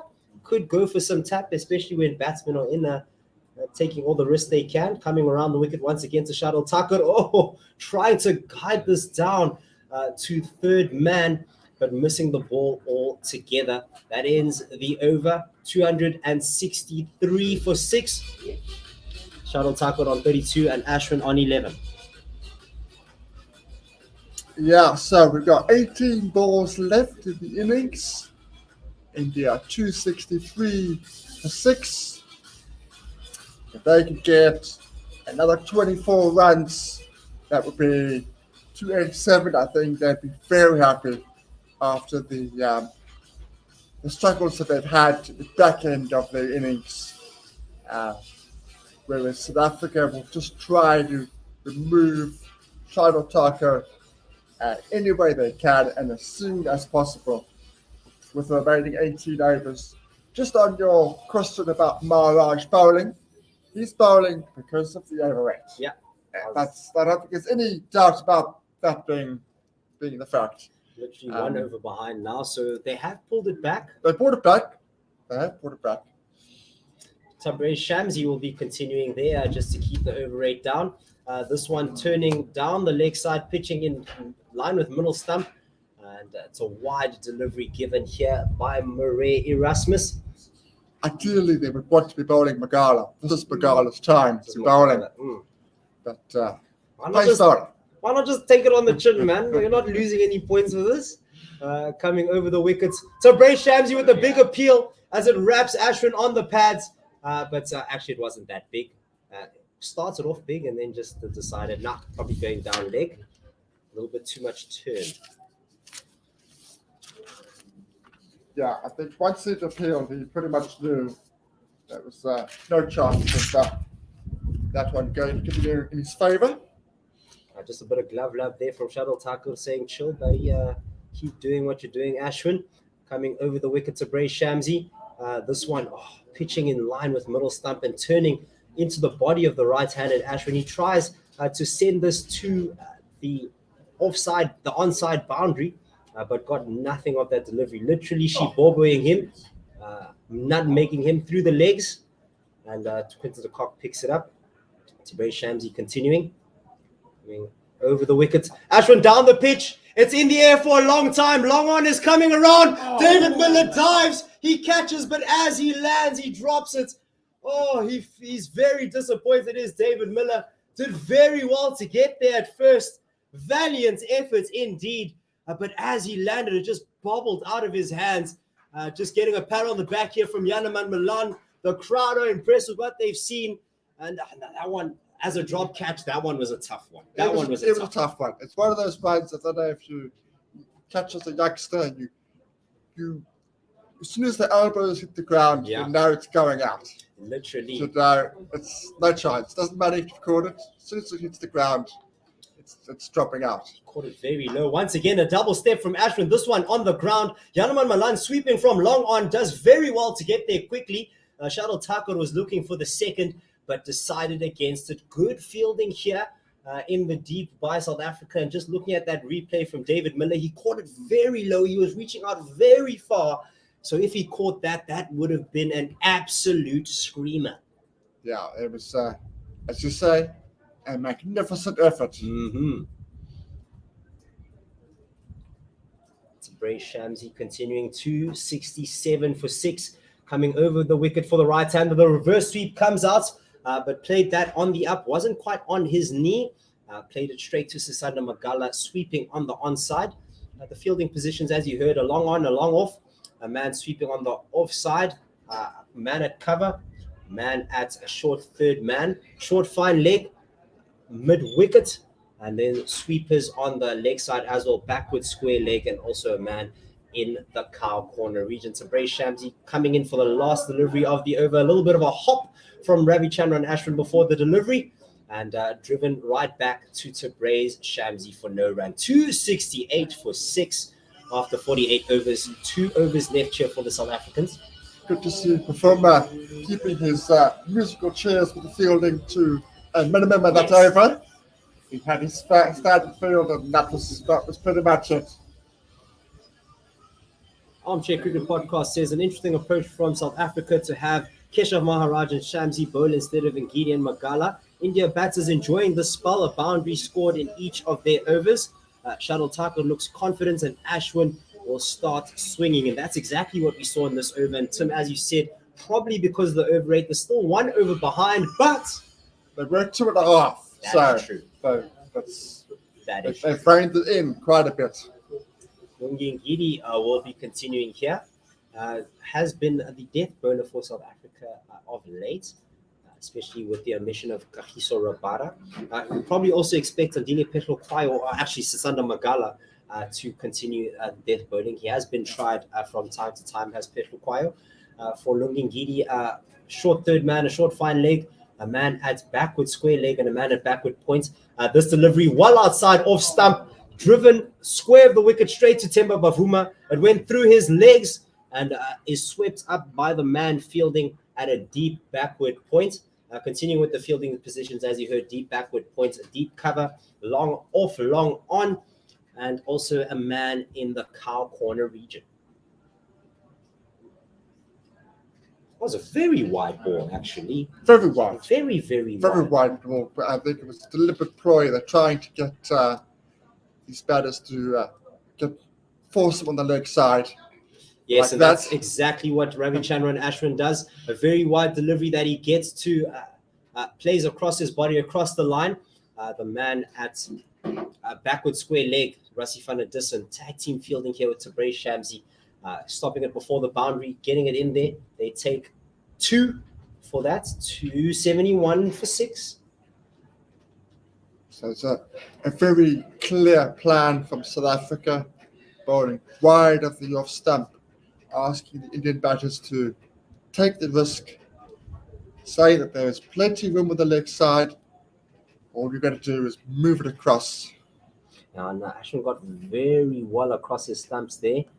Lungi Ngidi coming in again. He stays put this time, and a good delivery, a good length, a good line in line with that fourth stump that Ashwin tries to slice at, but gets none of it. A dot ball, a valuable dot ball, 271 for 6. Genuine pace with that delivery. It was a real effort ball by Lungi. Actually threw Ashwin before he played the shot. Genuine pace there. Lungi Ngidi bowling very smart here. Has had a decent spell. Will be disappointed that he hasn't taken a wicket. There was a drop catch off his bowling. This one, back of a length, outside off stump. Ravi Chandran Ashwin tries again to swing and misses. And applause from Andile Petrokwayo here at a short third man. A very good delivery from Lungi Ngidi, reading the batsman with what looked like a slower ball. Yeah, the ploys have worked this over. It worked an absolute treat. Ashwin sees the guy inside the circle. He's trying to get it over his head, but not quite being able to achieve that. Very interesting. Is there another field change? It doesn't look like there's one, but a little bit of a delay. Just look at how Rassie van der Dussen is standing at backward square leg. He's standing not front on, not facing the stumps. As this delivery as well, just outside off stump. It was back of a length, but it stayed low. Another slower delivery that Ashwin couldn't get hold of. And that just leaves one more delivery in this over. A beautiful over from the bowling side from Lungi Ngidi. Yeah, just to describe Rassie's position, he is facing the bowler with his right shoulder in line with the batsman. This man is literally looking at Murray. It's very strange. At the umpire region. This one, good length delivery. Ashwin gets the pitch of it, drives it to the offside. The man sweeps, and they get through for two very quickly runs. To take the score to 237 for 3. A fantastic over from Lungi Ngidi here. Smart bowling, smart cricket to not concede too many runs. 273 for 6 now in the last over after 49 overs. Yes, I think both teams now will say that they've done their bit. South Africa will be saying, we brought it back brilliantly. India looked like they were going to get 300 plus. India will be saying, well, we were in all sorts of trouble when we were 5 down, and we've somehow managed to get to a more than competitive total. We think we've got the bowling attack to do about 270 plus, something to bowl at. So we're going about that. The lunch break, they're both going to be making their own arguments about where they are in the game, but it's certainly interestingly poised. Sabir Khan says on YouTube 290. He initially said below 280, but now saying 290 as India 273 for 6. Possibly with Sisanda Magala bowling here, he is good at the death, so he could potentially get a breakthrough here, could have an economical over. This is probably the time that Sisanda Magala was supposed to be used. He has himself a long on, a man at mid-wicket, backward. Oh, sorry, this is on the offside. Long off cover, a man at backward point and a short third man. A Yorker length delivery dug out by Shadul Thakur. He runs the first one hard. Fielding from Aiden Markram in the deep, and it was a lackluster throw. He's very disappointed with that as India scampered through for 2 runs, 275 now. A good delivery to start off from Sisanda Magala. Yeah, perfect licks. That's the licks that he bowls to death. Good running by India though. Good kick No ball. It's a free hit. Ew. It hurts my From a eyes. South African perspective, they won't be hoping it won't be a repeat of the last free hit that he bowled, which was just a length ball and got hit out the ground. Just trying too hard here, Sisanda Magala. A little bit too much effort, giving away a free hit now at the worst time and the worst batter. Shadul Thakur trying to paddle this, but paddles it straight to the man at a short, fine leg. So a good delivery to recover there. Hopefully this one isn't a no ball from a South African perspective, but a very good response from Sisanda Magala, keeping it tight. When he's under pressure here at the back end, you can see the quality that he brings. And just to continue the field, long off cover, deep point, backward point, third man, a short third man, short fine leg, a man sweeping behind a backward square leg, and also at cow corner and also long on with Yanaman Malan. Coming over the wicket, Sisanda Magala, just a full length delivery outside off stump, guided straight to the man at backward point for a quick single. It was a drop and go from Ravi Ashwin to get Thakur on strike. Yeah, I think that's the tactic. Get Thakur on strike, let him take on the rest of the over, to get as many runs as they can. But they've already got a a total which they could defend if they bowl well. No doubt about it. 278 for 6 here with 4 deliveries left. Sasana Magala coming over the wicket to Shadul Thakur. He missed his Yorker length. It was a full toss, whipped off the pads to the man at cow corner. Teamwork fielding from the man there to the man at long on. And they get 2 runs, 280 now for 6. So Sabir Khan's initial below 280 now incorrect. Good piece of work there from the South Africans. Good teamwork. Strictly at just the 2. But yeah, we got it. Just getting that Yorker length just slightly wrong. That's what happens sometimes when you're striving for that Yorker. It goes in between the Yorker and a low full toss. It is a tough delivery to execute. I can remember Shadul Thakur in the South African innings also trying and failing. This one also, but now outside off stump, driven down to the man at long off for a single. Quinton de Kock keeps his hands up saying, chill everybody, don't do anything too drastic here. 281 for 6. Turning out to be a relatively decent over here, not too expensive. Just a reminder that at the break of innings, we will have the full quota podcast interview with Senaran Muthusamy, which we had last year. The Northwest Dragons man. Sanda Magala coming. Oh, beautiful Yorker. It looked like it was going to be a full toss, but it just died. It was one of those slow deliveries, whipped off the pads by Ravi Ashwin to the man at backwards, deep backwards square leg. They take 2 runs quickly and move the score on to 283. I must say, it was a very interesting conversation we had with him. What an interesting conversation with a cricketer who's played for the Proteas and still has aspirations to get back into the side. It's certainly well worth watching. He's a very interesting character. Sullivan. Magala coming over the wicket chair, back of a length delivery, driven through the covers. David Miller will not be able to get to that from long on, and boundary conceded off the last delivery of the day, which leaves India on 287 for 6. Shadul Thakur remains unbeaten on 40 of 38, and Ravi Ashwin very healthy, 25 of 24. Yes, that's a very, very good total from where they were in India. They will be reasonably happy with the situation. They've got themselves a decent total. They rely a lot on their bowlers to put the games in South Africa, and they're going to have to rely on them again. South Africa will be reasonably pleased. It looked a lot worse at one stage. It looked like they were going to have to chase around about the 310, 320 mark. They pulled it back.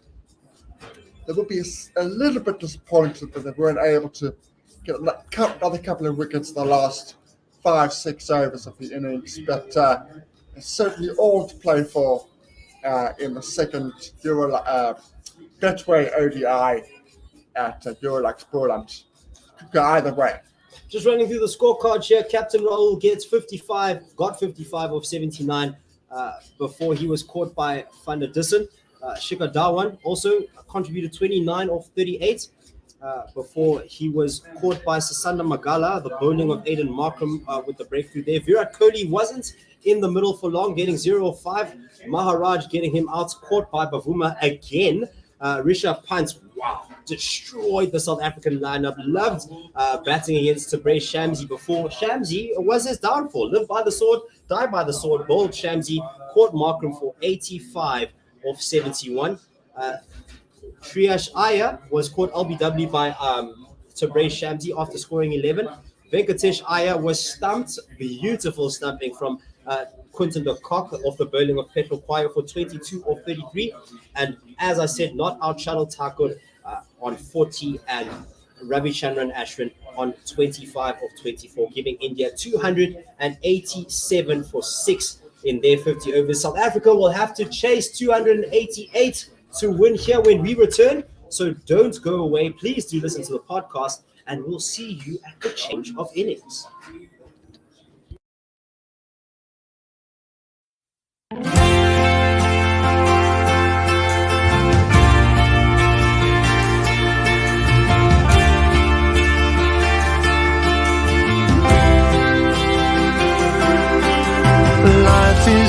easy, life is sweet when January comes.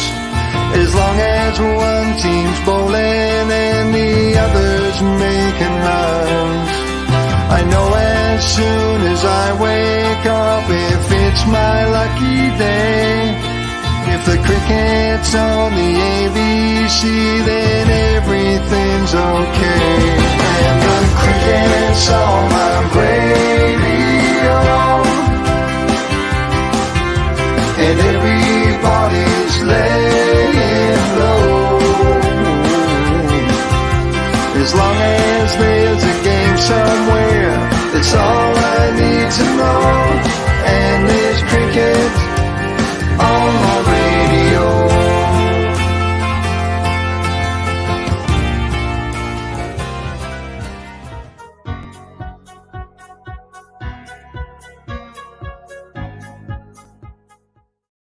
Hello, and welcome to another episode of the Full Quota podcast here on One World Sports Radio. My name is Mpumutlani. I've got Tim Dale Lace here with me, and we're going to be discussing, we're going to have a conversation with a South African Test cricketer.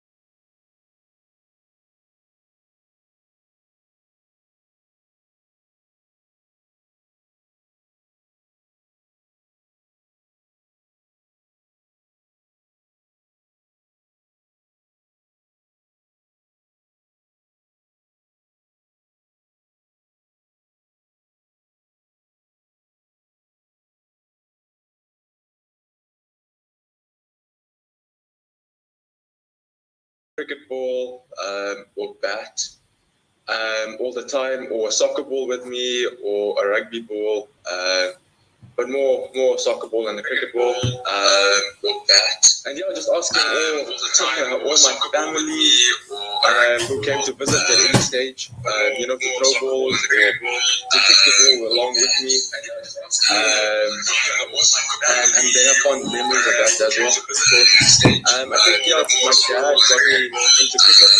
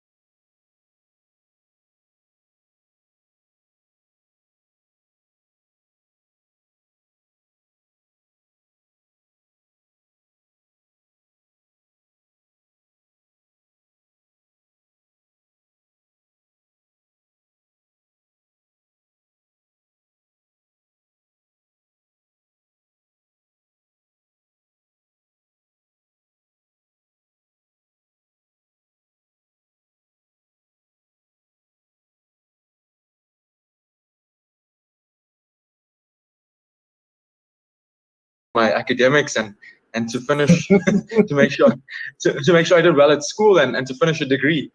That's the only real expectation that I had, growing up. Well, that's actually very fascinating that you actually have a degree. It leads me to my next question. When did you realize that cricket, you could make a career out of it? Because we know a lot of guys who come through the provincial structures and age group, and even some guys who make SA under 19 and those type of levels, not all of them will actually get a career in cricket. When did you realize that was it? Did you have like a crossroads moment where you were like, okay, well, I know I have my degree, or I know I'm going this way, but it feels like I can actually make some money here and I want to go down this path? Yeah, it was, I wasn't really contracted after school. I played, what was it? SA Colts, played a bit of Cubs Week. And then I think I first class debuted for KZN Coastals. Mm-hmm. I think a month or two out of school. But I was just at the Dolphins Academy. The then head coach was Yash Ibrahim, who I had also worked with on a high performance basis through the Dolphins age group system. And yeah, he helped me a hell of a lot, and we had a great working relationship. And at that stage, the Dolphins pipeline was producing some really good cricketers that were being produced to play first class cricket for the B team and the franchise. So I was really happy with that. I was grateful for that opportunity. So yeah, I didn't have a contract and I'm a semi-pro contract. And I was studying. So to be honest, for the first year or 2 years, I just said to myself that I was going to give it my best, do everything in my power to really nail down a spot, to do everything I can in the academy team to nail down a spot in the B side, and then hopefully something would open up at the Dolphins, because at that stage the Dolphins were quite a settled team. They'd just been through a rebuilding phase under Graham Ford. and they had a few guys that were established, and it didn't look like an easy team to break into. And to be honest, yeah, I think probably around 21, 22 is when maybe 2021 is when I only really started believing that I could actually make a career out of this. And I think I strung together a few more consistent performances thereafter, So I'd missed the S under 19 boat. So I think when you miss that boat, that was almost a quicker way into the franchise system. Yeah. But I must say I'm really grateful for the then amateur system, because it was a great incubator for me in my cricket to just learn myself, my game, and to just put in those years to make sure that I was ready for franchise cricket when I did get my opportunity. Yeah, I just want to ask a follow-up. How hard was it being in that amateur system while being a student? Was there any pressures? Because obviously the amateur system isn't necessarily financially viable. So because there's obviously a lot of cricketers who are in your position and chose to just let it go and focus. How did you? Like, obviously you were in this incubator, you were in the system, but how hard was it while you were there with all the external pressures? Because it's kind of easy to be like, you know what, I didn't make the under 19 boat, and yes, I'm still here. I love the game, but I there may not be something there. So how hard was it in that period? Yeah, it was pretty tough. But I mean, I had good people around me, just telling me to hang in there and just produce numbers and put in performances, I feel, look, cricket is a statistics-driven game. That's just the reality of it. But statistics never say the full story. They don't say everything. Conditions vary. Match situations vary. Team dynamics vary. There's just too many variables, to just purely go on statistics. But I mean, yeah, I was just, I knew that at that stage I probably did a lot more batting than I did bowling. And I was still a proper opening batter, top four batter, and hardly bowled, to be honest, at that stage. And then, when I got the chance at franchise level, we didn't really have a left arm spin option because Kesh had gone up to the national team. And at that stage we had MET as our spinner in 4-day cricket. And there were occasions where we needed double spin, So I think the opportunity presented itself, and over the years my role has become more as a genuine all-rounder. So it's been a great journey, and I'm still learning, and I'm really enjoying the challenges that are coming my way, That's awesome. That's really awesome to hear.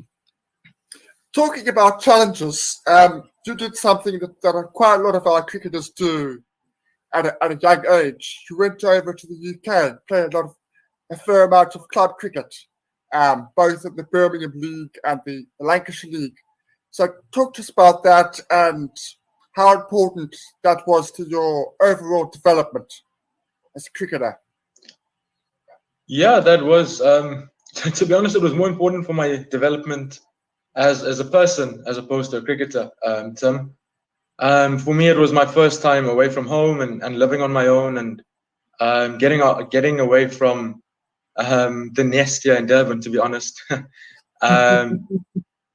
So my first season was I was in the Birmingham League for a team called Brockhampton, which is based just out of Herefordshire, which is a small farming town, which is very different to Durban. So it was a bit of a challenge initially, just to settle in and to get used to just the smaller, just a smaller community, It's so that took a bit of getting used to and that sort of thing. But the cricket was great. It was awesome experiencing those conditions and just playing, with a different group of people and trying to see how they go about things. And of course, there's a different pressure when you're the overseas professional. 80% of the time, it's on you. With the bat, with the ball, you've got to find a way, to win games. And if you're not winning games, then you're not really doing your job. So in that sense, it was nice to see that side of it and experience it.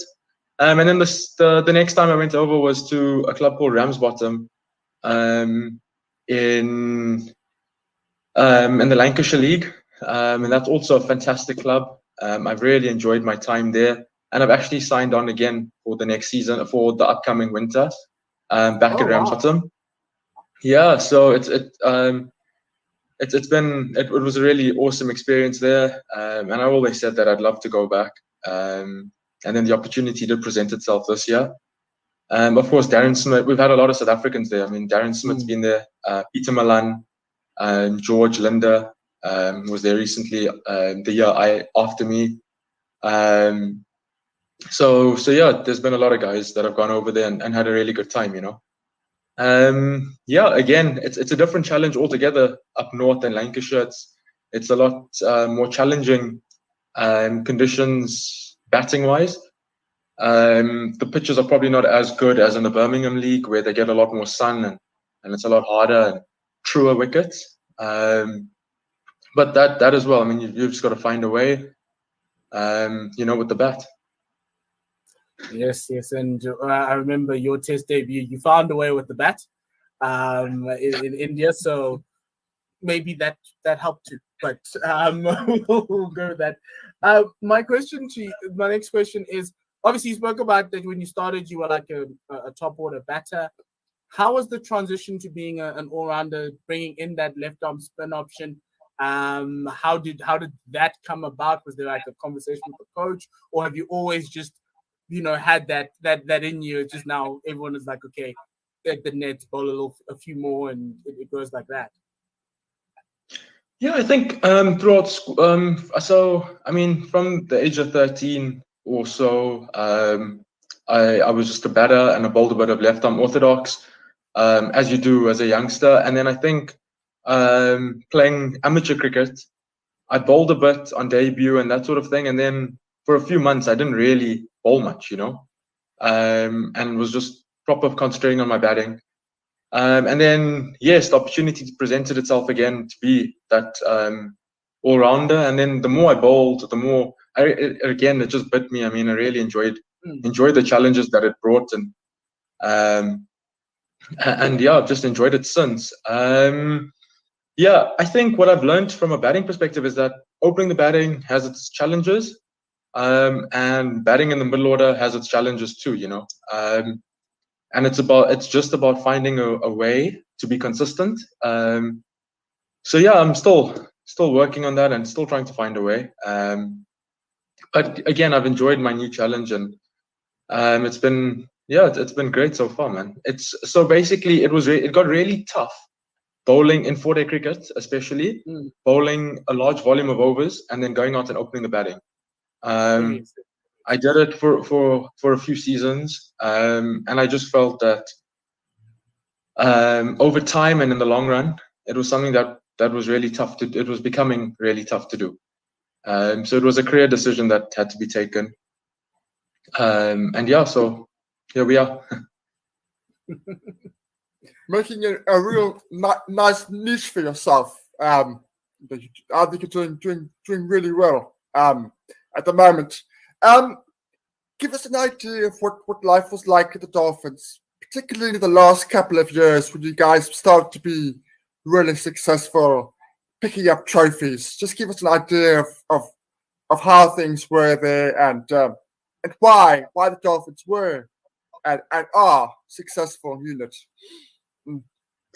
Yeah, I think when Grant Morgan came in, the leadership and there were quite a few. The leadership changed, and there were a few changes in and around the squad. There was a bit more of a freshness to the unit, and he set a good foundation for us to be successful, or for the team to be successful for the next few years.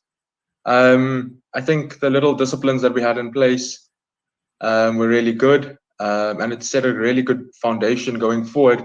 Under him, we were quite successful in 50 over cricket. I think, I can't remember exactly. I think it's 3 Momentum Cups. I think it's 2 shared, or 1 rained out, 1 shared, and something like that. Yeah, and like then obviously the Dolphins just found a way to share trophies. It's just it was just unfair. But and then of course recently under Emmy, I think it's 2 Momentum Cups, if I'm not mistaken. It's 1 from the COVID era, and then 1 what it was last year was shared again in Potch, in the Potchefstroom bubble. And then of course T20, there was the final. Yeah, and then the 4-day was the cherry on top to cap off the franchise system, and that sort of thing was a little bit poetic. Also considering that we weren't really in the running, or we weren't favorites throughout the competition, if that makes sense, because we ended up having to win at the Wanderers. Then it was a must. We had to get a certain amount of bonus points in Port Elizabeth against the Warriors, and still make sure we won the game to get into a final, and then to secure a home final as well, which was pretty important. And yeah, it really just worked out nicely. I think that's something I feel teams go through in all sports. Teams go through an ebb and a flow where you go through the rebuilding phase, and then you go through a period of real success. I think in football, it's happening at the moment with Man United, where they went through an exceptional run of success under Sir Alex Ferguson, and since he's left, it's been really patchy. So I think it's just about finding that consistency again. And I mean, it's just Man City, Chelsea, and Liverpool's time to dominate, sort of thing. Yeah. It's a cycle. It's just like I support Arsenal, so my cycle's never coming to a title. I'm waiting for. So is that the exception to the rule then? And Tim supports Liverpool, so he waited years for his cycle to come around. Yeah, that's actually pretty good. It's good to see. I think I think let's move into the domestic team, and then we'll go into the national towards the back end. So after that successful season, obviously there were a lot of spinners in at the Dolphins. But you were a mainstay in the side. You even batted to the top order in the limited over side. What made you move to the Northwest at the beginning of the year? It was a great move for the Dragons. Like I was like, that's a coup, massive coup, because I think you're one of the most underrated all-rounders in the country. But why? What made you leave the success? Because trophies are in Durban right now, and to come to the land of bouncy wickets, actually, because I think Potch is quite a lot of bounce. Yeah, so again, it was to develop further. I feel that I wanted to learn further my skill, my batting and my bowling skills, in probably not so friendly spin conditions in the Highveld. I feel that if I can leave a better bowler, whenever that is, and a better batter, then I've got what I wanted to, and of course win a few trophies with the Dragons. And I think the guys that have joined the Dragons from the Lions have also been successful at the Lions. They've won trophies. They know how to win. So in that regard, so that was one of the reasons I chose to join the Northwest team. I felt like the team has guys that know how to win games of cricket and know how to win trophies. And I think we'd had a good start with the T20 stuff, considering the amount of injuries we had and the way it went down. And I mean, on another day, we would have been in a final, And then of course, just the way 4-day cricket's unfolded, we've just probably not been good enough, to be honest, in all 3 departments. But hopefully we can build and we can get better, in 4-day cricket. But yeah, I think for me it was just a new challenge, a clear role throughout, as well as playing all 3 formats. I wasn't a consistent fixture in all 3 formats for the Dolphins. I played a handful of T20 games over the last 4 or 5 years, and I felt that going to the Northwest coaching staff and leadership group had stated that I would be backed in T20 cricket. And I think that format is essential for my development in the game going forward as well. And I've enjoyed it so far. So yeah, and I mean they've backed me with. Nikki was injured during the T20s, and Norna was injured as well. And they trusted me with the captaincy as well during the knockout stage. During the group stages of the T20 competition. So yeah, I've been really grateful for that. And it's been a great journey so far. Of course, it comes with its challenges, as with everything. But it's been good so far. That's good to hear, because I think the Northwest is a really good group of guys. Tim's a fan of Wesley Marshall. I've always been a fan of Wesley Marshall, and we think he should be in and around that SAA group, because we think he's an X Factor player, and we saw that in that T20 tournament. So I really love the group of guys that you guys have, and it's just moments in that 4-day where you're like, okay, the longer the format comes in, you need a little bit more concentration. And you're coming against some very strong sides. So and as you said, Spaces, this is like a rebuild. It's a new franchise. It's a new province, and I was grateful that they actually got that whole. They were one of the 2 CSA provinces that actually were added onto. So look, it's 2 years. Next year probably will be better. But you guys haven't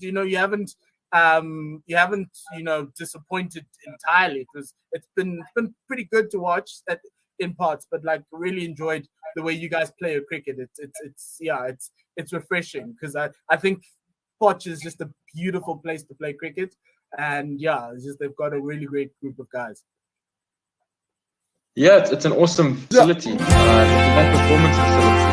At the end of the day, international teams come down and use it.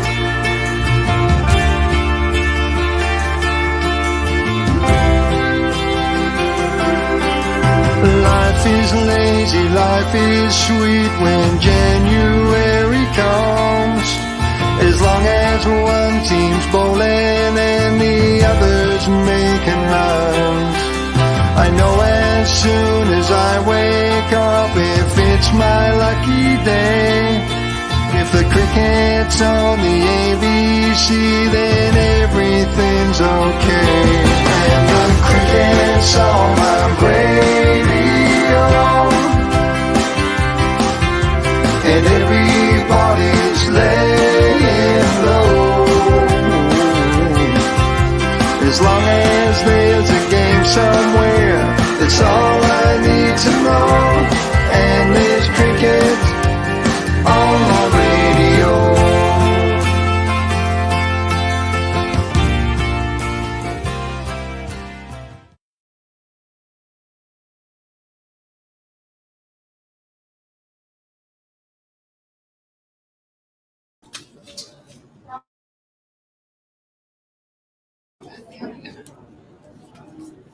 Welcome back to Eurolux Boland Park, where you have missed only one ball of the action.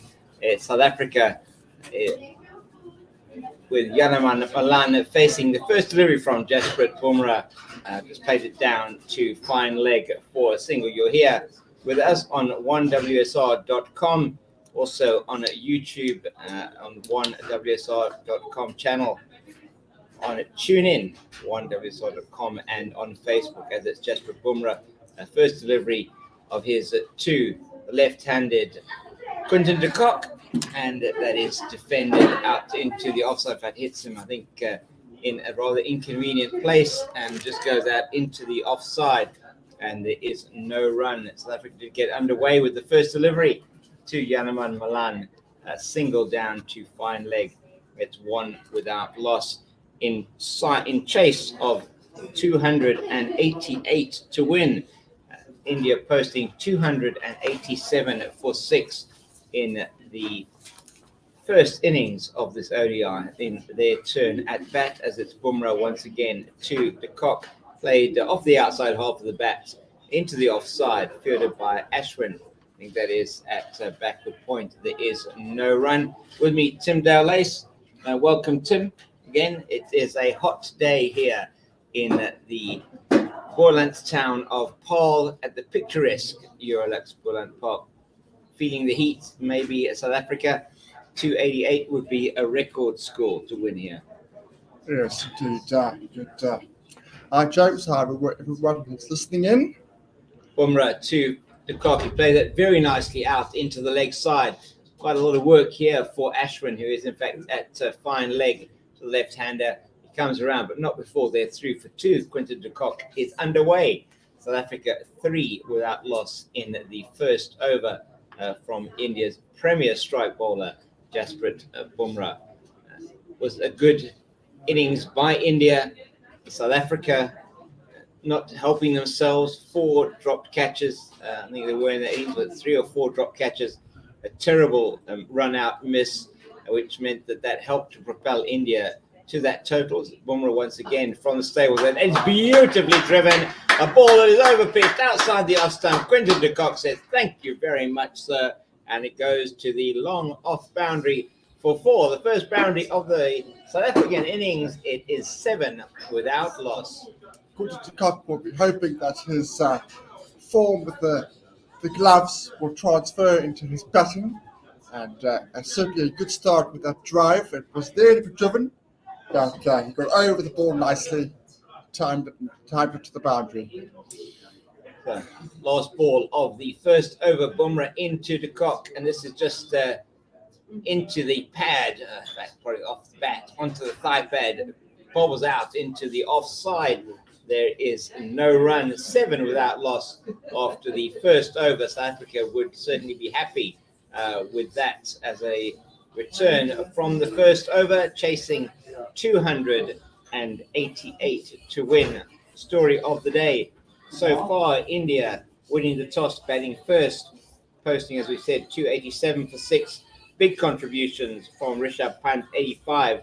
Captain KL Rahul, who was dropped twice and had a missed run-out opportunity for South Africa. And then the other contributions down the order, Shardul Thakur once again contributing 40 not out at the end to go to 50 not out in the innings on Wednesday, and eventually ending on 287 for 6. Looked like they may get more when they were 179 for 2 after 31 overs, but 2 quick wickets and some good bowling in the middle overs from South Africa prevented them getting over 300. It's going to be Bhuvi Kumar bowling from the Niederberg end here at the Eurolux Boland Park. He's away from, he's now past umpire Maria Erasmus, and that is not a great shot from Janeman Malan. Type of shot that got him out on Wednesday, outside the off stump, and no foot movement. He's practicing actually getting forward and moving his feet now, but he didn't move his feet on that particular delivery, inside edge, past the off stump, and quite fortunate to get the run. He's on to 2, South Africa 8. De Kock, his partner, is on 6. In the second over of South Africa's reply, and it's Bhuvneshwar Kumar who is bowling his right arm over the wicket, medium paces, and he will be bowling that to the left-hander De Kock. He has a slip, a third man, backward point, extra cover, short extra cover, mid-off, mid-on, mid-wicket, and a man on the long leg boundary. He's away from us now and bowls to De Kock. De Kock is forward defensively, just a bit on the walk, plays it back to the bowler, and just knocks it on to the offside, and it is picked up there in the cover region by, I think it's Venkatesh Iyer. It is indeed, and he throws that back to his captain, KL Rahul, who is at mid-off to the left-hander. Just on Janeman Malan with that last shot, his last 3 innings in one-day cricket are 18, 16, and 6. So you want to make sure that doesn't continue. My word, Quinton de Kock is showing intent here as he comes down the wicket to Bhuvi Kumar and slaps him through the leg side for a 4. That's another boundary to South Africa's opening batter, and he goes to 10 with that, and it is now 12 or no loss in the second over. Quinton de Kock is in a hurry. He often is, but what is looking good is his timing, the shots that he's playing. He's not letting it get ahead of him. Knows he needs to be positive, and South Africa need to be positive. they were too slow in their power play on Wednesday. They know that they cannot afford to do that if they're going to chase down this total. On Wednesday, they were 39 for 1. Absolutely right, Tim. Of the 3 power play innings so far, South Africa's 39 for 1, by far the lowest. Kumar into de Kock. That is outside the line of the off stump, short of a length, a little bit of width. De Kock is upset with himself, slaps the back of his bat with his left hand, expecting to get that through the cover field. It's a ring cover field, as we would expect also in the opening overs of the power play. 2 men allowed outside the ring in the first 10 overs, and they're both on the leg side to Quinton de Kock, a long leg and deep square leg. The ring field on the offside with a third man up in the ring. De Kock plays this out of the park. Indeed, that is 6 for Quinton de Kock. It goes onto the grass bank, over the advertising hoardings, short of a length, into the body, and he says, thank you very, very much. You referred to Bubu Kumar as over as a medium pacer.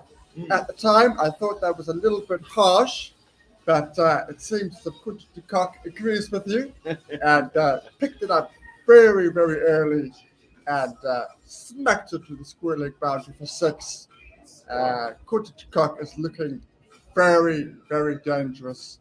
Wow. Yes, that is going to be warning signs for India and positive signs for South Africa.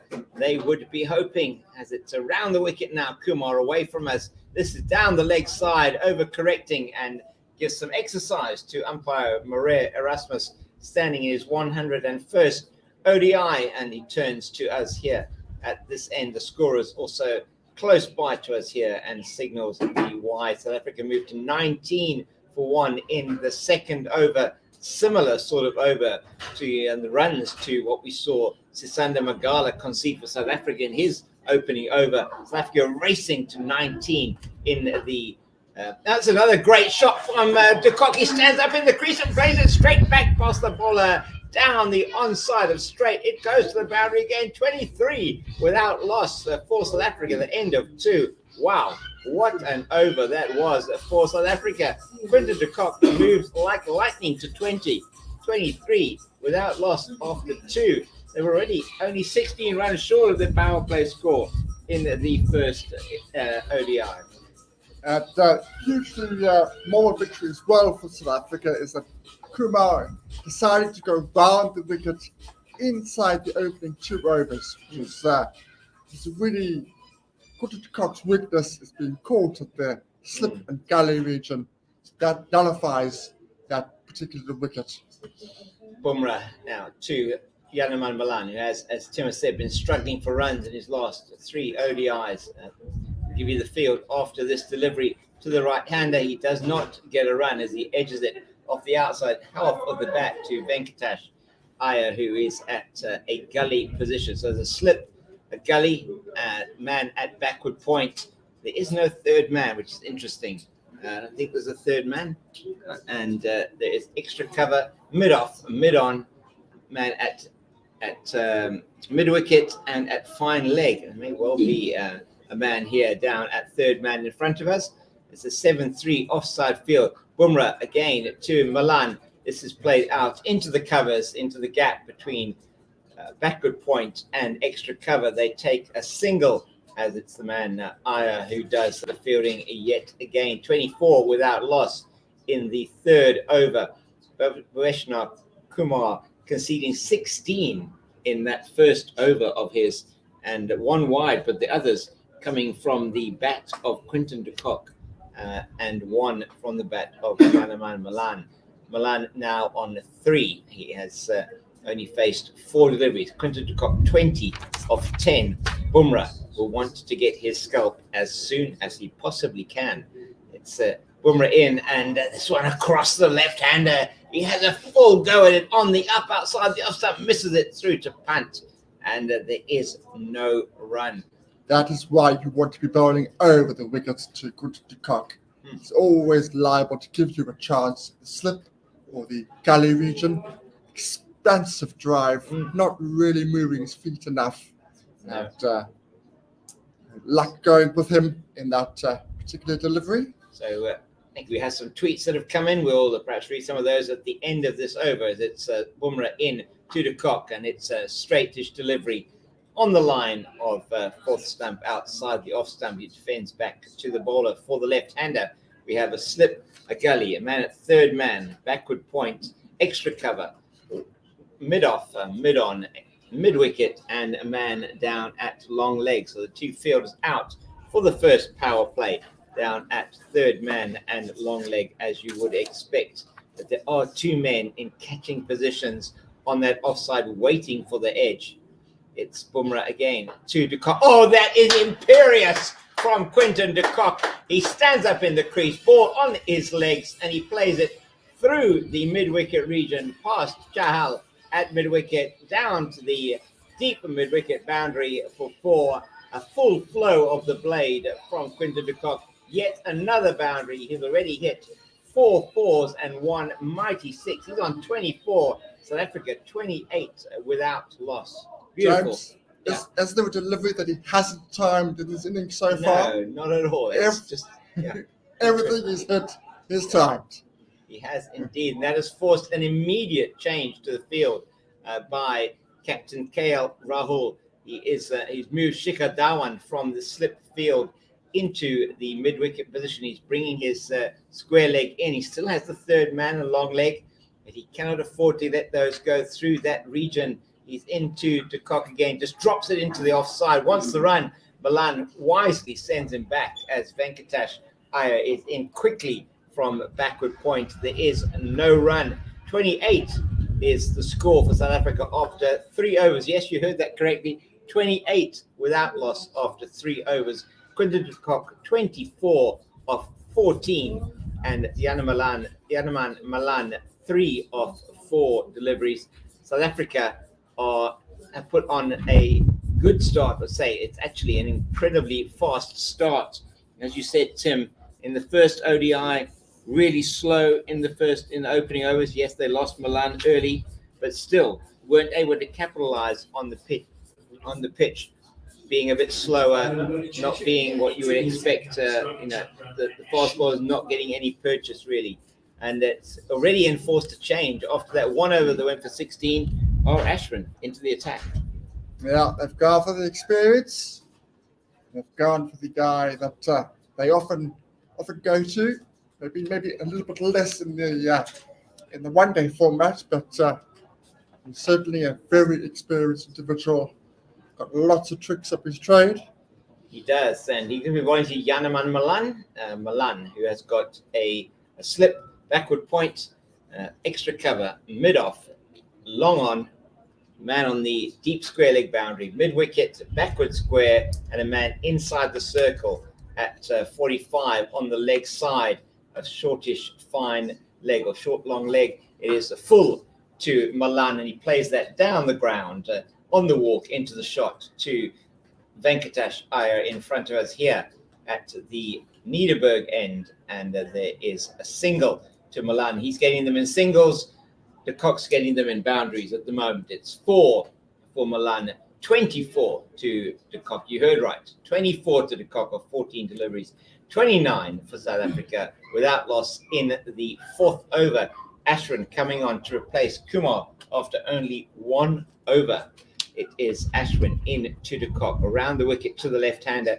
Plays into the covers where it's fielded by the captain. KL Rahul at extra cover. We have a backward point, man on the cover. No, we don't have a man on the cover boundary. We have a backward point and a ring field on the offside. Quinton de Kock plays this one again, stepping away from his stumps. Dangerous ploy, perhaps to Ashwin, who did get him in the first ODI. Playing a similar type of shot.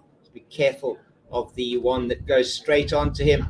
He plays beautifully through the offside. He comes forward. It's not that full, but he plays it through the cover region between the man with extra cover and point.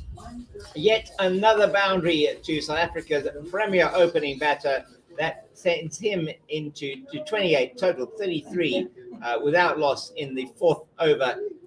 28 of 17 balls. This is flighted. He plays it into the offside to extra cover, fielded by KL Rahul. There is no run. 33, Tim, 33 in the 4th over. South Africa trying to make a statement. In fact, Quinton de Kock making a statement early on. A good delivery from Ashwin into the pads of de Kock. He just pushes it out. Shows some very good game management instincts as he takes the single. And that is the end of the Ashwin over. It went for 6. So a bit of a reprieve perhaps for India in that over, as it was played, last ball played into the leg side to mid-on, and they took the quick single. 34 without loss after 4. It is Milan on 4 and Quinton de Kock on 29. Only 19 deliveries, 5 4s and 1 6 already. It is going to be Bumrah to continue from the old stables end. What a start, Tim. Outstanding start for South Africa. That'll be cock-a-hoop with the start that these two have made. And will it continue? This is just defensively played back down the pitch by Quinton de Kock. He needs to treat Bumrah with some respect, and no doubt he may do that if the deliveries are, as we know, they are going to be from Bumrah, an outstanding bowler. So it is a field is a 3rd man gully, backward point, extra cover, mid-off, mid-on, mid-wicket, square leg, and a man on the long leg boundary. It is mightily hot here in Paarl today. It is upwards of about 40 degrees centigrade as Bumrah's in to de Kock. Plays this very nicely out, but straight to the man at the mid-off, wideish mid-off. The glasses out to see if we can see who that is. Is the captain, KL Rahul, in that fielding position. There is no run. 2 balls gone in the 5th over. Quinton de Kock must not get frustrated that he is not continuing his run scoring spree from a South African perspective. Bumrah tightening up the lines, tightening up the lengths. He is towards us now from the old stables end, past umpire Holdstock to de Kock, and it's on the legs, and de Kock just getting a leading edge to that, but takes the run very cleverly as it's played quietly down to the man at mid-off. That is Rahul. They go through for the single. 3 balls gone in the Bumrah over. 35 for the loss of no wickets. South Africa in the 5th over. Yes, you heard it right. 35 in the 5th over. Yanaman Malan taking strike. The right-hand, left-hand combination, which proved so problematic for South Africa earlier on today as well, in that big partnership between Pant and Rahul Malan. He wanted to get his feet moving to Bumrah. He's in Bumrah now to him. Plays that one from outside the off stump, wide of the fielder at mid-off. That is the captain, Rahul. And he takes the single and goes off strike, rotating the strike to give the impressive Quinton de Kock the strike again. Noticeable lull though in the game. All of a sudden, South Africa going at a very good rate, but there is a noticeable lull in the last 9-10 balls. Yeah. That over from Ashwin did go for 6, but it did cause de Kock some concerns and areas of where he needs to think about it. Change to the field, Tim. We see the 3rd man coming up into the ring. Man going deep onto the square leg boundary. So we now have 2 boundary runners on the right, onto the onside for the left-hander. A man at deep backward square, man at long leg, and everybody else in a ring. 5-4 offside field still. Bumrah is in to de Kock, and he plays this into the gap on the leg side. It'll be a long chase in for Yuzvendra Chahal. And he picks up now, throws into Rishabh Pant, but not before there is a single taken. Yes, noticeable lull just after that initial onslaught. It was an onslaught. Just Quinton de Kock just taking them on and knocking Bhuvi Kumar straight out of the attack. Yeah, it was very clear that the intent from Quinton de Kock has shaken the core of the Indian bowling lineup. But Bumrah is sticking to his game, as he often does. And he's now trying to stick this through to Yanaman Malan, who plays it very nicely into the ground from outside the off stump. Foolish delivery, probably on about a 6 stump off 6 stump line outside off stump. down to R. Ashwin at third man, and they take the single 38 without loss after 5 overs. Reminder, if you are just joining us, South Africa chasing 288 to win after India posted 287 for 6. The standout innings for India, Rishabh Pant, that man, Rishabh Pant, 100 not out in the test match earlier on in the series, and a great innings today once again from him. 85 of only 71 deliveries in that 287 for 6. South Africa are off to a flyer though. Quinton de Kock is on 31 of 23. Malan, who is facing Janneman Malan, facing Ashwin now, is on 6 of 7. The field to the off spinner from the Niederberg end is a slip backward point, extra cover, wideish mid off, long on, deep mid wicket, square leg, and a man at 45 halfway to the boundary on the edge of the circle. That is first delivery just defensively back to the bowler from Malan. Interesting period of play awaits here. It is the wily Ashwin to Malan. He comes forward, plays defensively into the offside. It goes to Thakur, the man of the moment at the end of the Indian innings. Yet again, 40 not out for him as he took India to that 287. Ashwin in again to Malan. Full, plays it down to the man at mid-off, and there is no run. Kumar doing the fielding. Malan has worked very, very hard at playing spin bowling the last 6 months, and it has been rewarded in quite a bit, but he's still got areas of to work. He doesn't always move his feet as well as he could to the spin bowler, so Ashford might find that he could get him out if he bowls nice and accurately.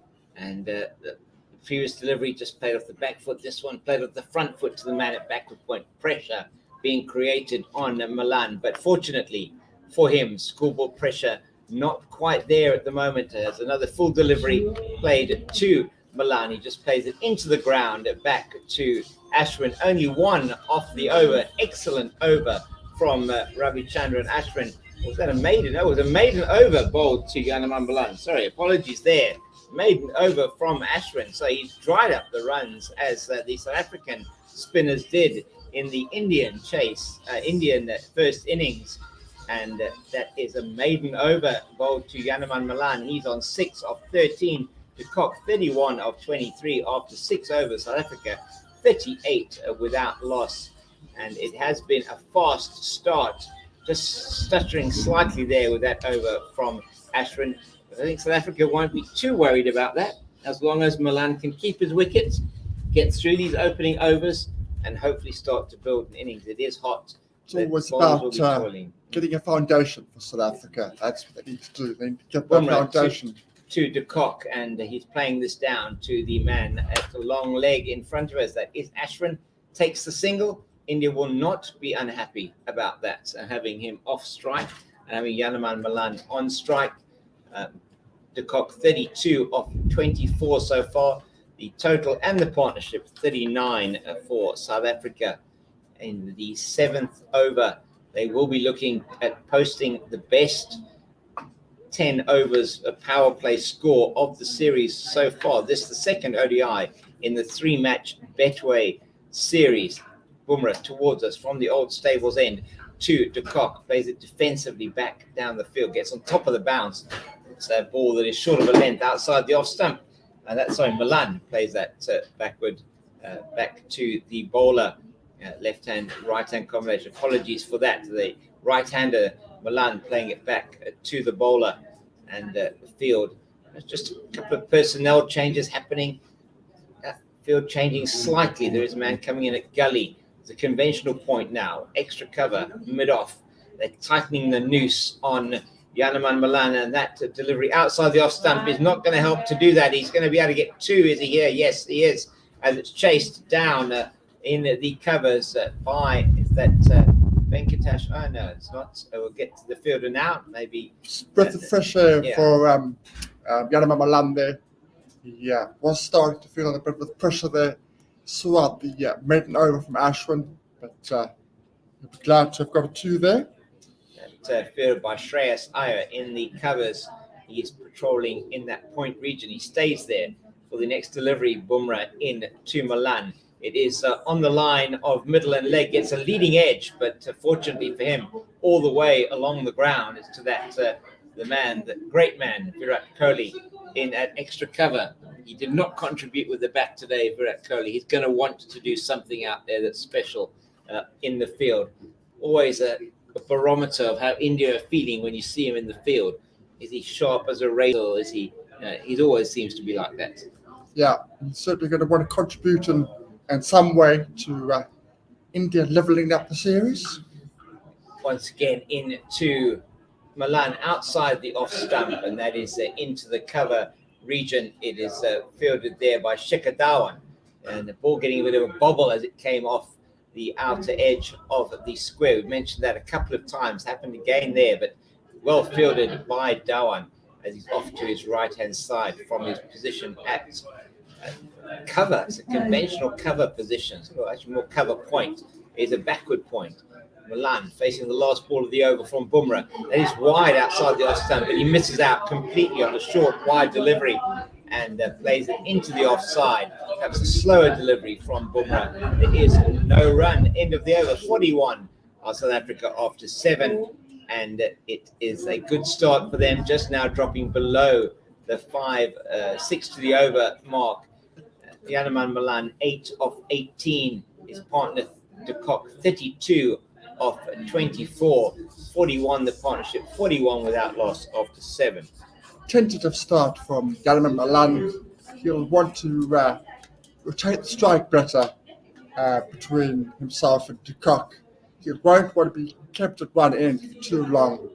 Otherwise, he might get a little bit too frustrated. Quinton de Kock, on the other hand, just timing it beautifully. He is timing it beautifully. Timed that one again beautifully, as you said, Tim. Coming down, look, it's slightly ball outside the offside, stroked it in to the cover region where KL Rahul does the fielding. There is no run.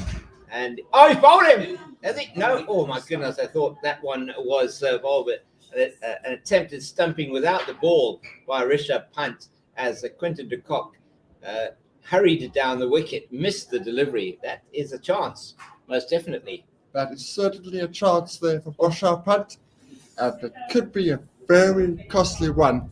Good indeed. And beats him all ends up at Ashwin. Oh, he makes him pay immediately as he lofts that one over the boundary, backward and square for the maximum. That's 6 to Quinton de Kock, and immediately he's making India pay for that lapse in the field.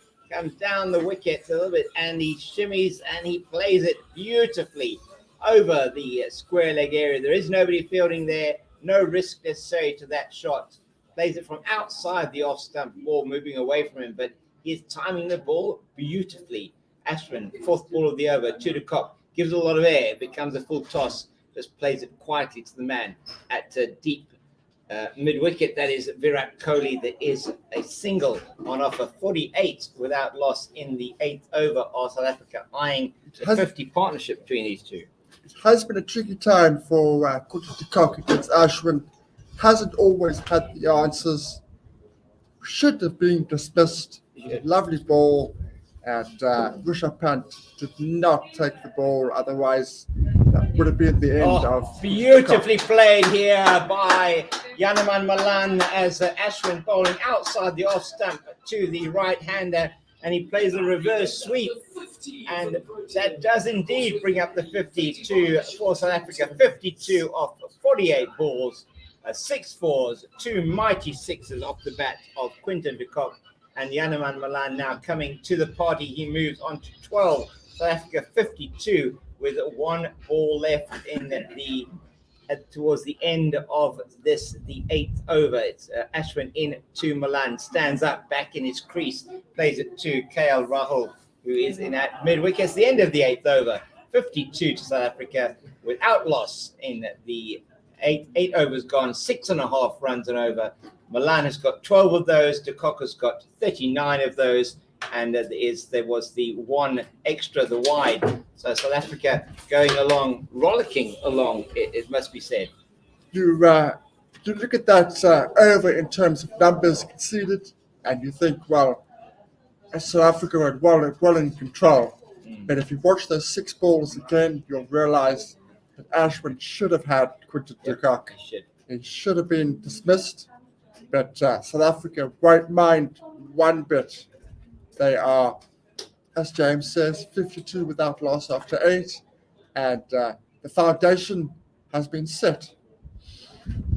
It has indeed. Bumrah is going to try and rock that foundation right now. He's into Quinton de Kock, but with that delivery, he is certainly not going to do so as he plays it off his hips down to Ashwin in front of us here at long leg. They take another single, 53 without loss in the 9th over. Are South Africa what looks like it's going to be the highest score in the opening power play in this 3-match Betway ODI series so far, with Janneman Malan and Quinton de Kock setting the platform here for South Africa. Bumrah in his 5th over. He is bowling from the old stables end at this beautiful ground here, Eurolux Boland Park. But it is steamingly hot out there for the Indian fielders, for the South African batters. That's a good delivery from Bumrah into the pads, straying a bit down leg side. Malan squared up slightly, trying to play it into the leg side, gets a leading edge. Back of the bat almost, out into the offside to the man at backward point. The field for the right-hander, 3rd man, backward point, cover point, extra cover, mid-off, mid-on, mid-wicket, man at long leg. We have a 6-3, was it a 6-4? Sorry, there's a man also at square leg, 5-4, offside, leg side field. Yes, as it is played into the covers by Janneman Malan, fielded by Kohli. So South Africa needing 288 to win, have knocked off 53 of those runs already. They need 235 to win, 249 balls left in the innings. They're running, at the moment, their run rate 6.2 runs per over. It is already, the chase is on, most certainly. And South Africa, Malan, 3 balls left in the over from Bumrah. He's into him now. It is on the hips, and he plays it to Venkatesh Iyer at the short mid-wicket area on the square. They don't take a run. 53 without loss in the 9th over. It is de Kock on 40, Malan on 12. South Africa in pursuit of 288 to win. They'll know that at some stage Bumrah has to come off, so the pressure will be released a little bit when he does come off. Bumrah once again into Malay. He plays that beautifully off his hips. Is Chahal going to make it to the boundary? No, he's not. It hits the boundary rope now at mid-wicket, and that is another boundary for Janneman Malan. He goes up to 16. South Africa 57 without loss, which is the equal highest score so far in a power play in this series, and that was achieved by India earlier on today. 57 without loss for them as well in the power play. And it is Malan facing Bumrah once again. And this is outside the off-stump. He plays it in the air over the ring and down to Ashwin at 3rd man, who has to make a lot of ground to his right. He comes through for 2, does Malan, takes his score to 18. De Kock, his partner, is on 40. South Africa have eclipsed the highest score in a power play in this series. They are on 59 for no loss after 9 overs on this steaming hot afternoon in the Boland. We're here in the picturesque town of Paarl, the Klein Drakensberg Mountains, beautiful and resplendent off to our left from our commentary position here at the Nederburg end. It's going to be our Ashwin to continue. Yes, he is causing problems, Ashwin. He is looking like getting a wicket. We said he should have got one in the previous over. So it makes sense to keep him on, to keep the pressure on. If not the runs, but the pressure of getting a wicket. What can de Kock do with this one? Short outside the off-stump, plays it into the cover region. Very well fielded there in the covers by Venkatesh Iyer. He's diving away to his right-hand side, preventing a certain boundary as the ball coming so sweetly off the bat of Quinton de Kock today. De Kock rocks his head backwards in frustration. He knows how close that was, just piercing the field. Yeah. 60 without loss. South Africa in the 10th over.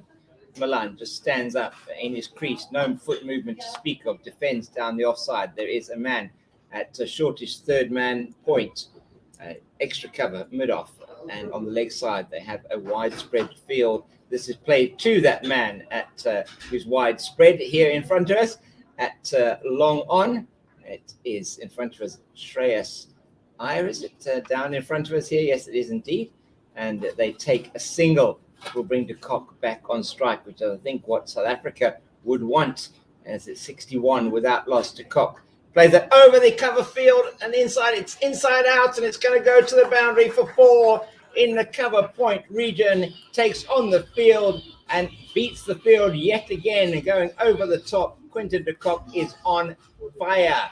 Heart and mouth situation there for all Proteas fans. There was a slight moment there when he thought it wasn't going to pierce the inner ring, but he got enough of it. It went over the top, and de Kock is willing to take risks. And so far, it's coming off. 45, he's on a 31 deliveries. Again, plays this one now to the man who's deep at long off. It is Shreyas Iyer in front of us, and he takes the single. 66 without loss in the 10th over. And at the end of this over, we are going to have a double commentary change. It will be in 1 delivery's time. Tsepo Tayela coming in for me, and then Nathan Gogela will be coming in, as this is a reverse sweep from Janneman Milan, not successfully accomplished. That takes South Africa to 66 without loss at the end of the power play. And Tim will just summarize a bit for you what is happening there while I go and say goodbye and end for Tsepo. Okay, so South Africa are 66 without loss after 10 overs. They are full control. India did have a chance to get the dismissal of Quinton de Kock. It didn't take the stumping, and their teams are having a discussion at the moment at the drinks break, and hoping that they'll get a wicket. Yes, good to be back here, ladies and gentlemen. After Janneman Milan's reverse paddle attempt, the Indians have taken a review for LBW, a little bit of an appeal, and that is why there's a little bit of a break in play. Either way, 61 for 1 all without loss is a decent start for South Africa at a rate achieved of 6.6. Oh, that's a fantastic delivery, pitching outside a leg stump and probably turning in. Might have gotten a bottom edge, Janneman Milan, but you can definitely see it's pitched outside leg. Outside off, sorry. Got confused, left hand, right hand with the reverse sweep. It did turn, so Janneman Milan's only chance I see from here would be if he got an edge on it. We're going to ultra edge now. Might have also impacted outside the line as well. We're hearing that. No sound, flat lining. But it was very, very low as Nate joins me here. How are you doing, Nathan? All's well, brother. Scorching hot here at Eurolux at Boland Park. I believe it's 39 degrees. My man, it is cooking. I feel like I'm in an oven. Original decision, not out. Pitches outside off. Impact is outside the line. So Janneman Milan survives. And they've lost a review. Have the Indian team with that call. Marie Rasmus gets it right again here. Again, Marie Rasmus is unmoved. Unmoved, maybe. Only doing the hokey pokey, not out. So not out, the dead ball, not outside. Unfortunate for India here, losing a review. A desperate review. One would feel keen to get a wicket in this power play, but unfortunately, they never got a wicket, which starts the second power play. South Africa 66 without loss. Janneman Milan on 19 of 28, and Quinton de Kock 46. Yes, 46 of 32. He's been zooming with 6 4s and 2 massive 6s. And Janneman Milan with the 2 boundaries himself. Yeah, if the Kock goes, guess he's 50, do we bring up his 27th 50 in the ODI format? Looks like we're having a bowling change from the old stables end. It's Chahal coming into the attack here. He'll be keen to get some wickets especially after going wicketless in the first ODI. Yeah, obviously, the Indian cricket side is bringing the spinners early on because obviously the onslaught from with the seamers in the first 2 overs.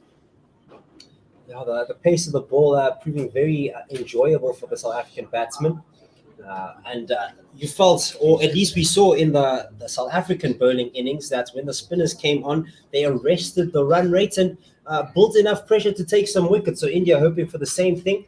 Chahal comes over the wickets to the left-handed Cock. It's low, a good length delivery, whipped off the pads to the man at backward square, deep backward square leg for a single. 67 now for 0, as we feel a warm breeze here in Boland Park. Yeah, Chahal to Malan. We have obviously a change in field now from left and right. But anyway, obviously the Indians will be looking to get a wicket here early on. Because obviously they haven't lost the South Africans haven't lost a wicket yet. 67 for no loss after 10 overs. Obviously the last game, India scored 265. Obviously they didn't win that game, unfortunately, but a high total indeed. This delivery driven back past the bowler, going down the ground. The man at long on will do the fielding as South Africa moved the score a little bit higher to 68 without loss. Yeah, Kunde Cock is on 47. We have a short, fine leg, a deep square leg with a mid-wicket. And then another man riding it on the leg side. Right arm over the wickets to the left-handed Quinton de Kock, pitching outside off stump, a reverse sweep, kept grounded to the man at backward points for no run. Yeah, so we have a long on and long off cover, and then a guy at standing a short-haired man and backward point. This one a flint delivery, just chipped by Quinton de Kock to the leg side, where long on will do the fielding. They get another single. 69 now. Yeah, that moves the Cock on to 48. Now we have Malan on 20.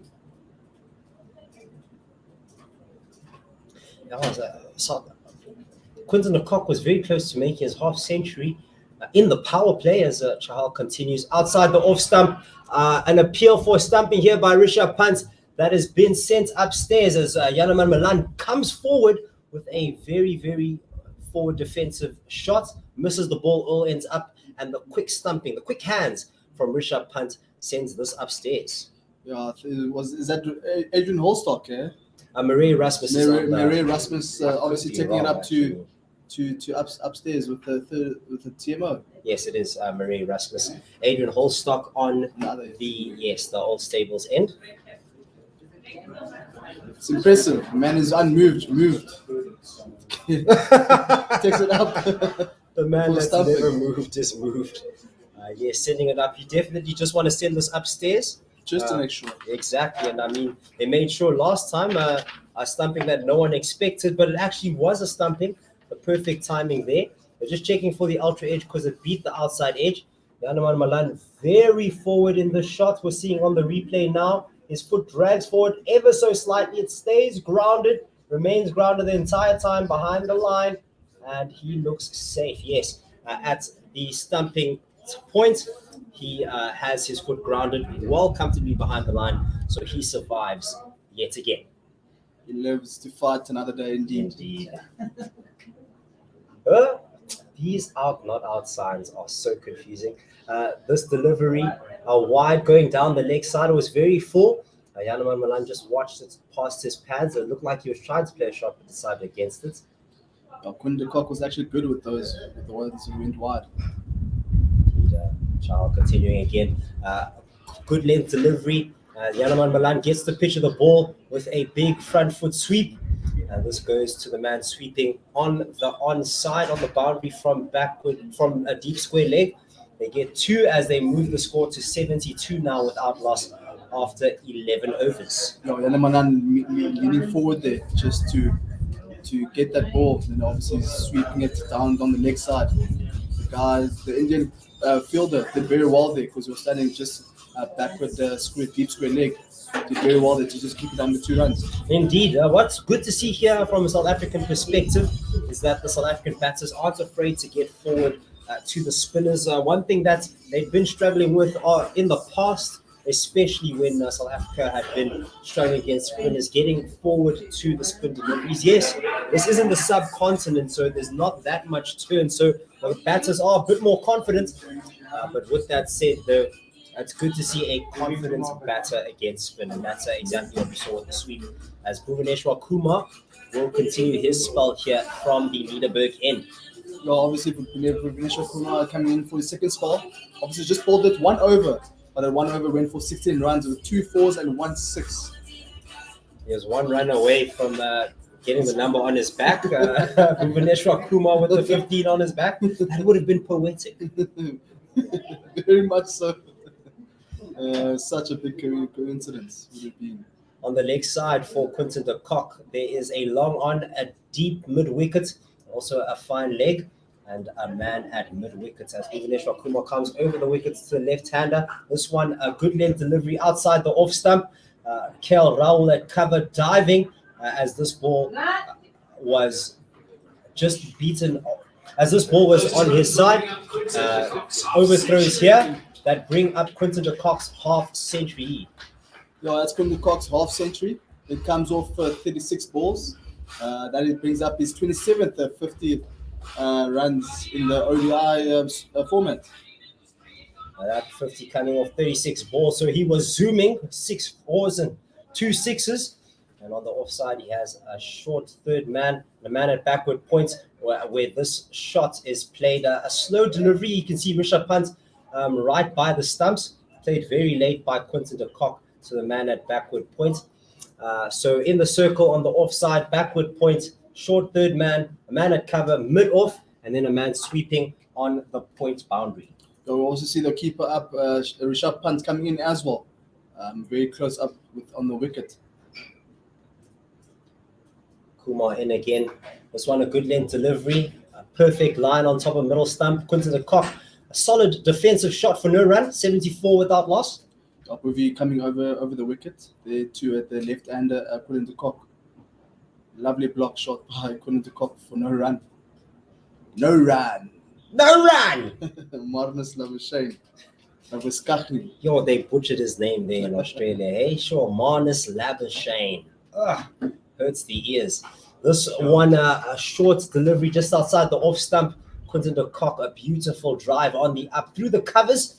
Will only get a single with the man sweeping on the boundary. Shikhar Dhawan. Yeah, obviously that shot goes between the cover and the backward pointer region. Down for a single for Quinton de Kock. Brings on Yanaman Malan. Bhuvi staying on the right arm over against Yanaman Malan. Similar field placings for Yanaman Malan. Except now the man Ravichandran Ashwin from long on will move into the circle to mid on, and the man at short fine leg will be on the boundary. So the boundary riders behind square here. Punt up to the stumps. This delivery short, or rather a good length delivery in line with leg stump. Played off the back foot to Ravi Ashwin here at mid on for no run. No run indeed. No run indeed. Obviously the Indians will obviously be loving this at the moment because obviously he's eating up the balls. Yeah, it's very important here for India to arrest control of the situation in the middle overs. The run rate achieved well above the run rate required, 6.3 as opposed to 5.6. A good length delivery outside off stump, played off the back foot by Yanaman Malan, driven straight to mid off for no run, which ends this over. South Africa 75 without loss after 12. Yeah, another dot ball there by the South Africans. Obviously, Bhuvaneshwar keeping it nice and neat on that the last few deliveries. Obviously, something different from his first over. Obviously, he's doing very well in this second over. Yeah, you can see the South Africans changing gears here. An onslaught in the power play by Quinton de Kock, especially getting big runs. It was 46 runs in the power play. And now in the middle overs, not being as aggressive with less fielding restrictions, more fielders on the boundary. Means to take less risk. So you'd feel that the South Africans took advantage of the power play when they did that. Chahal will be continuing. He has a man at short third man, backward point, and cover on the offside in the circle, as this delivery was full on leg stump and blocked out. Also has a long off, a long on. Two men sweeping on the leg side at deep mid wicket and a deep backward square leg. And then in the circle, they have a man at mid wicket and short, fine leg. This one tickled around the pads, just wide of the man at short, fine leg for a single. 76 without loss. Kundukok leg launched that towards the short, fine leg region. Obviously, there was a field there. The only way ran one run. That brings on Yanman Malan onto strike against Chahal. Don't forget, you can tweet us at OneWorldSR. We'd love to hear from you as we see Yanaman Malan getting a slip in place. Shika Dawan moving from what was a short third fine leg for Quinton de Kock to now slip for Yanaman Malan. A flight to delivery right on the pads, driven down the ground, dug out very nicely by Yanaman Malan to long on for a single. 77 without loss.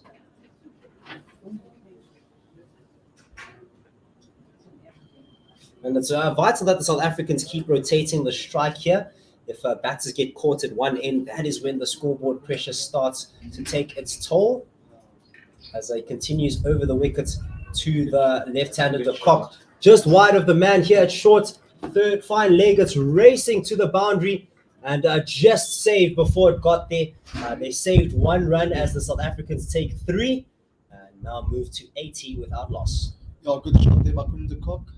Obviously, just playing a bit finer towards that fine leg, shorter fine leg, beating that man.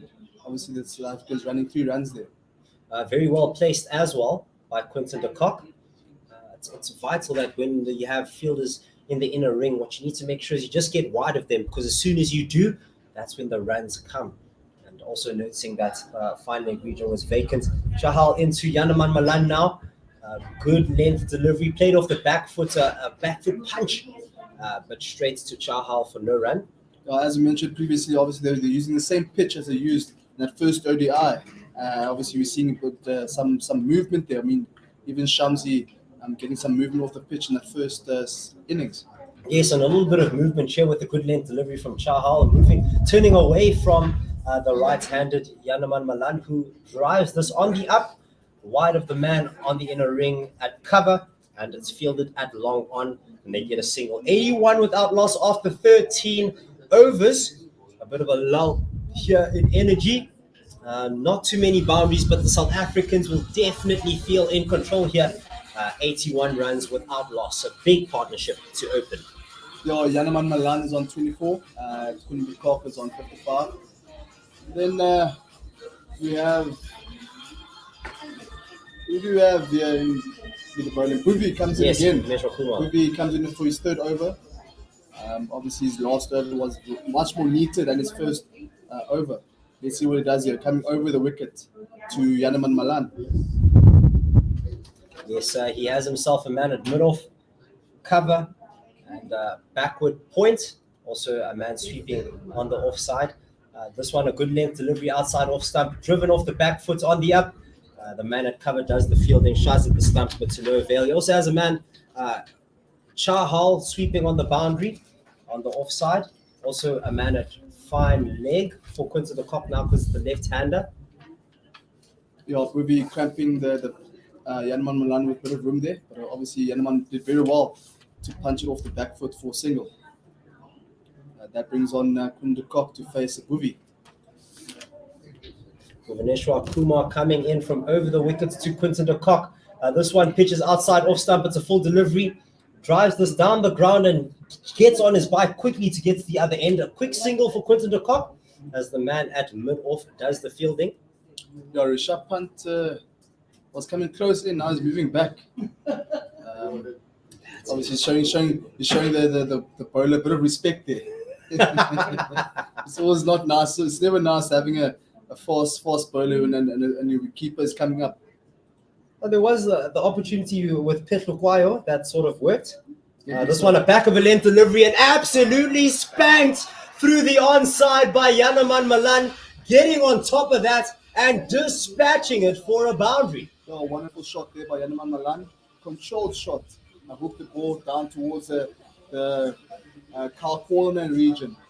for 4. Wonderful shot by Yanaman Malan. Oh, just set up so nicely for Yanaman Malan as well. Bhuvaneshwar Kumar trying an effort ball to really throw the ball into the ground to get as much bounce as possible, but set up too nicely for the right-handed opener. This delivery, a good length delivery on the pads, whipped off the pads, or glanced off the pads rather, into the square leg region for a single. 88 now without loss. Well, that ball was pitching on middle and leg side. Obviously, that Yanaman Malan did very well there. Just control that shot towards that square leg and fine leg region. For Quinton de Kock, Bhuvaneshwar Kumar has a man at short third man, backward points and cover. And this one pitches outside off stump. Quinton de Kock drags it across the line. It bounces once before it gets to the sweeper in the deep mid-wicket region. And South Africa get another single. 89 without loss. De Kock on 57, Yanaman Malan on 30. And the partnership, as you heard, 89. Oh, that's a wonderful shot by Quinton de Kock. It's actually one of his favorite shots. That golf swing shot of his. I mean, he is accustomed to play a lot of golf on his off time, or fishing as well. He does love So fishing. He loves that offside. I mean, that leg side region. You've seen he scored many of his runs towards the leg side region. Just thinking of one of the shots that I love to see from Quinton de Kock. This one, a good length delivery outside off stump.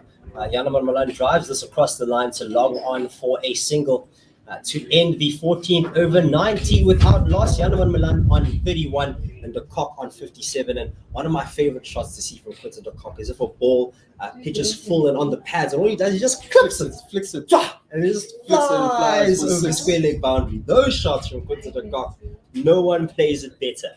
But it's very onto the action. It's very nice to see that the Proteas now are rotating the strike quite nicely now. Obviously, it was just a dry spell there with the spinner when the spinners come on. But obviously, it's nice for them to get a few runs going there, rotating the strike, and that's bringing on Paarl. Yeah, South Africa definitely in control at the moment. No wickets on the board. No scoreboard pressure, just rotating the strike nicely as Paarl throws this one in. It's quite full. An open blade from Yanaman Malan lets this go to the man at backward point for no run. He has a slip, a backward point at cover, a man at long off. Also a man sweeping on the offside square of the wicket. Paarl coming over the wicket to the right-hander. A lot of flight and just punched past the Indian spinner as long off comes into play. Yanaman Malan also had a man at short fine leg, a man at deep square leg, and a man at mid wicket and long on. The deep square leg for Quinton de Kock now comes into a conventional point. He has a deep square leg and a deep mid wicket, and also a long on and a long off. Yeah, Charles keeping it very tight towards the stumps and giving no room to the batsman. Obviously, has put a lot of pressure on the batsman to rotate the strike. Conversations with some Indian fans as we see the man at cover. We see the man at cover, sorry, not cover, at point going to a deep backward point.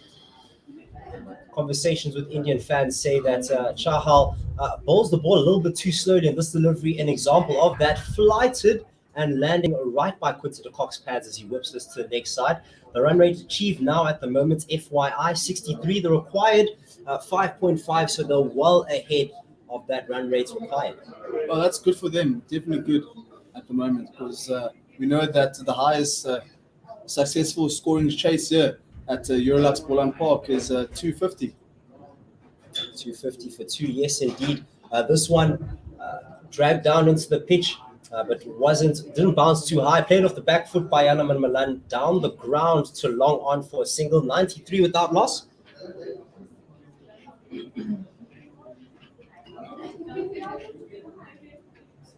Yeah, about 700 runs. Paarl coming in again over the wickets to a left-handed de Kock. Great fielding here at mid-wickets.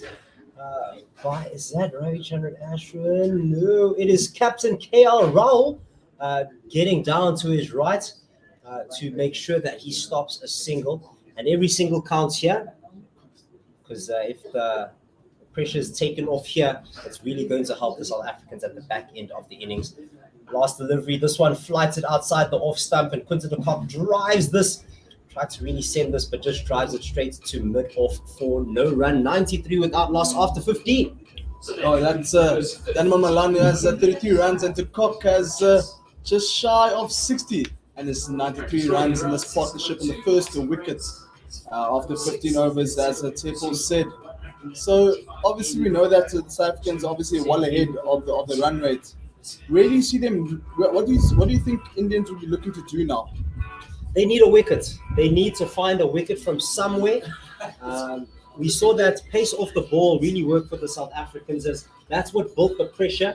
That's what really, as I said, built the pressure. Lots of dot balls coming, not a lot of boundaries. The Indians were working the ball around, but when that pressure comes, that's when you can really start to take your wickets.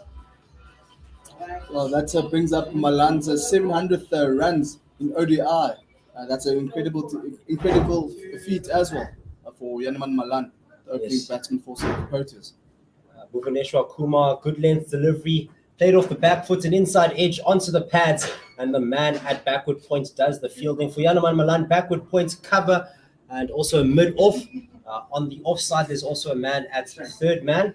On the leg side, a not too fine leg, a square fine leg at 45. A man at mid-wickets, a man at mid-on, a man sweeping on the leg side boundary.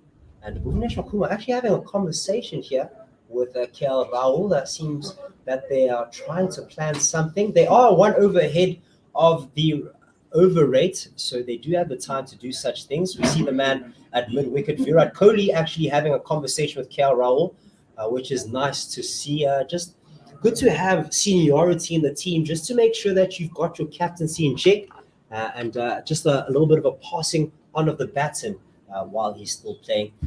Yanman Malan on strike, coming to the pitch of the ball, driving this on the up and piercing the gap on the offside, like threading the needle. Truly, how he bisected those players was absolutely remarkable, and he gets himself a boundary.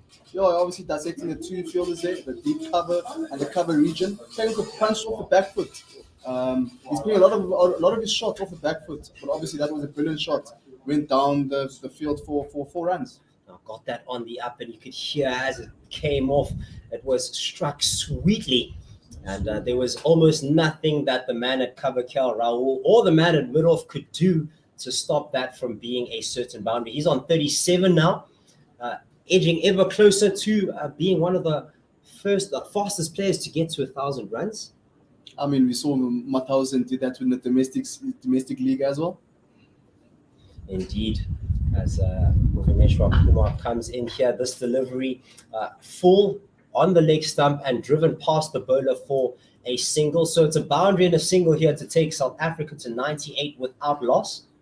Yeah, that's Yanman Malan again playing for back foot, obviously rotating the strike nicely there with Quinn Cock. Now it's good to see, not just dealing in boundaries here, but also rotating the strike nicely. What that does with the left-hand, right-hand combination, the bowlers will have to adjust their lines. South Africans struggled with that. And also it keeps the scoreboard ticking. Bhuvaneshwar Kumar shot, and it's in the arc, and it's sent to the cow corner boundary for a maximum. What a way to bring up the century for South Africa, sitting now on 104 without loss. That was a shot and a half, Bruce. Shot. Good shot indeed. Obviously playing good, brilliant placement by Yanman Malan. I'm sorry, it was Quinn Cock. Obviously between the two fielders there. Brilliant shot indeed. Again, on the leg side by Quinn Cock, his favorite region. I just hoiked that over the infield. He also bisected the fielders, so he did well to do that. But goodness gracious. Now, just a bit dragged down from a Bhuvaneshwar Kumar, and because he doesn't have the pace to generate that type of bounce to be any trouble for Quinton de Kock, it was easy for him to just get under and dispatch through the leg side for a maximum. More importantly, the 104-run partnership here for the two batters. As this one, a better delivery, it's full, it's on off stump, and it's punched straight back to the bowler for no run. Yeah, it's another brilliant inning so far by Quinn de Kock. Obviously, we know that in the first ODI, he only scored 27 runs off 41 balls. Brilliant effort here, obviously bringing up his 27th, 50th 50 runs in ODI format. And the words ring ever true from Themba Bavuma's press conference. He has a point to prove. Does the left-hand opener for South Africa. Back of a length delivery on top of off stump. Punch down the ground on the onside. That was a beautiful drive, but straight to Ravichandran Ashford here at long on for a single. 105 now without loss. 105 runs without loss after 16 overs. There are 183 runs to win with 204 runs, 4 balls spare for the Proteas. So going along very nicely without a wicket loss. That's the over up. So we have an interesting stat here from James King, the statistician. He's got a statistician hat on, saying that the record opening partnership for South Africa at Boland was between Gary Kirsten and Herschel Gibbs against Pakistan in 2002. And they scored 111 runs. So it was basically a Nelson, and they got smacked by it. Right 6 now, runs off. 6 runs off at the moment. Touch wood, touch wood. If you're a South African fan, if you're not, let go of all the wood you can. Hope that the Indians can get a breakthrough here, because they'll be desperate for one as Chahal continues the bowling from the old stables, and the flight to delivery right on Quinton de Kock's pads, and he just punches us down the ground relatively easily to the man at long on for a single. 106 now. Yeah, another full delivery by Chahal. Quinton de Kock obviously rotating the strike nicely with Yanman Malan. We have Yan Malan back on strike after they took a single. Yan Malan will obviously be looking to get another 50 here. Touch wood. He's 12 runs away. Let's not do the commentator's curse. Just keep touching that wood, brother. Keep touching that wood. Chahal has a man at deep square leg here for Quinton de Kock. Also a man at a fine leg. That's not so fine. He's at a 45. The sweep, it's Yanaman Malan. The sweep attempt from Yanaman Malan gets a little bit of an inside edge as it grabs him on the pad. Also has a mid wicket, a man at mid on, long off, cover, backward point, slip, and also a man sweeping on the offside. Chahal back to Malan. This one bounces. It's actually pitched, not quite as flighted as per usual. You'd like to see more of that from the Indians, as this one blocked for no run. The man at first slip, Shikhar Dhawan, moves away from there. He's going to a short third man region. 45 degrees as you see Venkatesh Iyer, who was at a very backward point, also literally sitting on top of each other. Flight to delivery outside the off stump. The sweep from Yanaman Malan that goes all the way to the leg side boundary. The man sweeping there does well to prevent the boundary. South Africa move to 107 now without loss. A confident shot only for 1 run, unfortunately. But a good shot indeed. But Charles keeping nice and neat, very close to the wicket and full, making it very difficult for the Proteas to play shots and rotate strike in this over. Flight delivery outside on the leg stump by Quinton de Kock. Whipped to the leg side where the man at deep backward square leg does the fielding. A casual single there as they move to 108. Edging closer to that 111 partnership. Touch wood. Chahal continuing over the wicket to Yanaman Malan. He leans back, plays this very late, and Shikhar Dhawan does some fantastic fielding here at short third man. Prevents what would have been a certain boundary and just gives away a single. That ends the 17th over, 109 without loss after 17 overs. Yanaman Malan on 40, de Kock on 67, and a drinks break taken here by both teams. And Nate, we have a tweet here from Otto Simon saying, at last, a 100-run opening stand for the Protea Fire. I'm struggling to remember the last time that happened, and we may actually be able to find out for you when the last time that was. But stay tuned. Keep tweeting us in at OneWorld, SR1 the number, World the planet, and SR the Sports Radio. And we'll also be taking your comments on YouTube. We love reading your comments on YouTube, so please do be vocal, and we will vocalize. The Proteas are doing well at the moment. Obviously, without a loss, after 17 overs, which is pretty good, considering the fact that the Indians posted quite a hefty total, especially on this ground. So they're doing fairly well, and obviously the Indian cricket players are doing a brilliant job on the field as well. So it's brilliant cricket overall. And as we saw, the power play, the most prolific power play for the South Africans, getting 67 in the first 10 overs. Quinton de Kock and Yanaman Malan remain unmoved. They came in to open the innings and are still there on 40 for Yanaman Malan or 50, and de Kock 67 or 52. The two bowlers at the moment, Chahal, he sits of his 4 overs, only 19 runs conceded, no wickets. And Bhuvaneshwar Kumar going at a hefty 10 and over with 40 conceded in just 4 overs. Yeah, the 67 runs is the highest runs in the power play in this ODI series. So that's something positive for the South Africans. We know they're not coming off a good form, especially from the Test series. But they did very well in that first ODI game, and they're looking looking good as well in the second ODI in the second innings.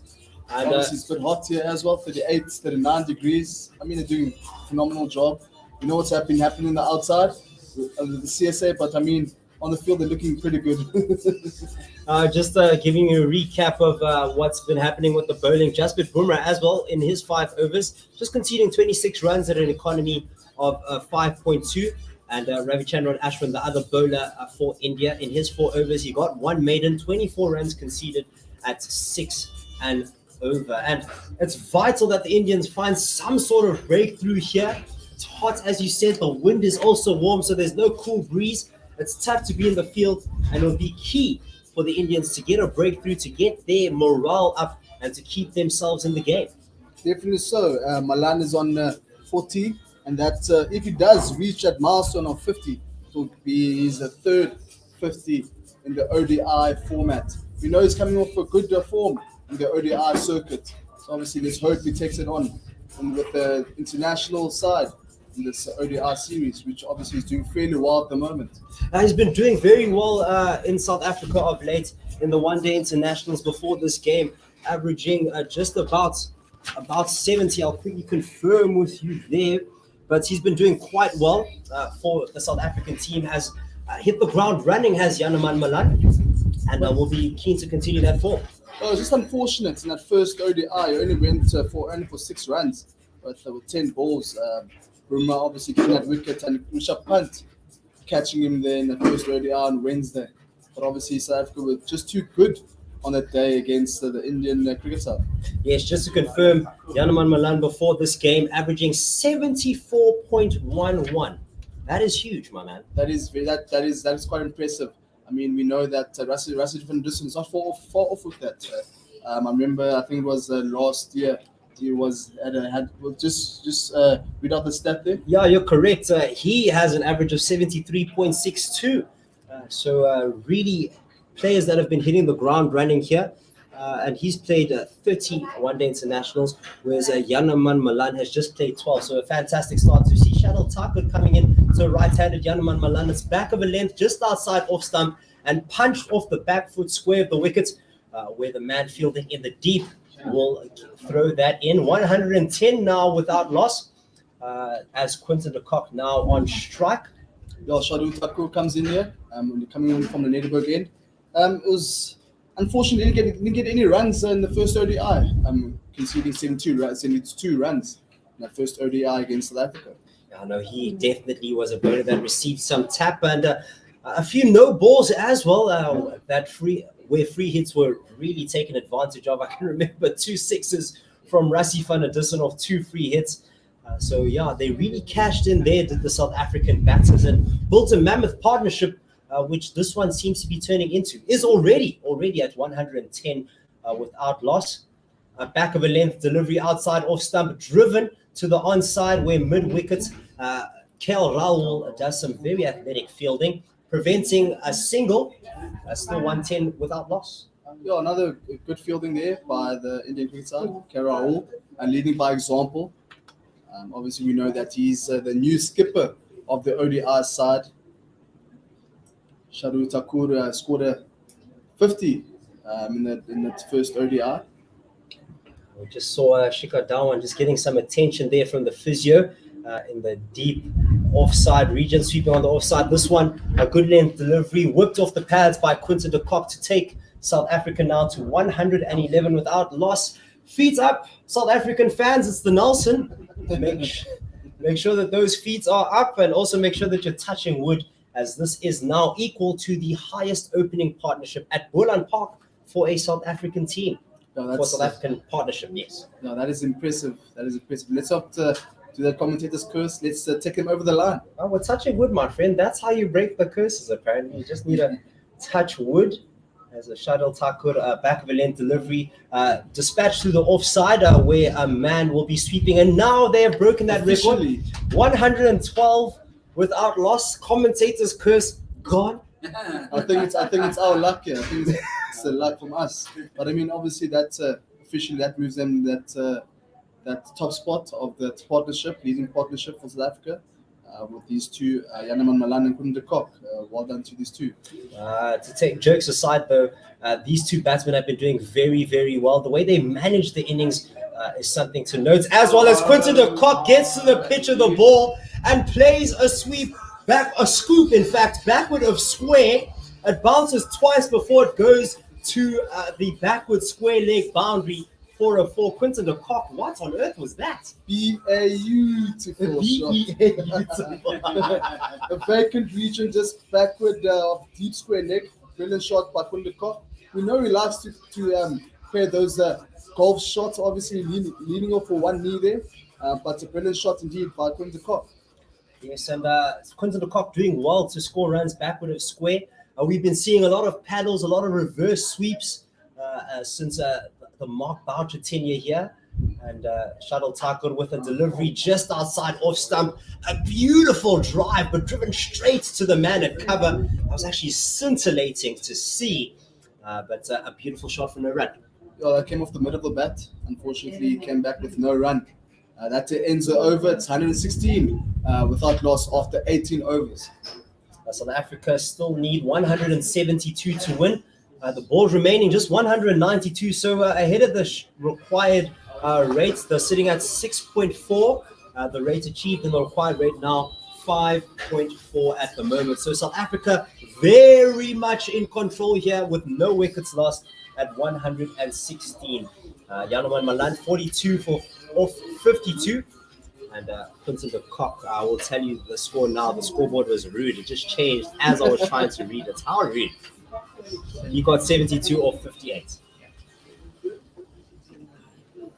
Shahal coming in off the old stables end to Yanaman Malan, who has himself a short third man, a backward point, man at cover, long off, and also a man sweeping square of the wicket on the offside. This one, a full-pitched delivery driven to the man at cover for no run. And on the onside, he has a mid-on, a mid-wicket, a man sweeping at deep square leg, and also a man at a very square, fine leg, a long leg region. Yanaman Malan gets to the pitch of this full delivery and just sweeps it to the aforementioned long leg for a single, 117 for none. I think the Predators are not really under pressure at the moment. They're well ahead of the run rate. Rotating the strike nicely, playing Shahal, actually playing the spinners really well. Right. That's something that's we haven't seen in quite a long time. So obviously that it must be something that they've been working on in the behind the scenes. Definitely, and you would have expected that the spin bowlers would have more of a say in this game. A very slow pitch we've been seeing. Runs very hard to come by, except for Quinton de Kock, who dispatches us to the onside with a beautiful little whip. But he keeps this grounded, and it runs down to cow corner where it's fielded by the man sweeping at a deep square leg. Just the 2 runs to take it to 119 without loss. Yeah, obviously that deep square leg fielder did very well there, from moving from his position down to cow corner, and then obviously South Africans getting only 2 runs with that good fielding there on the deep. Shahal coming over the wickets, the left-handed, a flight of delivery on the pads and just driven straight back to the bowler, or blocked straight back to the bowler for no run. 119 without loss. Don't forget, tweet us at OneWorldSR. We want to hear from you guys. We love what you have to say. and also chat to us on the YouTube comments as Chahal comes in again. Flight to delivery on the legs of Quinton de Kock. He glances this shuttle tackle at backward square leg, tries to stop the ball, but he cannot. And Virat Kohli coming in from the boundary doing the fielding. Just a single either way, 120 without loss. 120 indeed. South Africa needs another 160. Just confirmed the 166 runs with 187 balls to spare in the second ODI against India. This one bowled to Janman Malan. A quick single taken as the man at backward point, Shikhar Dhawan, does the fielding. Shies at the stumps, but Janman Malan was comfy cozy at the non-striker's end. 1-2-1 without loss after the 18th over. Now that moves Janman Malan to 44 runs, edging a bit closer to that milestone of which will be his fourth ODI half-ton in the ODI format. Shardul Thakur comes back on to bowl on the Niederberg end.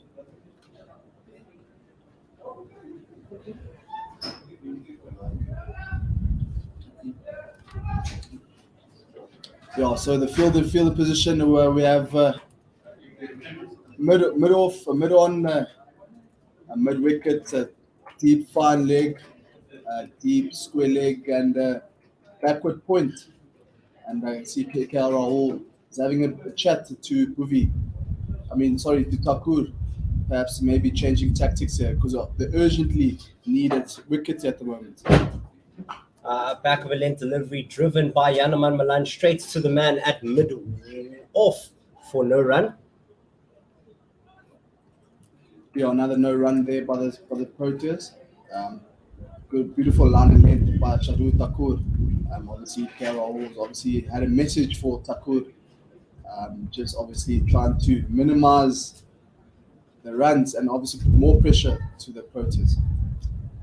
Shardul Thakur will be continuing here from the Niederberg end. A good length delivery outside off stump driven, but straight to the man at mid-off. They thought about the single, did the South Africans, but decided against it. And we have a tweet from Jay Grover saying, "Of course I can believe what I'm hearing. South Africa versus India is a good contest, unlike all of us English people playing, well, anyone." That's a good tweet. Rough. Rough, dude. Somebody do a good tweet. Shardul Thakur to Janman Malan, the Niederberg end. Yeah, no, this has been a good contest. South Africa very much in control at the moment. 121 without loss, and Shardul Thakur, a good length delivery in line with leg stump. No run there, and this is exactly what India need to start to build the pressure. More of these dot balls, and it's from the Lord himself, Lord Shardul Thakur, doing very, very well here to just rein in the run rate, to create some sort of pressure here with dot balls. It's all about the line and length. I think Shardul Thakur is being consistent here at the moment. On the other end is what Shahal, obviously, doing a very good job at the moment. Jane with a Y says, "Good morning from Orlando," the one in Florida. Go Proteas. Back of a length delivery, played off the back foot on the offside by Janman Malan. A beautiful back foot punch into the sweeper on the offside. One run, 1-2-2 without loss. Yeah, dissecting the two fielders that cover the region and that backward point region. The sweep on the offside, connecting that only for single for the South African side. Yes. KR Rahul again is having a chat with Shardul Thakur. I believe they're looking to change the field a bit. See what they do here. It looks like fine leg is moving a bit closer in, so the short fine leg, deep third man boundary. Shardul Thakur to Quinton de Kock. A very good delivery, a good length, a good line in line with that middle stump, and just blocked by Quinton de Kock. Exactly what the doctor ordered here. Shardul Thakur, truly a competitor, and I don't understand why this guy is bowled so late in the innings. Why is he considered a fourth bowler when you need something, to happen, he is the person you turn to? But don't forget, in the first ODI, you conceded 72 runs without a wicket. You know what? That's true. But obviously, something different here today. Something different here today, as we're seeing from Shadu Thakur to put into Cock. Thakur in again. Good length delivery on top of middle stump to Cock. Powerful shot, but straight back to Lord Thakur, who ends his over, conceding just the one run. Exactly what the doctor ordered here for India. South Africa 122 without loss after 20 overs as Yanaman Malan on 45 and Quinton de Kock on 75. And I will be vacating my seat as James King will be tickling your ears with some commentary. Well, there you have it from Tips the man himself, bring the energy in the commentary as always. Thank you very much, Tips. JK, it's always good to have in the commentary again. Thanks very much, Nate. Yeah, here with Nathan Gogela. It's really great to have Nathan with us here on 1WSR.com. We are broadcasting the official digital broadcast from Cricket South Africa on the 1WSR.com channel, on our website, also on our YouTube channel, on our Facebook page, and on TuneIn.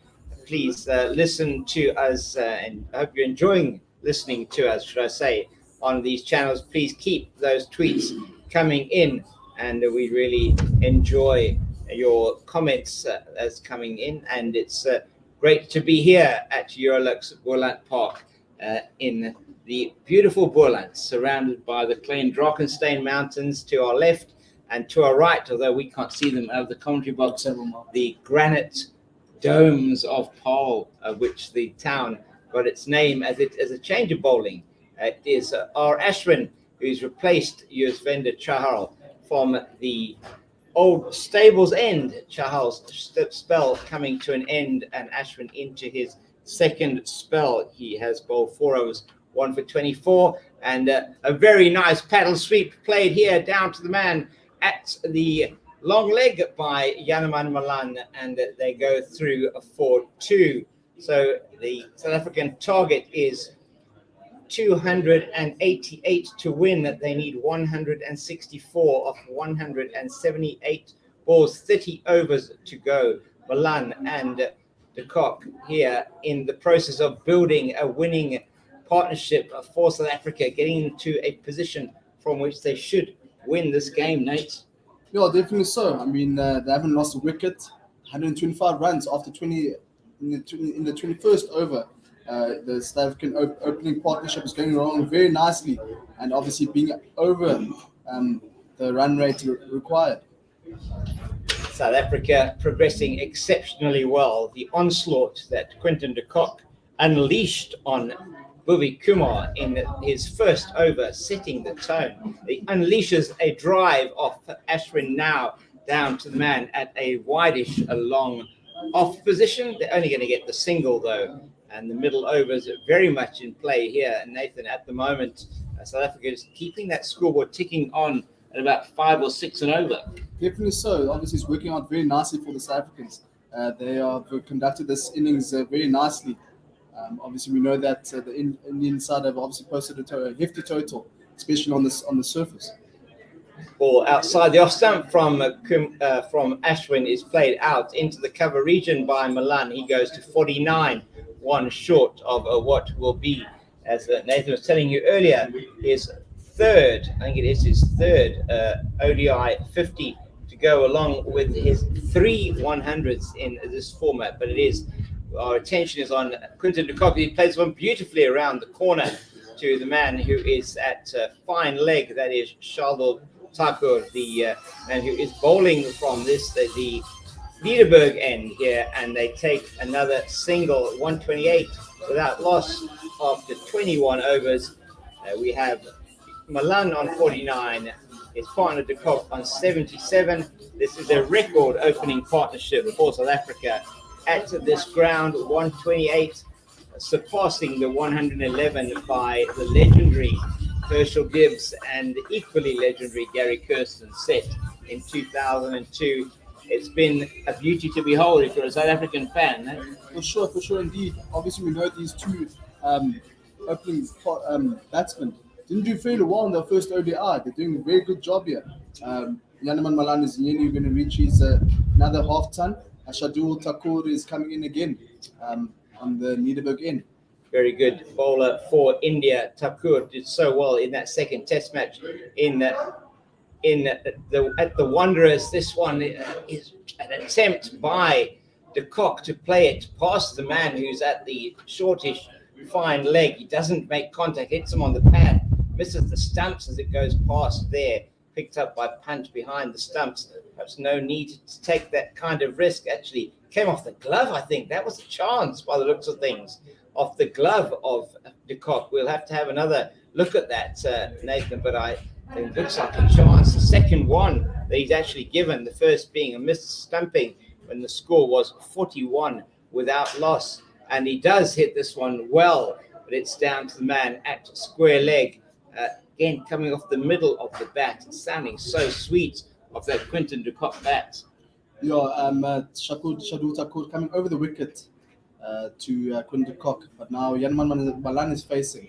If you look at how the pitch is laid out, got a keeper coming in as well, not respecting the bowler. We've got a third man, a deep third man. We've got a backward point, got a cover, and a man at mid-off, and a man at sweeper position on the offside.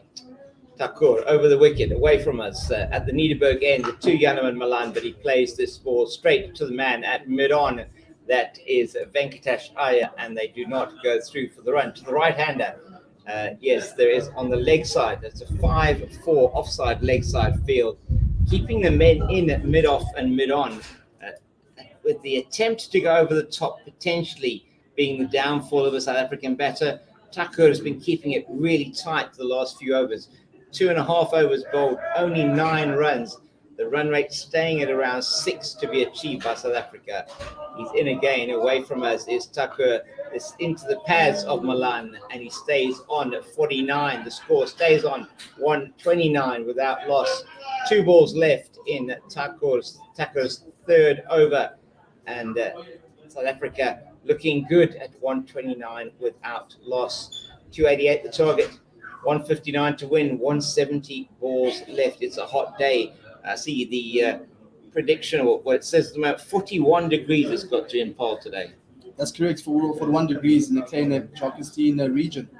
We've reached only 40 degrees here at Paarl Eurolux Boland Park. That is a very wide delivery, and it will be signalled as such. Malan potentially thinking of the ramp shot over the wicketkeeper punt.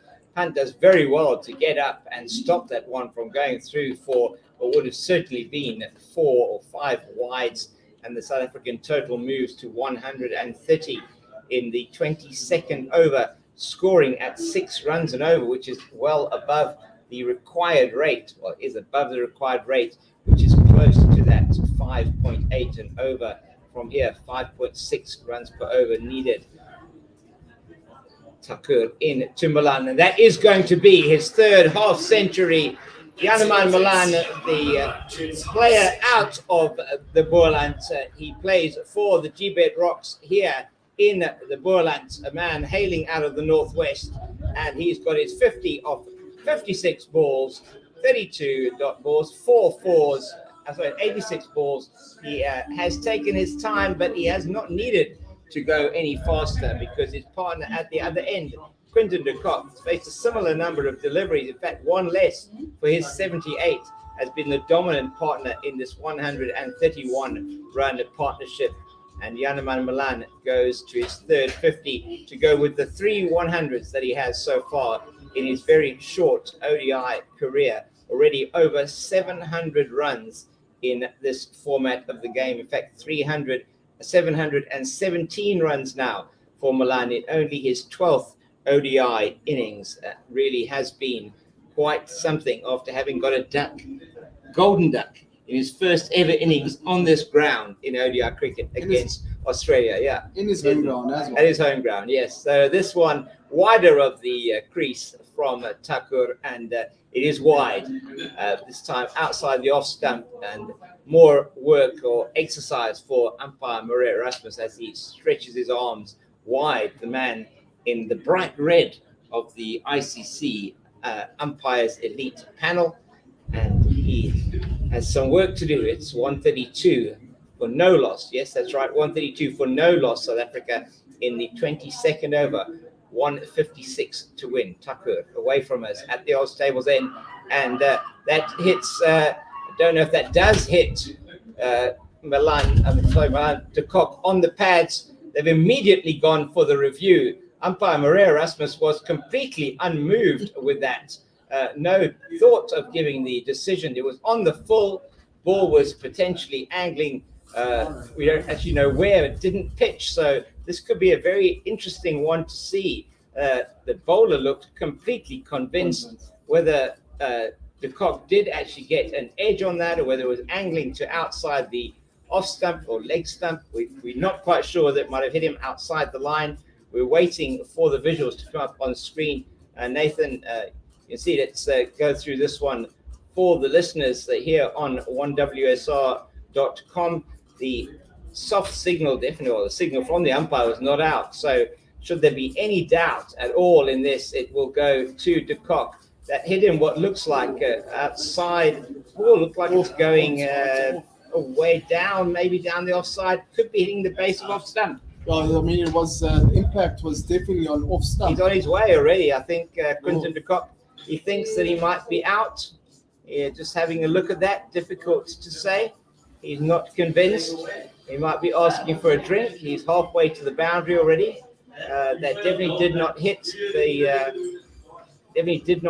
the bat at all. Hitting him in line. It doesn't pitch, and it is hitting the wickets. That's 2 reds. So he has to go.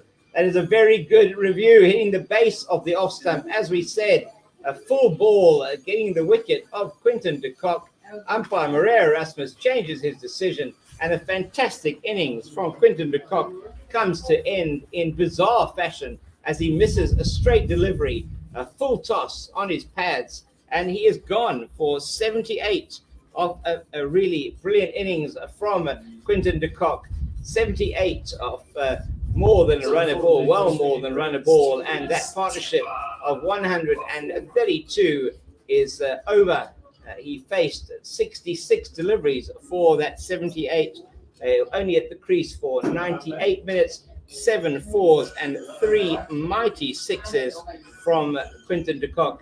He has to go. He doesn't want to go, but he has to go. I mean, Shadu Thakur was really convinced with that one, asking really nicely to Rahul, please set it up, and set it up they did.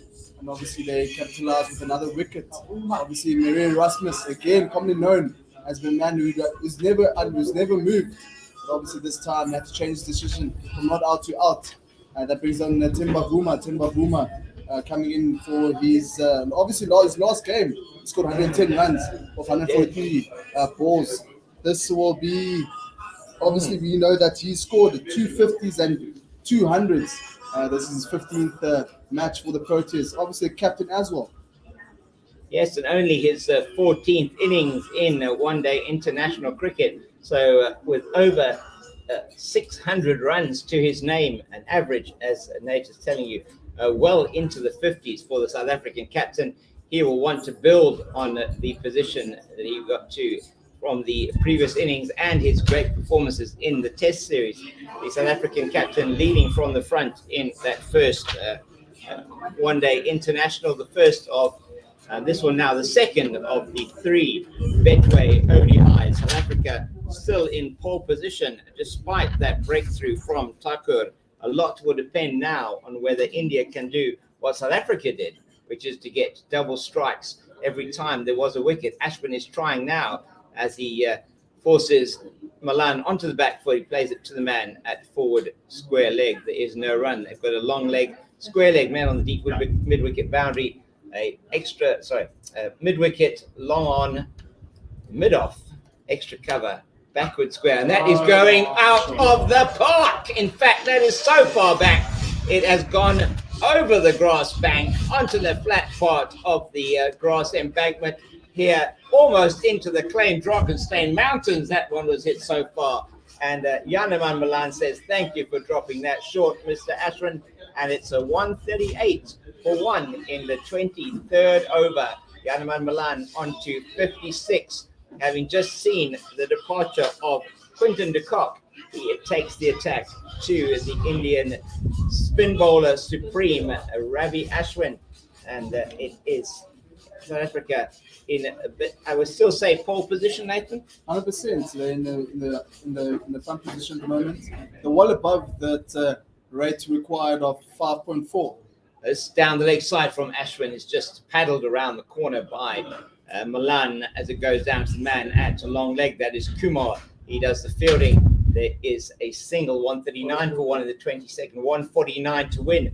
Under 150 for South Africa now. The DLS Paarl score, even having lost that wicket, is 100. South Africa well ahead of the run rate, but we know what a couple of wickets can do.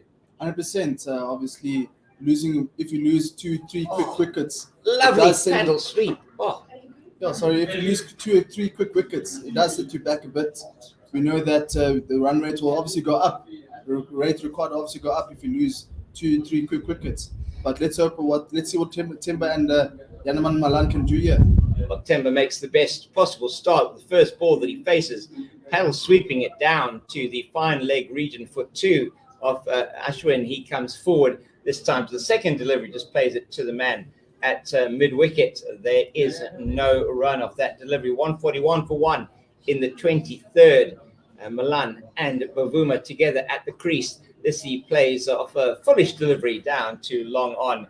A standard middle overs shot for an ODI format. Takes the single. South Africa to 142 after 23. The wicket of Quinton de Kock off the last ball of the previous Charles Thakur over.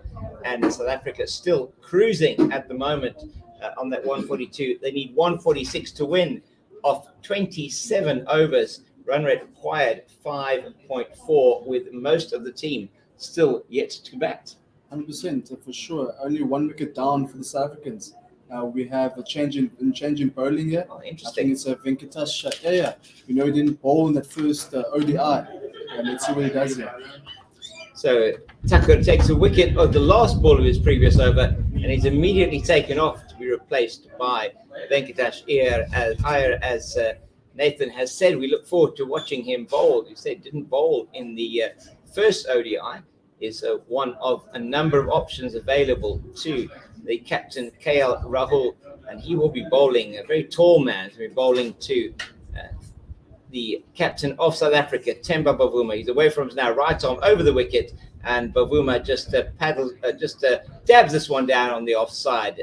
Man coming around from a backward point, does the fielding, throws it in, but not before. South Africa comfortably through for a quick single, total 143 for 1 in the 24th. Temba Bavuma, quick between the wickets, going to want to keep rotating the strike here. Oh, rotating the strike, pretty nice. We know that Timber likes to rotate the strike quite easily, because we know he's one of the quickest, if not the quickest, batsman, arguably in the international circuit. He is indeed, as it's higher away from us outside the off stump. In fact, that looks like maybe a bit of an edge there, under edge perhaps. We'll have to have a look at that one again. Didn't quite see what happened there, Nathan. Did you see what happened there? It was definitely an edge. It went down towards the third man region. Obviously, the South Africans did nicely with 2 runs. Okay, chopped it down into the leg of Rishabh Pant, and they came through for that 2. Bavuma was on strike. That was Milan on strike actually to that one. Total goes to 144 for the loss of 1 in the 24th. South Africa at the moment edging even closer towards the target of 288. They are halfway there. And at this stage, they're not living on a prayer. They're most certainly getting closer and closer, almost inexorably towards what would be a record run chase at here at Eurolux Boland Park. And we see the captain just playing that one into the offside. No run, 144 for 1. Yeah, we know that the highest high score that's been scored in the second innings successfully is only 250, posted in 2001 by the South Africans against Sri Lanka. This is into the pads of Bavuma. He stands up tall, plays it down into the mid-wicket region. It's fielded by Thakur, who's on the boundary there. there is a single, 145 for one. The field for Milan is a man at 45 inside the circle at fine leg, deep backward square, long on, mid wicket, mid off, extra cover, deep cover point, backward point, and a man at third man, 5-4, offside leg side field. That's into the pads of Boland, in fact, straighter than that. He plays it into the ground, straight back to the bowler. There is no run. Looked quite impressive in this opening over, has Venkatesh Iyer, as he is bowling from the Niederberg end that we're at. That's correct. Yeah, Niederberg a end. few different names that we have been thrown around. SWAT, obviously Old Stables End has been changed from SWAT End to Old Stables End. So the delivery outside the off stump to Milan is played into the covers. The backward point does the fielding. Is a little bit short and wide, but no damage done for India. Good first over from Venkatesh here. It goes only for 3. That's a period, a little bit of a mini consolidation here. One field from South Africa. They lost the wicket of Quinton de Kock, and 145 for one is the score. 143 to win. Less to win than they've scored so far. Less and more than half the overs to go. South Africa would put their chances as very high to win this from here. Definitely so. Only losing one wicket in the first 24 overs. We have Ashwin again, bowling from the Old Stables End. Ashwin into Bavuma, just tickles this one out into the leg side from a leg stump line to the man at backward square, and there is a single 146 for one in the 25th. The field stays the same for Milan.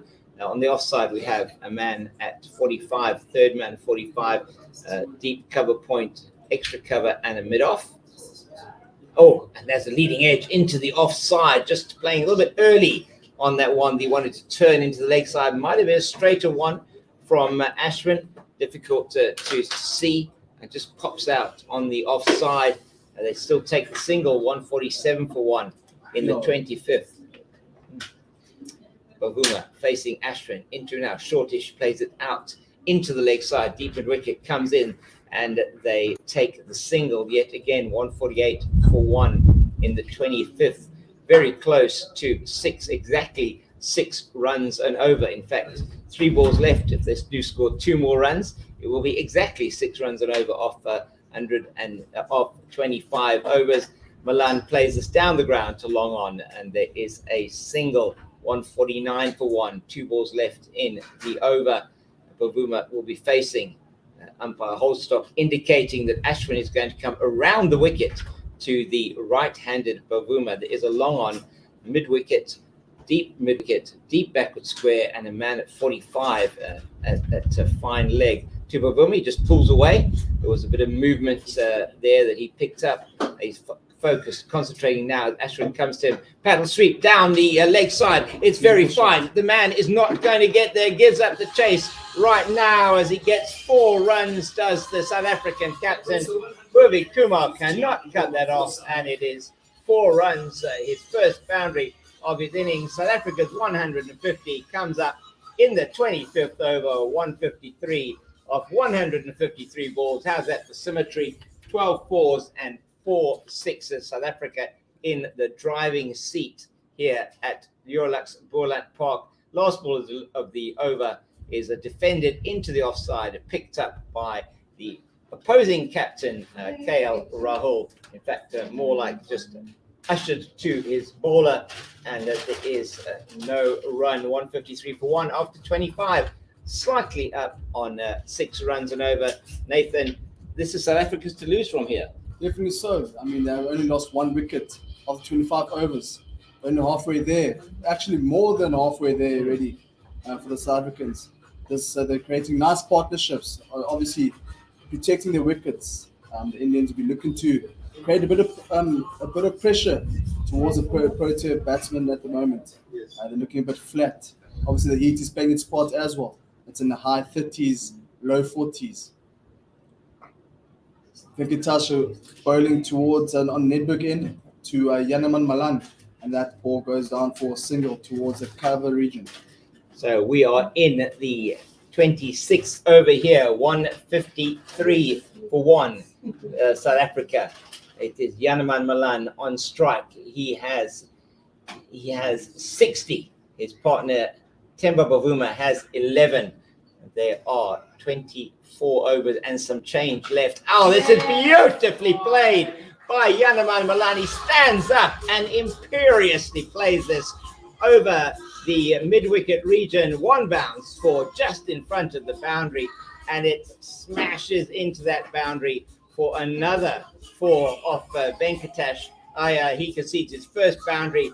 Malan scores his 5th, and South Africa move to 157 for 1 in that 26 over to win 131 and 148 balls. Run rate required 5.3. That was a glorious shot. Definitely so. The ball was dispatched towards the Kalkorn region. There was obviously no fielder there at the Kalkorn region.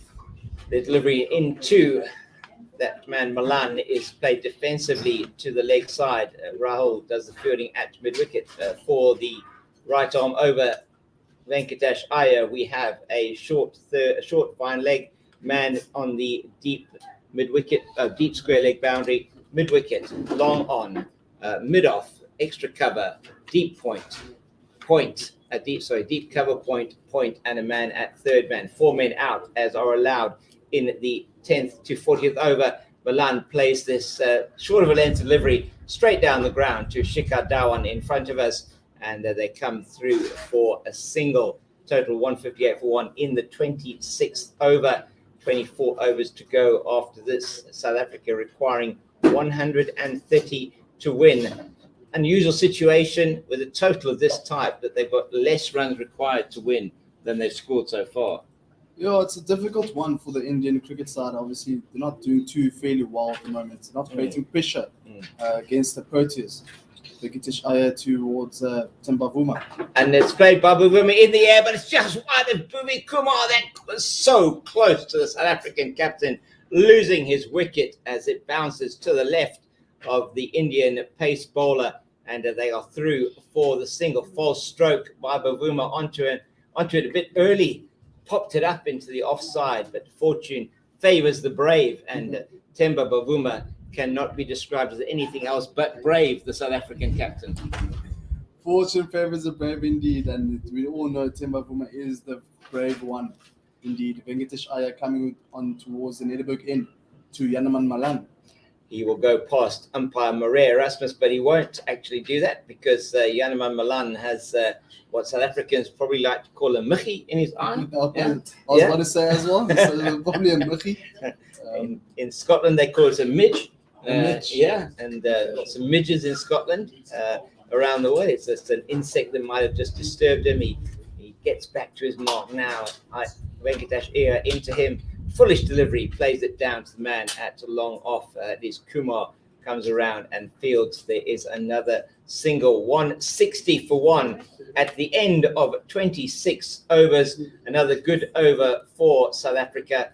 And the total after that, after 26 overs, 160 for 1 to win 128 in 24 overs for South Africa. 144 balls left indeed. 24 overs at 6 balls and over 144. For those mathematicians out there, or we like to say to the children, 12 by 12 is the same as 24 by 6. Yeah. Going to be Yuzvendra Chahal to take up the attack in his second spell from the old stables end. We'll go through the field to the right-handed Malan for you shortly. He's bowled 5 overs, 0 for 24. Spin not been as effective for India, Nathan? No, it was very full and was really consistent with the full line. It obviously dried up the bowling for the South Africans, but obviously not creating enough pressure to get a wicket or the runs as well. But it was economically, it was very good on his behalf. He kept it under 6 runs per over. Indeed, South Africa 6.2 runs to the over. It is Chahal who has done well for India so far, just going at 4.8 runs to the over. The delivery to Malan is full, and it's down to the man who is at shortish third man. We also have a backward point, a cover point, an extra cover long off, a mid on, mid wicket, man on the deep square leg boundary, and a man at deep long leg. And it's 164 in the 27th, 128 to win. Chahal in to Milan, just eases it out off the front foot. Foolish delivery into the offside, fielded on the boundary there by Thakur coming in, and they take the single. 161 for 1 in the 27th over. South Africa just want to keep this ticking along, don't they? Oh, definitely so. The South Africans, obviously with no pressure at the moment. Rotating a strike pretty nicely. We know that Timber is good between the wickets. But Chahal is obviously very nice and full. We have a slip in as well for Chahal. Yeah, change of field for the new batter, Bavuma, who's already on 12. It seems like he only just came in a couple of minutes ago. But these two having already put on 29 for the second wicket. As Bavuma faces again, it's shortish outside the off stump. Good fielding in the covers by the captain, KL Rahul. Prevented probably what would have been a single anyway. Didn't prevent the run, but showing and leading from the front, the Indian replacement captain, Rohit Sharma, the ODI captain, injured and in India. So KL Rahul, who deputized for Virat Kohli in the second test at the Wanderers. This is on the pads of Milan as the batsman had changed for that single of the previous ball, plays that out to Ashwin on the deep mid-wicket boundary. They go through for another single, 163 for 1, 125 to win. Chahal getting to the end of his sixth over, his first in his second spell, only gone for 27. He's kept it tight. South Africa will want to make sure they. Oh my goodness, what did that do? Seemed to sort of rear off a length, might have come off the glove. It's gone down. In fact, it didn't. It just reared off a length, went over the gloves of Temba Bavuma, past the gloves of the wicketkeeper Pant. And as you heard in the background, it's gone down for buys in front of us. And Bhuvi Kumar in front of us here comes to pick up slowly, it must be said, and throws it in. There's almost an air of resignation about the Indian fielders. The end of that over, 167 for 1 after 27, 68 to Milan, 13 to Bavuma. Those four buys taking South Africa to within 121 runs of a record-breaking chase here at Eurolux Boland Paarl. So that delivery missed everyone. It did. Both the wicket and the bat went down all the way for 4 runs, for 4 buys. Not runs, buys. Out of absolutely nothing. I mean, there's been no bounce. There's been nothing. The pitch has been as flat as the proverbial pancake, as it's Venkatesh Iyer in to Milan, who just easily plays that one down to the man at deep backward square or deep square leg on the boundary. They take yet another single, 168 for 1 in the 28th over. Milan to 69, and it is Bavuma on strike. There is a long leg, deep backward, deep square leg, mid wicket, long, and the man at long leg, deep square, long on, mid wicket. Ring field on the offside, mid off, extra cover, point, and a shortish third man and a man on the deep cover boundary. Temba Bavuma plays this to the man at long leg, shortish of a length into the pads, and they take the single, 170 for 1. Is that a 169 for 1 in the 28th?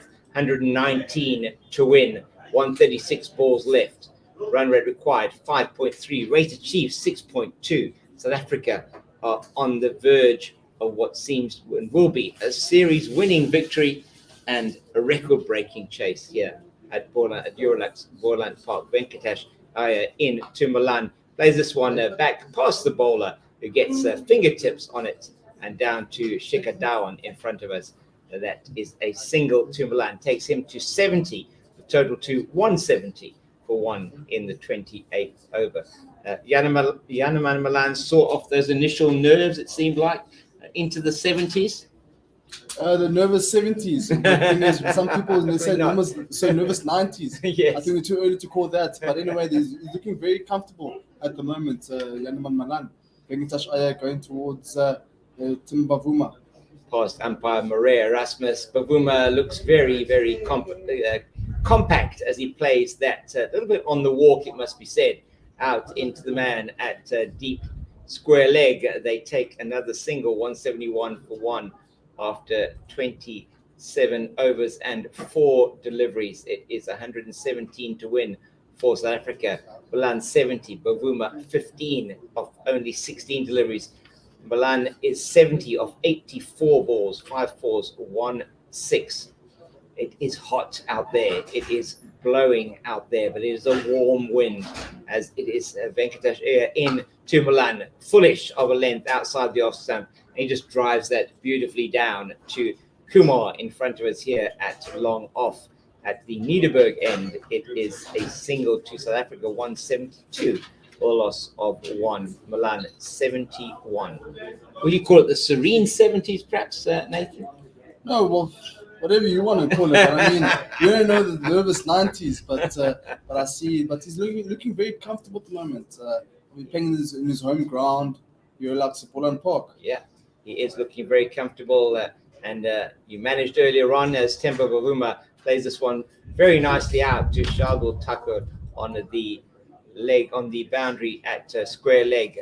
They take another single, 173 for 1 after 28. You managed earlier on not to put the mockers on them with the commentary. So once again, hopefully South Africa and Yaneman Malan in particular, who is eyeing his 4th one-day international 100 in just a short career.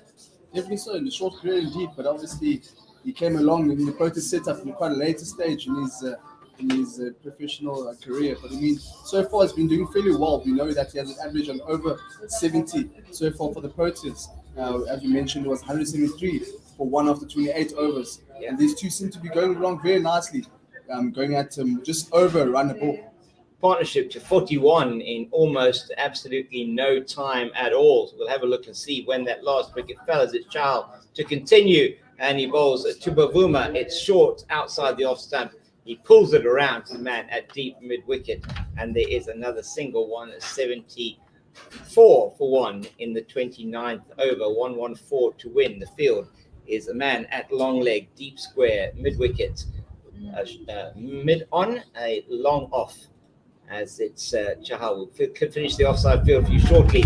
Played into the cover region by Milan off the back foot. There is no run this time as Virat Kohli is running to his right and diving athletically to stop that going through to the cover sweeper and stops a single, 174 for 1 in the 29th. Chahal again short, and this is up in the air, but it's not going to carry to the man at long leg and top edge. The sweep did Milan, and he got away with that one, I think, Nathan. Yeah, it's unfortunate there for the Indians. Obviously, we're hoping for a wicket here, but it's just a misplacement there. As you mentioned, that a man at long leg. If they had a man at short leg, maybe they perhaps could have got a wicket here. Yeah, been the second wicket for the Indians. Would have gone down the throat of a man, a shortish on in at 45. Bavuma sweeping this time off the length from Chahal and out into the deep on the leg side. Another single to South Africa. So 2 singles off the last 2 balls takes them to 176 for 1 in the 29th over. South Africa looking like they are doing very well to canter to this particular win, and that may be appropriate because Chahal's bowling from the old stables end, but who knows? It is certainly South Africa's to lose from here. 6.1 runs per over, 112 to win. Chahal with his leg spinners outside at the off stump, a bit of a nothing shot from Milan, and he's in the suspect 70s at the moment as he misses that one through to the fielder. Punt the wicket keeper, and Milan just a little bit of a lapse of concentration as he's there. He plays another sweep shot against the bowling of Chahal. Keeps his foot anchored though in the crease. The Indian fielders are not interested in the stumping, and they do not refer that one upstairs at this stage. It is the end of the over. 29 gone. 176 for the loss of 1. And at the end of this over, the 30th over, we are going to have a double change. It's going to be Tefo Tayela with you, and Tim Dale Lace going to be joining you for the next 10 overs. And it is South Africa in the driving seat here. So Nathan, you have just done a good spell of 20 overs for us, 19 overs, 1 over to go in the spell. It's been great having you with us here, and wonderful making your debut here on onewsr.com over the last couple of days at Boland Park. We look forward to having Nathan with us again on Sunday at Newlands. Please join us then for that broadcast. Stay with us now as South Africa are chasing down 288 to win. They're 176 for 112 to win of 21 overs. It is Venkatesh Iyer again from the Niederberg end to Temba Bavuma, the South African captain, plays it out into the offside. It is fielded in the deep by Ashwin. They take the singles. A little bit quiet out there for the Indians at the moment. Oh, they're struggling. I mean, it's obviously the heat is getting to them. It was something different from the Test series. I mean, Virat Kohli urged the guys in the outer ring, the players, just to pick up the energy a bit. But obviously now KL always seems to be struggling at the moment, lifting up the energy of the Indian cricket side in the field. Really tough. You look at the scoreboard, 177 for 21 overs to go. South Africa at a position where they should win this, 111 to win. South African feet are up in the dressing room. They're up everywhere, and they shall stay that way as this ball is played off the leg stump to the man at the shortish fine leg. That one should have probably been played down to the boundary by Milan. He doesn't get the boundary. It remains 177 for 1. There is the man at 45 on the leg side. That is Chahal of a deep square leg, a mid-wicket, long on, long off. Extra cover, deep cover point, backward point, man shortish at third man. Milan plays this out into the cover field. They'll be looking for 2, but they're not going to get it as Ashwin does the fielding on the offside. It comes through to the bowler's end, and they take a single, 178 for 1 in the 30th over.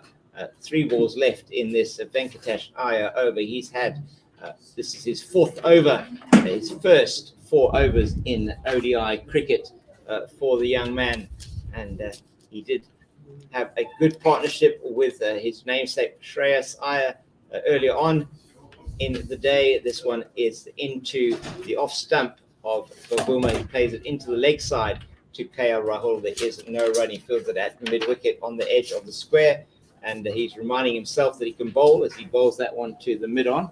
But I don't think we're going to see him bowling today, KL Rahul. No, I don't think that's the case. India desperately need wickets, and KL Rahul will not be the man they turn to. It is Venkatesh in to Bavuma. He just plays this one defensively out onto the offside, plays it too well off the full face of the bat, and he can't get it past the man at backward square. That is Shreyas Iyer, and there is no run. 178 for 1 in the 30th over of this delivery. Tim will just be commenting on the situation of the game so far, and Tepo will be coming in to take over from me. Look forward to chatting to you all a little bit later on again, as it is Venkatesh Iyer in again to Bavuma. He plays this one very nicely down on the leg side. He's turning for 2, and he should get back quite comfortably. Great running by the South African captain, and he has led from the front once again today. And the end of the over, 180 for 1 after 30. That's an easy calculation to leave Tim with, as he's going to tell you how many runs per over we've achieved. And the great Tepo Taylor is going to be coming in to join him. Not that great. South Africa well in control of the situation. 9 wickets in hand. Two set batsmen in at the crease. It's there for South Africa to win the series, and India would desperately need to change that situation. They don't just need 1 wicket; they need a hat trick, if we're honest. Yep. They can also continue to just put pressure on the South Africans, not giving away too many runs. A few dot balls can also lead to wickets, as Chahal coming in from the old stables end. He's been relatively economical, not giving away too many boundaries. This delivery is a full, and on the off stump, Yanaman Malan, a reverse scoop backward of square for 4 runs. A creative shot to get a boundary and bring up the 52-run partnership. What a way to come into the commentary seat. Lovely partnership between these two. That's 52 with 49 deliveries, of which Boland has made 27 and Bavuma 21. These two have got a good partnership going. They've got a good understanding. The rotation of strikes been excellent, and that reverse sweep from Boland has been very effective in his innings so far.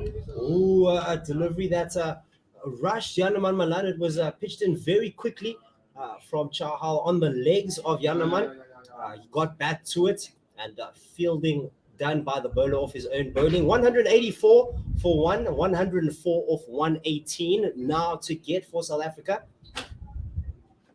So it's an easy target for South Africa to get. It's well within their reach. I wouldn't say easy with a full delivery, just on the pads, on the off stump rather, of Yanaman Malan. He sweeps this across the line to Venkatesh Iyer, who sweeps on the boundary, the mid-wicket boundary. Sweep at mid-wicket boundary, square leg boundary. Also short third man, mid-on for Themba Bavuma. A slip, the fine leg rather, is moved a little bit finer. He has a cover and a man at backward point and a man sweeping on the offside. A flighted delivery, very full and just blocked for no run. Fantastic piece of batting from South Africa. Fantastic partnership, really putting the pressure back on the Indian bowlers. At this point, they don't have any answers to this excellent partnership between Bavuma and Malan. The back of a length delivery, it stayed very low, played very late by Themba Bavuma. Late cutter, shy at the stumps, you'd feel very unnecessary, and backing up necessary now all the way on the boundary to give Themba Bavuma an easy single. Now he moves to 22 off 25. Yanaman Malan 78 off 94. That's what happens when a partnership comes together. It creates pressure at the field, and with that pressure comes overthrows.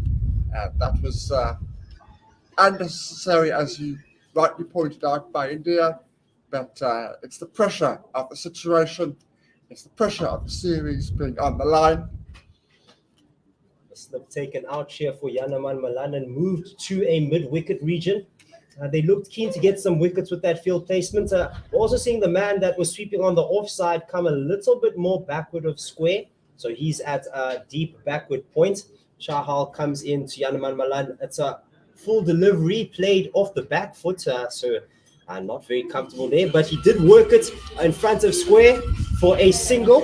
187 for 1 after 31 overs.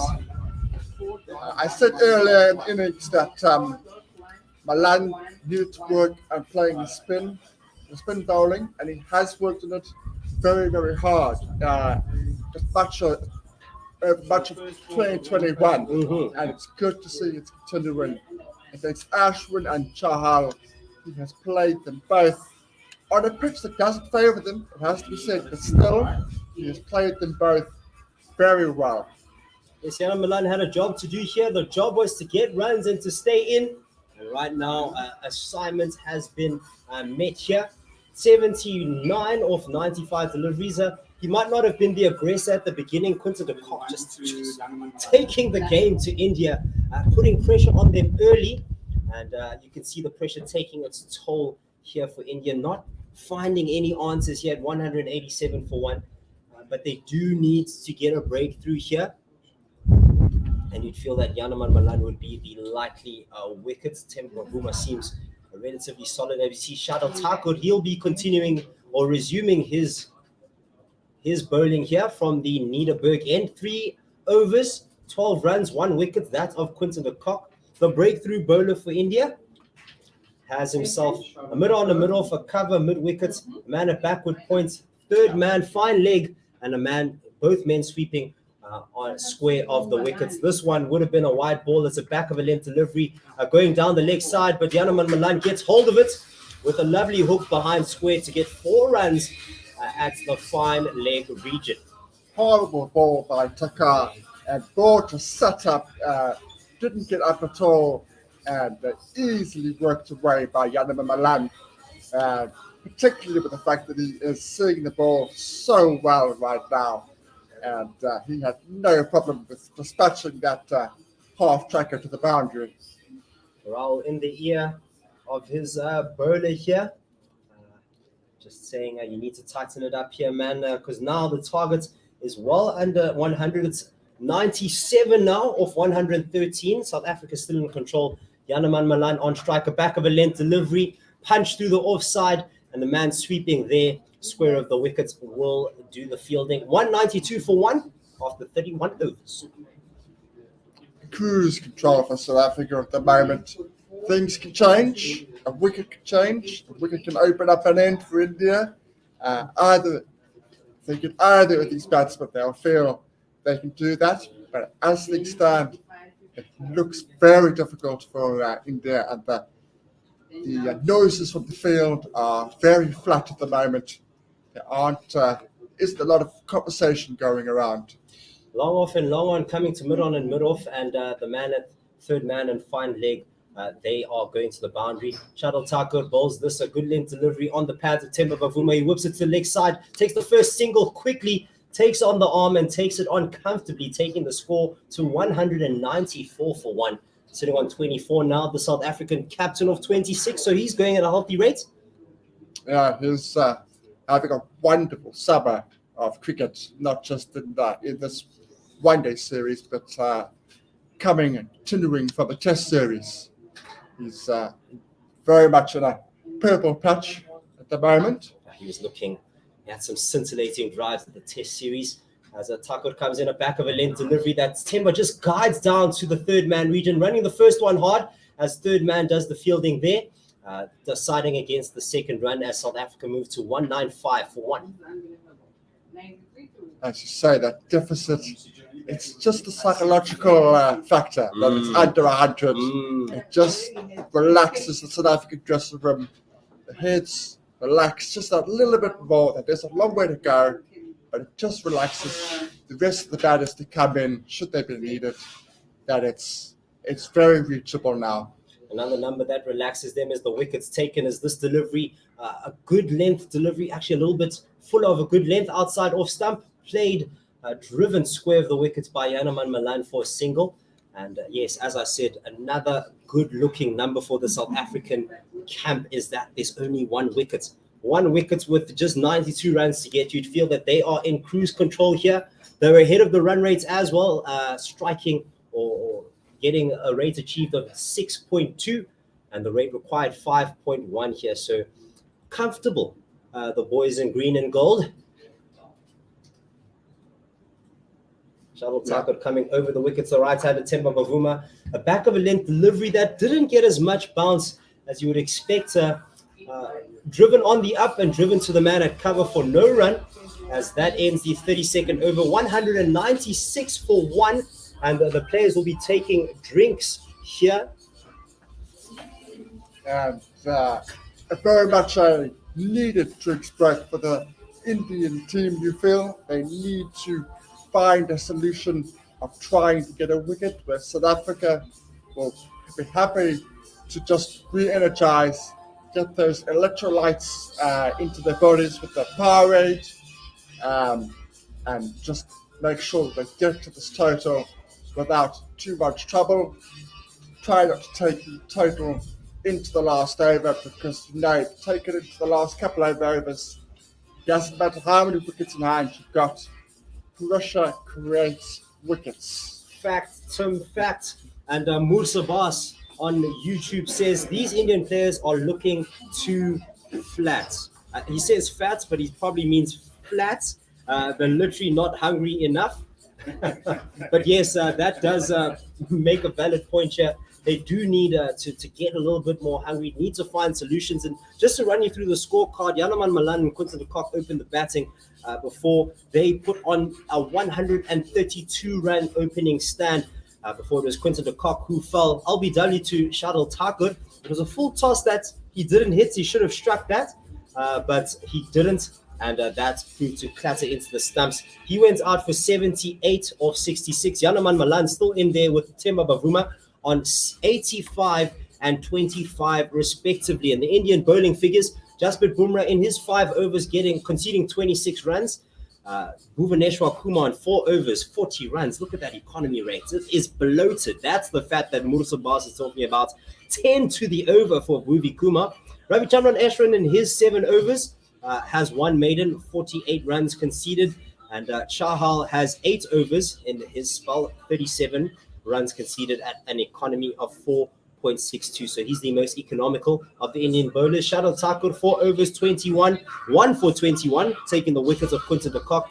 And Venkatesh Iyer finally getting a ball here, going at 5 and over in his 4 overs as he conceded 20 runs. It's been a tough day at the office with the ball for India. Felt at the halfway mark that they had a sniff of a chance. They had a decent target to make it difficult for South Africa. But right from the get-go, when Kunta de Kock was smacking the ball all over the park, it has never been difficult for South Africa. They have found their rhythm. They have found the way to chase this total. And in a moment, they are in a very comfortable position and well on their way to indeed chasing this total with, you feel, as they stand, relative ease.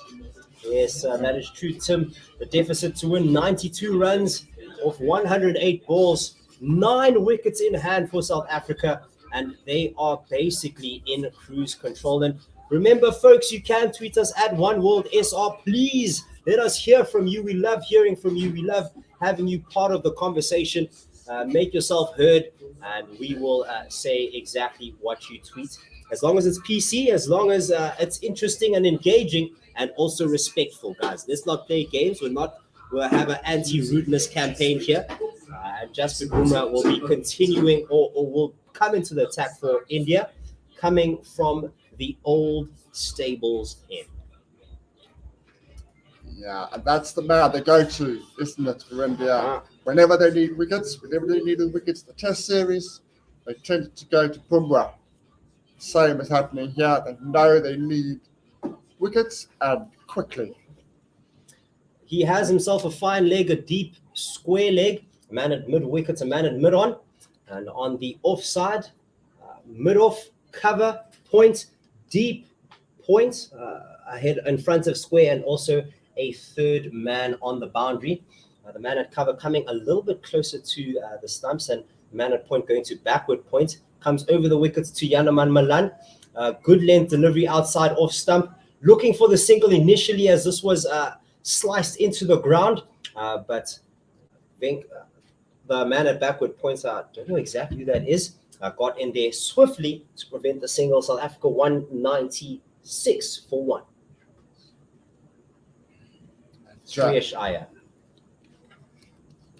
Bumrah, I'm sure, has got a plan or two up his sleeve to try and dismiss both these South African batters. Comes over the wicket to Yanaman Malan. It's folded straight and it's whipped off the pads to mid wicket, where KL Rahul does the fielding. Still no run. 92 of 106 now needed as South Africa 196 for 1. Yanaman Malan started quite slowly at the beginning of the innings, but he's found his mojo. That if India have a chance, they're going to have to try and find a way to restrict him, try to find a way to stop him scoring runs as easily as he has been. Coming over the wicket, a full-length delivery outside off stump, another dot ball here for Jasprit Bumrah. So exactly what India need here to just get a little pressure on South Africa. It's these types of deliveries that build the pressure and that build up the scoreboard pressure. Now the run rate 6 and over, required rate up to 5.3 from 5.1 earlier. That's all it takes. It just takes a couple of overs like this, and then the pressure is created from one end, and situations like wickets can happen. Full-length delivery in line with the pads. Yanaman Malan just clips it to the man here at fine leg for a single. It raced to him there. So they took a casual single. No need to run the first one hard. 197 for 1. 91 off 104 needed.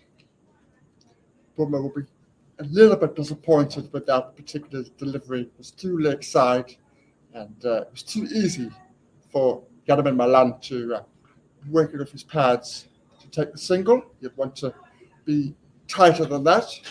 Performer. I need test match level bowling here to build the pressure. Strong over maiden would be needed. A back of a length delivery, a good length delivery rather, that Themba Bavuma comes forward to, plays that on the up. It's the splice of the bat. No run there, still 197 for one.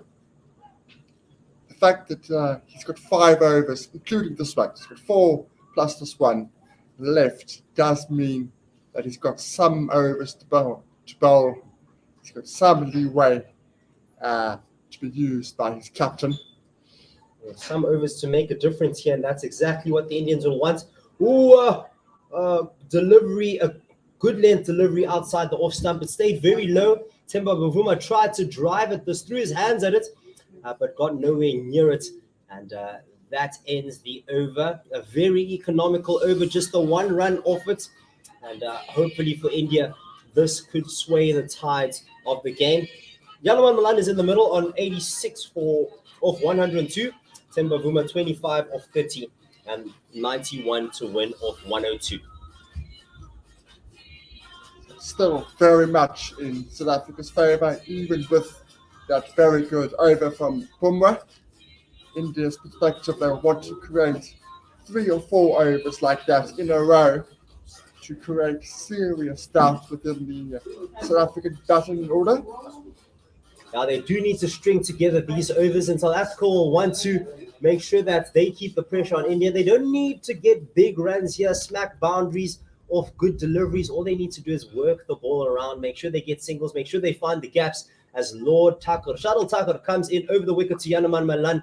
A good delivery outside off stump, exactly what the captain ordered, as this one driven off the back foot to the man at cover for no run. He has a cover, a long off, a man sweeping on the offside, a man at backward point, short third man, short fine leg, a man sweeping on the onside, but there's literally no one in between the man sweeping at, here comes Kel Rahul. He was just giving a quick word to Shuttle Thakur. He'll be standing at mid-wicket.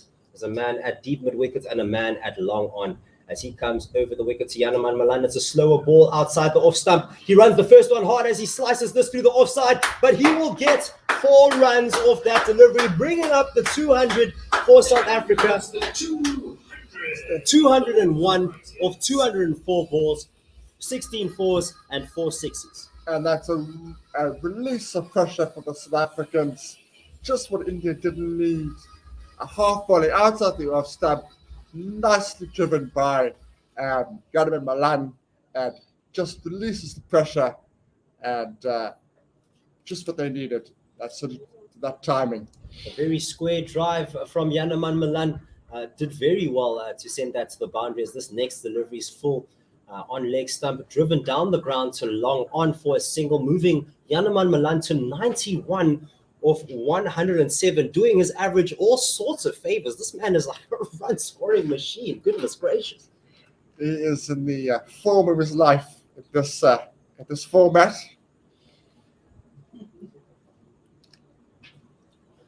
Now truly has solidified his spot there at the top of the order after not performing too well in the first ODI. A short length delivery from Shuttle Thakur that Themba Bavuma spanks all the way to the mid-wicket boundary, to the car corner boundary 4-4. What a shot that was. That sort of delivery would have caused South African problems in the test format.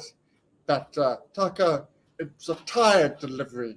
Just set up, almost like a tennis ball, and very well played by Themba Bavuma.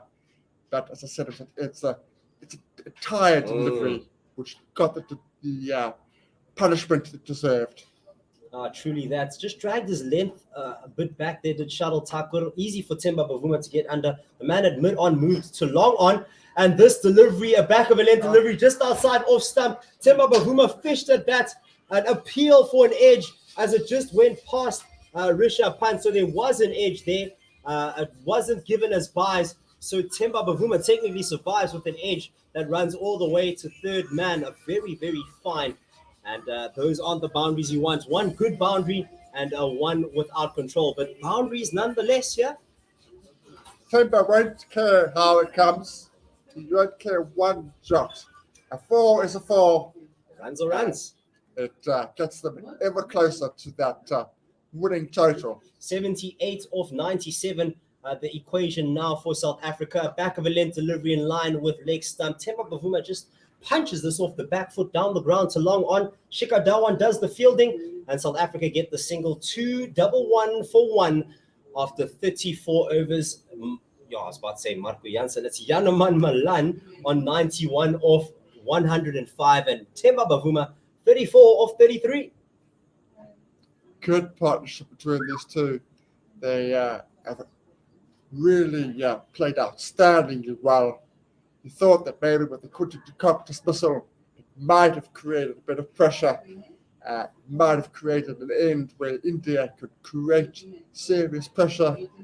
Ashwin did cause a few problems early on, but apart from that, it's been one-way traffic, all South Africa.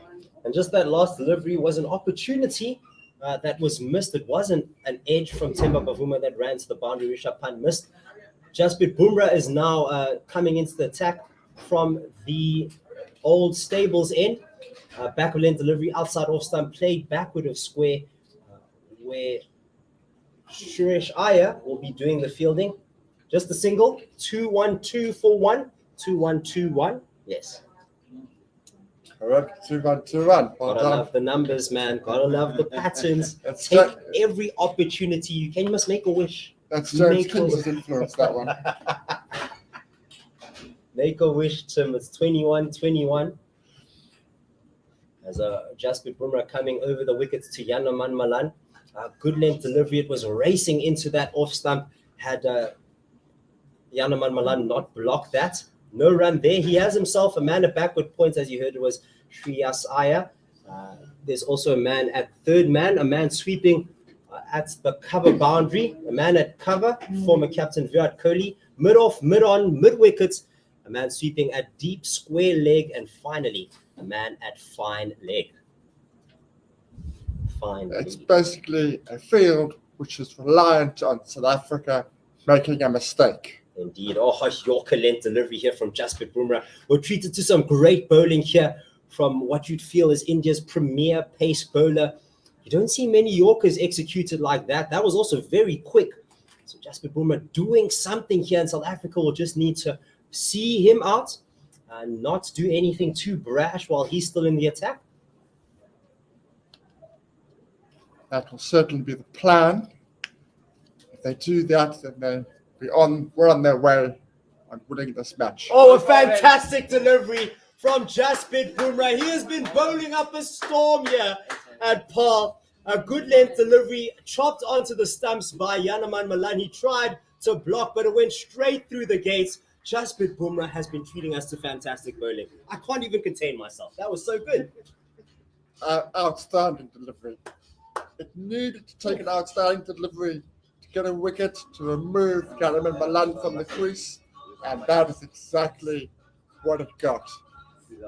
He gets that ball to come back, and it was the extra bounce. That was what did it. While Tucker was not able to get the bounce from the other end, he was bowling tired deliveries. Bumrah got the extra bounce, comes off the glove onto the stumps. Very unfortunate, but still a wonderful innings from Yanaman Malan, and it's got a long way in securing a series victory for South Africa. 91 of 108 deliveries, 8 fours, and 1 6 for Yanaman Malan, striking at 84.3.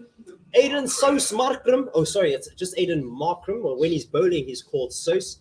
He comes in here, and he definitely owes South Africa a whole bunch of runs here. You'll definitely feel he's fighting for his spot at the moment, and he'll have to face up to some quality bowling from Jasprit Bumrah. We have ourselves a game here as Bumrah brings India back into the game with that delivery. Please do tweet us at OneWorldSR if you're an Indian fan. Get those tweets in right now.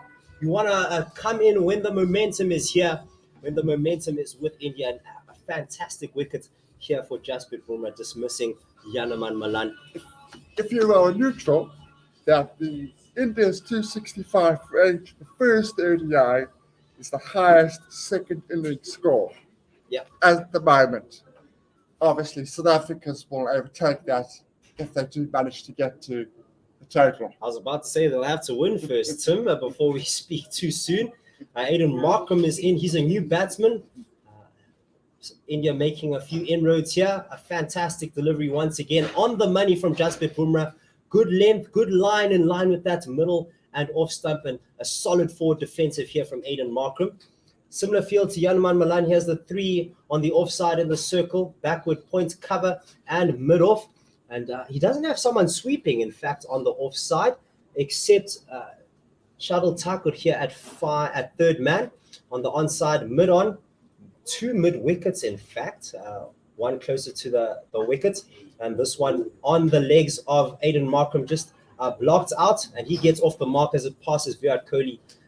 Very close to the strip at mid-wicket. That ends the over. 2-1-3 for 2. The breakthrough for India coming here. Jasprit Bumrah doing exactly what he needed for his captain. Yeah, he's done his bit. Now what India need, they need another team member to do their bit. They can't rely entirely on Bumrah to turn the tables on this second ODI live from Eurolux Boland. Chahal will be changing ends here. He was operating from the old stables end. He'll be coming in from the Niederberg end for the new batter, Aiden Markham, who's currently off the mark. He is on 1 off 2. He has a slip in place. He has a man at short, fine leg, mid-wicket. It was a long on that's turning into a mid-on. A man at deep square leg on the onside, and on the offside, as you heard, a slip. Backward pointer cover. A man sweeping in the deep on the cover boundary, and a long on. Chahal over the wicket to the right hand, and Markham on the pads. A little bit of flight, but just kept out by Aiden Markham. No run there. The equation 75 of 89. Which is 75 of 14.5 overs. Overs are your thing. Same amounts of balls. A flighted delivery in line with off stump, and Aiden Markham just spanks this to the square leg boundary. The man sweeping there does the fielding a little bit of a fumble, potentially a second run, but it got to him very, very quickly. If they got a second run there, they must have been Speed Racer getting to both ends, or Speedy Gonzalez, or Roadrunner, or any of your fast cartoons. We're seeing the man at mid-wicket now going to the boundary. He's going to go to the cow corner boundary. And the man that was previously sweeping will go to a man backward off square on the onside. So a lot of protection in the deep here on the onside for Themba Bavuma. This one dotted to the offside to a man backward of square. No run there. Still 2-1-4 for 2. Hasn't had it all his own way in this series so far, Chahal, but he is a very good leg spin bowler. So I want to make sure people know that by the time he leaves. He's got him. He's got him a fully pitched delivery that Themba Bavuma gets to a little bit too early. He just lollied it up to the spinner, and he was caught and bowled. South Africa now in a little bit of trouble. Both set batsmen out as Themba Bavuma goes to the stands. 35 off 36 balls. 3 fours for his 35. And a little bit of nervousness now here for the South Africans. Cricket. Just a little bit too full, trying to work it to the leg side rather than playing it with the maker's name. It's a leading edge, well caught by the bowler, and he moves on to 98 ODI wickets. Does Chahal, 2 short of the 100. He'll want to get to that milestone before the match ends. A twist in the tail, Tim. It's not quite the tail of the innings quite yet. We're still in the middle overs as we see Butma 1000, Rassie van der Dussen come to the middle in his 31 games. He averages 73, highest score of 123 against Pakistan at Centurion. He also got 123 here. Yeah, but it was 123. 129 here. Okay, so that is actually out of date, the scoreboard. So he'll be keen to get some more runs. And just to read Wood's tweet here, should Bavuma take charge to keep the run rate going, 3 or 4 singles every over is the right option. And unfortunately, Temba Bavuma is out. But I did want to just pay respect to that tweet. Thank you, Wood. Don't forget you can tweet us at OneWorldSR. We will read your tweets as long as they're lacquer. So the neutral will be happy. There is just a little bit of spice in this fixture. South Africa were cruising. They're still on top. They're still in a good position. But those 2 quick wickets have just potentially opened up an end for India to have a final twist in this fixture.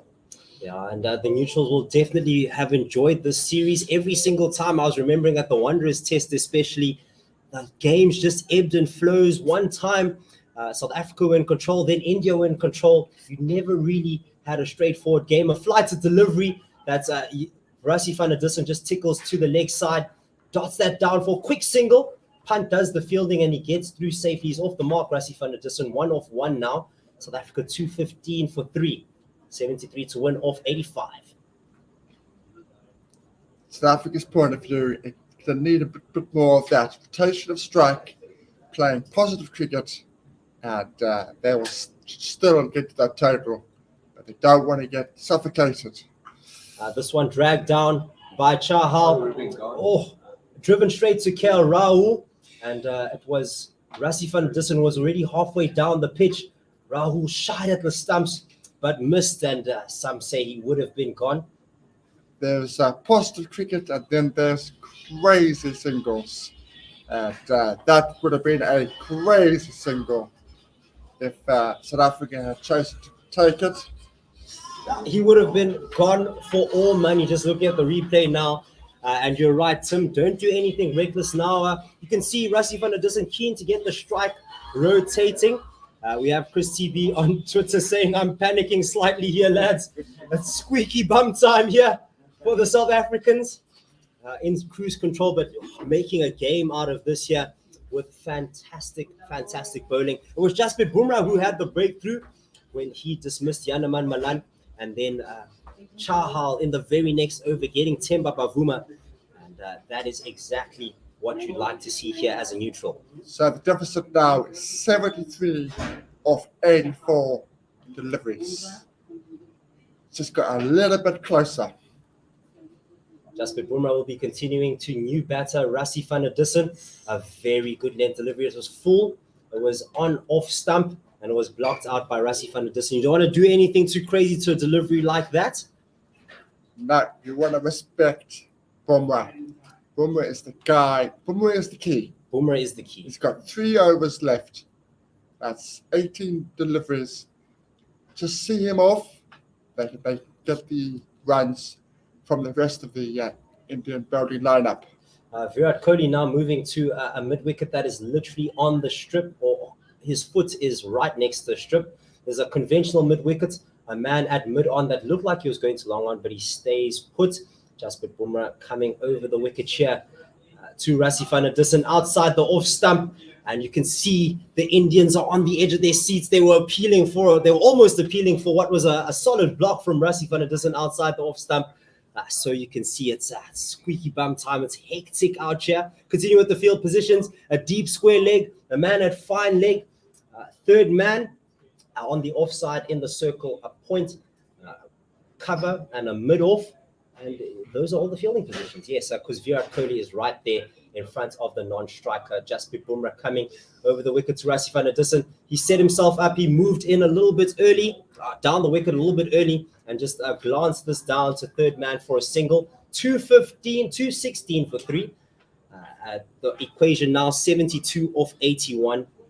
And those are the types of runs South Africa will be needing to get now. They need to get back into the mode of getting those singles. Don't let India take too much control. Yeah, I think that India will be looking out for is both these batters play with hard hands. So if they do get an edge, it's probably going to carry to punt, or if they do happen to have slip in later on. A good length delivery, an inside edge from Aiden Markham, and a peel. He looks around before Rassie van der Dussen quickly gets to the striker's end for a quick single. It's a little bit frantic at the moment. South Africans look a little bit frazzled. Pushing at the delivery there, Markham, rather than letting the ball come to him, playing away from his body, getting a little bit edgy. 2 quick wickets for both teams, Board says on YouTube. And it's probably because of quality bowling. As soon as a team is in control, they seem to just get into a lull, and a lapse of concentration, loses 1 wicket, and with 1 there's 2 as this delivery outside off stump. A good length. Rassie plays on the front foot, drives it straight to cover for no run. 2-1-7 for 3. Deficit now 71 of 79. So the gap is closing. The run rate achieved 5.9, required 5.4. Indeed, Tim, the gap is certainly closing. India bringing themselves into the game. I love cricket, man. As Jasprit Bumrah comes over the wicket, the back of the length delivery, open face of the bat from Rassie van der Dussen on the back foot as it goes to backward point for no run. 2-1-7 for 3. It's tight, Tim. It's super tight here. It certainly is. Both these batters will want to just stop any momentum that India slowly started to get. They'll want to be there for the next 6 or 7 overs. They can be there for the next 6 or 7 overs. That should be it as far as the series is concerned. But 6 or 7 overs, it's a long way to go, particularly when both batters are just new to the crease and haven't found their rhythm yet. G on YouTube says the run rate is still well in hand. Some cool heads should be able to take South Africa home. Good opportunity for Aiden Markham, and it's an opportunity indeed. He does owe the South Africans some runs here. Only getting 4, like the number on his back in the first innings, and he spanks this through the leg side. A fantastic sweep from Aiden Markham. That was powerful. That was confidence, and that was 4 runs. 2-2-1 for 3 now. You can sense the deep breaths that he's taking with that shot. A huge relief from the South African support base and Aiden Markham, but it was a lovely shot, timed to perfection, got over the ball just before it was able to smother the spin.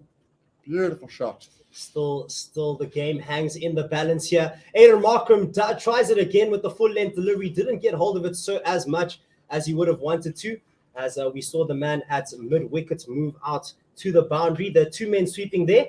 Now a man at backward square leg, a man at deep mid wicket. There's a man at mid on here and a man at fine leg. The slip that was in place, Shikhar Dhawan is now moving to a short third man. There's also a man at backward point cover, deep point, and also a long off, sorry. Fly to delivery outside the off stump. Butma 1000 just plays this with an open bat to Virat Kohli at backward point for no run. It's a double Nelson for 3. We don't want any references to Nelson. Thank you very much. Just keep your feet up, Tim, if you're a South African fan. Just keep it a double Nelson, bro. It doesn't change the fact that there's still 2-2-2 on the board as Chahal comes over the wicket. And this one played off the back foot. A good length delivery outside the off stump. Rassie van der Dussen cuts this in front of square to KL Rahul at cover. No runs. Still double Nelson for 3. Trying to force the issue. There was van der Dussen. Chahal just pulling out of his run up there. Well, not pulling out of his run up. He basically almost delivered the ball, but just held onto the ball. Looked like there was something wrong with the foot marks there. And Chahal in his last over of his spell, in his 9.4 overs, 44 runs conceded. Ooh, what a javelin, boy! Pitching on off stump, turning away from Aiden Markham. Oh, stumping opportunity. Heart in mouth moment, Tim. Wow. Beautiful delivery. Drifting into the leg stump. Pitching and turning wide of the off stump. And it's fair to say Russell van der Dussen didn't know much about that delivery. Awesome turn here. This time reading the spin, playing this off the back foot, driving this on the up to the boundary. Some fancy footwork from the man in the deep as they take themselves 3 runs. Very good running here from the South Africans as South Africa moved to 225 for 3. That ends Chahal's spell. He has gotten 1 wicket, 47 runs, a lot better than his first ODI, actually getting a wicket this time. The equation, 63 off 72 for South Africa. It is tight, Tim. It is super tight. 8 runs off that over. Very important 8 runs from South Africa's perspective. Just making sure they are keeping ahead of the situation, ahead of the rate. And Chahal finishes with 10 overs, 147. I did very well, Chahal. Important in a period of momentum swinging here for the Indians, bringing them in the game, taking the wickets of Themba Bavuma, who we know can do some real damage, did damage in the last game. And that is up for him. Ashwin now coming into attack from the old stables end. Pace off the ball here for India, hoping that will be the undoing of South Africa. And Newa Ludite says, South Africa needs 63 of the remaining 12 overs. And yes, Newa Ludite says, do you think India made a mistake by using most of Chahal and Bumrah's overs? And no, because the situation required wickets. Yep. So no. And the fact is they were going to bowl it anyway. You wouldn't expect Chahal to be bowling at the death. He did get the breakthrough. So I think that he did well. Both of them actually did well. And maybe you would have hoped that they could have done more. Ashwin coming into Rassie van der Dussen. Oh, beautiful reverse sweeper, full pitch delivery. Shuttle Thakur will not win the race with the ball as it races all the way to the foul leg boundary. What a shot from Rassie van der Dussen. Rassie always surprises you. You think he's scratching around, looking very, very suspect as he was in the previous over. And then he comes out with a reverse sweep out of nowhere and times it to perfection.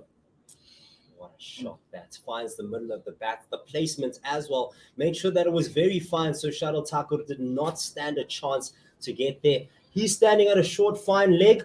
A man at very backward points, Virat Kohli, as Ashwin comes in. Butma 1000 opens the face of the bat and plays the square of the wicket where a deep point will do the fielding. There's also a man at cover, a man at long on now. It was mid off, and now staying at mid off. He was going initially, but decided against it. There's a man at long on. Virat Kohli moved from backward point for Rassie van der Dussen to mid wicket for Aiden Markram. This one back of a length and driven on the offside where KL Rahul does some beautiful fielding to save what could have been a boundary here. Fantastic fielding from the Indian team as South Africa moved to 231 for 3, and Virat Kohli for the rotation of strike does come to the backward point region for Rassie van der Dussen. So a lot of questions as to why Ashwin is bowling. I'll come to you after this delivery. Back of a length delivery cut by Butma 1000 in front of square. That should be 4 runs. A beautiful shot from Rassie van der Dussen as South Africa moved to 235 for 3. And please tell us about Ashwin. Huge, lovely shot. Yeah, I can tell you that he's bowling because of the hard hands of Rassie van der Dussen and Aiden Markram. But with that being the case, you've still got to bowl properly. And that ball was too wide and too short. So I can understand why he's on, but it's not working for India. Just drag that last delivery down. This one, a better length delivery, a little bit fuller, still quite wide. Rassie van der Dussen slices at this. Gets a little bit of a bottom edge as it goes to Virat Kohli on the bounce. Ashwin coming over the wicket to Rassie van der Dussen. Plays this very late, but in front of square, where Shikhar Dhawan will be fielding in the deep on the offside boundary. They take 2 runs. The South Africans takes the score to 237 for 3. The equation now 51 of 66, getting ever closer to the series winning victory here.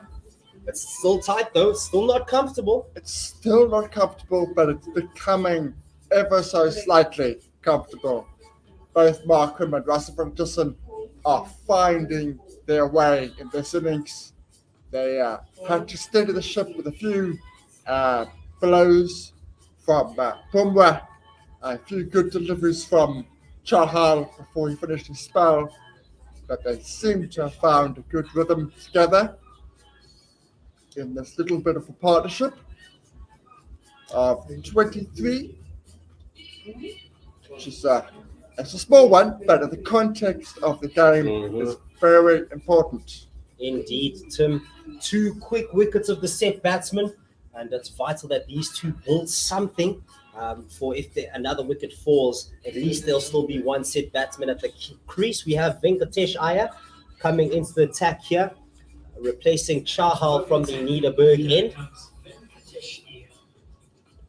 I'm not sure why they've gone to Venkatesh Iyer, but they need to give him a ball. They didn't bowl him in the last game. This one, a good length delivery on the pads, whipped off the hips of Aiden Markram into a vacant deep square leg region. The man sweeping at deep mid wicket, Shikhar Dhawan does the fielding, and they get 2 runs. 49 of 65 now, under 50.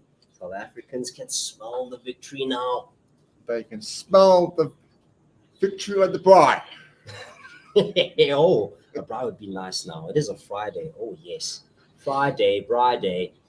As Venkatesh Iyer comes over the wicket to Aiden Markram. This one on the hips and just played backward of square, wide of the man at short, fine leg. He'll give up the chase as this races to the boundary for a 4. Freebie delivery here from Venkatesh Iyer to take the pressure off the South Africans. 243 for 3. From an Indian perspective, I don't understand this. Bhuvi Kumar, is a similar type bowler, has got topped all around the ground. Very little difference between him and Venkatesh, and he's losing his lines, losing his legs. What India need is strike bowlers, whether that is Tucker, Bumrah, or Ashwin. But, they've chosen to go with Iyer. Venkatesh looks like he's under pressure here. He has a short fine leg, a short third man, backward point here for Aiden Markram coming over the wickets. Back of a length delivery and punched. It was actually a slice, but in front of square, straight to KL Rahul for no run. He's at cover. There's also a man sweeping on the offside at the deep point boundary. A man at long off, long on, mid wicket, and finally a man sweeping on the leg side, a deep square leg. Just in front of square, in fact, but still in the deep. Mustaq Ahmed says, I feel India in the situation due to wrong selection. And a full-length delivery, a Yorker from Venkatesh Iyer that is dug out by Aiden Markram to take the single on the offside. He says, I feel India in the situation due to wrong selection. Hi, folks. Oh, yes, he introduced himself. He's from Bangalore, India. Hello, love to hear from you. I'm following your commentary regularly. Thank you, and thank you, in fact, Mr. Ahmed. We really enjoy hearing from you. And if you want a young shout out here on the air, please do comment on YouTube. Do tweet us at OneWorldSR. We'd love to hear from you here on the stream. Just a bit of a thinking of where to put a field from an Indian perspective. They stick with the same field. Venkatesh Iyer comes at this one, bowled on the pads, and all Rassie van der Dussen needs to do is tickle this around his pads to the man at third, fine leg for a single. 145 for 3, 43 needed of 61. 1 ball to go in this 5th over from Venkatesh Iyer. And it's not an over that India needed at this time of the match. They needed to either restrict the run strokes or to get the wicket, none of which have happened. For the last delivery of his over, a full-length delivery. It was a slower ball that was driven on the onside by Aiden Markram. Straight to KL Rahul at mid-wicket for no run. 245 for 3 after 40 overs. And with that, you'll have a commentary change. Myself, TT, it was Triple T. And now it is no longer that, with James King coming in. 245 for 3, South Africa find themselves in cruise control again. there was a bit of a blip, was a bit of nervous energy within the South African camp, within the dressing room. We found early wickets, but Aiden Markham and Russell Dixon, with this partnership, have arrested that situation and put South Africa back on track and in the driving seat for a series victory. Yes, indeed, Tim. Good to be back with you. South Africa now only 43 runs away from the victory and 10 overs left. That's an easy calculation, 4.3 runs to the over. Earlier today, if you are just joining us, India 287 for the loss of 6 in their 50 overs. That total anchored by Rishabh Pant's 85. It is Ashwin short to into Rassie van der Dussen, but van der Dussen rocking back doesn't manage to make contact as he's trying to play that one through the vacant deep mid-wicket area for 4.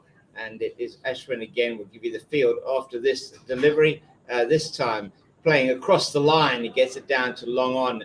They will take the single. Van der Dussen with that goes to 18 of 18 deliveries with him. Aiden Markham 16 of 14. This partnership after a couple of stutters for South Africa, 32 of 28. We have a man at 45, fine leg, deep square, deep back of square on the boundary, deep mid-wicket, long on, long off, who's actually now coming in off the boundary to a mid-off position. Man at extra cover. Matt long on's gone much wider for Markram, and we have a man on the deep point boundary. And at 45, a third man, the ball is on the pads, played to the captain, KL Rahul. I think that is at a mid-wicket position. That's Virat Kohli at a mid-wicket, and there is no run. 246 for 3, 42 needed of 57 balls. This is played into the ground and back to the bowler. Markram trying to get that past Ashwin for the single. This over going through his ball, the balls very quickly here is Ashwin. It is 246 for 3. South Africa needing just another 41 now to win this one-day international, the second in the Betway ODI series, and with it, the series, Tim, was only the one to play at Newlands on Sunday. Very few people would have foreseen South Africa winning this series before India came to these shores a while ago now, it seems. This into the pads of Van der Dussen from Ashwin, just tickles it around the corner of the man at deep backward square. They take the single and move inexorably towards the total of 287, 248 for 3. South Africa need 40 to win at the end of that over. They have got 9 overs in which to get that, 54 balls left. Just a reminder that we are broadcasting to you on 1WSR.com, the official digital broadcaster on radio, digital radio for Cricket South Africa. In this series and in the Test series that has just passed, there's one ODI to go. It looks certainly as if South Africa will go into that final ODI 2-0 up, but there are still 9 overs, 54 deliveries for India to find 7 wickets. South Africa need 40 runs.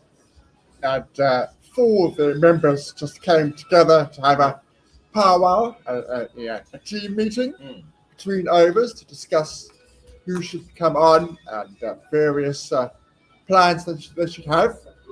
So it'll be interesting to see if they do make a change. They do. Bhuvi Kumar, yeah? Indeed, it is Bhuveshwar Kumar who's going to be coming on from the Nederburg end, which is where we are commentating from. The shadows are lengthening at the beautiful, picturesque Eurolux Boland Park in the heart of the Boland, the Klein Drakenstein Mountains across to our left, the granite domes of Paarl Rock, which are just behind us here. We are here at the northern end of the ground as Kumar comes in to Van der Dussen. He plays this beautifully out into the offside, and they're going to come back for 2, quite easily run at the end. Markram calling his partner through for the 2 as he was running to the danger end. South Africa get to 250 for the loss of 3 wickets, 250 of 251 balls. Basically, 6 runs and over, in fact, over 6 and over, with the no balls that have been conceded and wides that have been conceded, and South Africa on track, 38 to win of 53 deliveries. This too, Van der Dussen is played into the covers yet again to the man on the cover boundary. Sweeping over there is in fact a substitute fielder, Ruturaj Gaikwad, who is on the field here for India. He has yet to be capped fully. One expects that if they do lose the series, he'll get his chance on Sunday, perhaps along with South Africa also playing some of their younger talent in the match. But again, let's see what happens first. South Africa have to get these 37 runs, Tim, of 52 deliveries, 8 overs and 4 balls. A reminder that in the first of the 2 ODIs here, South Africa scored 80 of the last 9 overs in their first innings. It's Kumar in to Markram. He's standing tall, plays it to the offside where Kohli does the fielding at extra cover. There is no run. To Markram, we have a long leg, a deep backward square, mid wicket, long on, long off. We have a man, mid off, a extra cover, man on the deep cover boundary whose face is looking into the sun, backward point, and third man. It's Kumar again. This is played out into the offside forcefully by Markram. They take the single to Gaikwad on the boundary, and that is over 252 is the score for the loss of 3. 36 to win with 50 balls left to do that. A run rate required 4.3 runs per over with 7 wickets in hand. Plenty of wiping of brows from both the South African batters, but it's not to do with the match situation. It's more to do with the heat out there. And as KL Rahul comes across from mid-wicket to field that defensive or prod from Rassie van der Dussen, I can tell you, Tim, I've just been outside. It is. I don't know how they are actually able to survive on the field there. It is incredibly hot here today at Eurolux Boland Park. Over 40 degrees it has been for a big part of the day. Kumar in to Van der Dussen, plays this again out to Gaikwad on the cover boundary. They take yet another single, and Rassie van der Dussen wants more refreshment. He wants something to help him mop that sweat off the brow. Standing now in the shadow of the floodlight pylon. I don't know why he's walking towards the 12th man. I'm staying exactly in that shadow, waiting for him to come to me. Exactly. Not the other way around. No. 12th man running onto the field can most definitely be, and that's Kala Verena, who's brought out a drink to both of the batters. Indian fielders also taking on some refreshment if they can. It is very, very hot out there.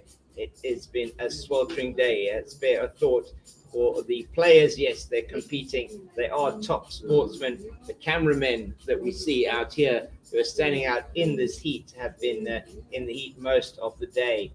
They are bringing the visuals. We are bringing you the radio broadcast here from Eurolux Boland Park.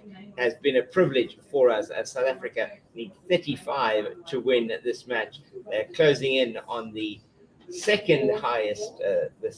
highest score in the second innings at an ODI in Paarl, as Ashwin, with the first delivery of his final over, is towards us now from the old stables end into the pads of Van der Dussen, who plays it out into the leg side and takes the single for Ashwin. That's 34 to win of 47. Tim, they should get this at a really easily paid in 4 runs and over. They just need to knock it around. Yeah, it's very much a situation where India have to do the running, not South Africa.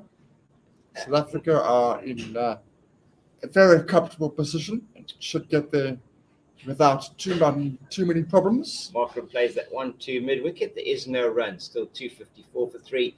And this he Yorks himself actually with that delivery, plays it down the wicket to Ashwin. Only 1 off the over so far, making life a little bit difficult for himself in this over is Markram, as he just takes a moment as the man at long off goes back towards the boundary. Ashwin from the old stables end, it played to that man in the deep on the offside by Markram, who steps away from his stumps, perhaps slightly unnecessarily, to play that shorter delivery to the man there. And the field will stay the same for Van der Dussen. The man at long off, thinking maybe he'll come into the circle. What South Africa don't want is they don't want to be chasing 5 at the last over, for example. It doesn't matter how many overs you have. Those sort of situations can always be tricky. It can. Exactly. South Africa will want to knock these runs off within the next 3 or 4, so say 4 or 5 overs. We're in the 43rd over already, 43 balls left, 32 to win, 256 for 3. That's short and is played into the backward point region. They will turn for 2. They're going to make it easily as Chahal chases that from his position at shortish third man. They go through for 2, take South Africa to 258 for 3 at the end of 43. There are 42 balls left. That is 7 overs left. South Africa need 30 to win. It is still 4.3 runs and over. Ravi Ashwin's numbers, Tim, take us through those. They look disappointing. 10 overs, none 68. That is quite something. I don't think he felt nearly as badly as those figures suggest, but they are there. 10 overs, none for 68. He will not be a happy man. He will certainly not be a happy man. And thanks for your tweets. Wood talking to us here, saying the Indian team is definitely lacking proper leadership on the field today. KL Rahul is, of course, the stand-in captain for the ODI team in the place of Rohit Sharma, who is back in India injured, as Bhuvi Kumar runs away from us here at the Nederburg end, past umpire Rasmus to Rassi van der Dussen. He plays that beautifully through extra cover. It's going to be a long chase for Chahal in the deep. He gets there now, throws it in, but not before the South African pair have completed yet another 2 runs, taking the total to 260 for the loss of 3 wickets. There are 6 overs and 5 balls, 41 balls left, 28 to win.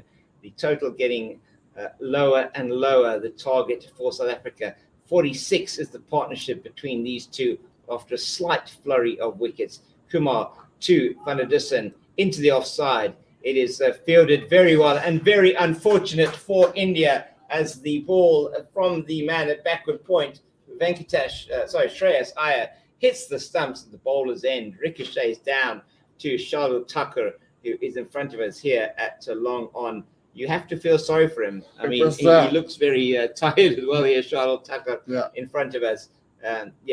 It was quite nice to see the LED lights in action as they lit up with the ball striking them, but yes, not what India needed there.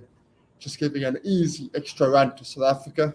Is Markram playing it beautifully over the top, and that is a 2 bounce for over the man at extra cover, slams into the advertising hoardings. That is a classic Aiden Markram cover drive. That right there is Aiden Markram and his talent in a nutshell. And the Perfectly good delivery, but Aiden Markram just lifts his leg out the way and drives it over the covers for 4 with beautiful sereneness. Beautiful shot from Aiden Markram. And Kumar into him again. This is out on the leg side, and it's too short, and it is pummeled to the leg side boundary by that man again, Aiden Markram. He overpitched on the previous delivery. This one he can't keep on the right length, and he's punished once again. 2 boundaries off the 3rd and 4th ball of his over.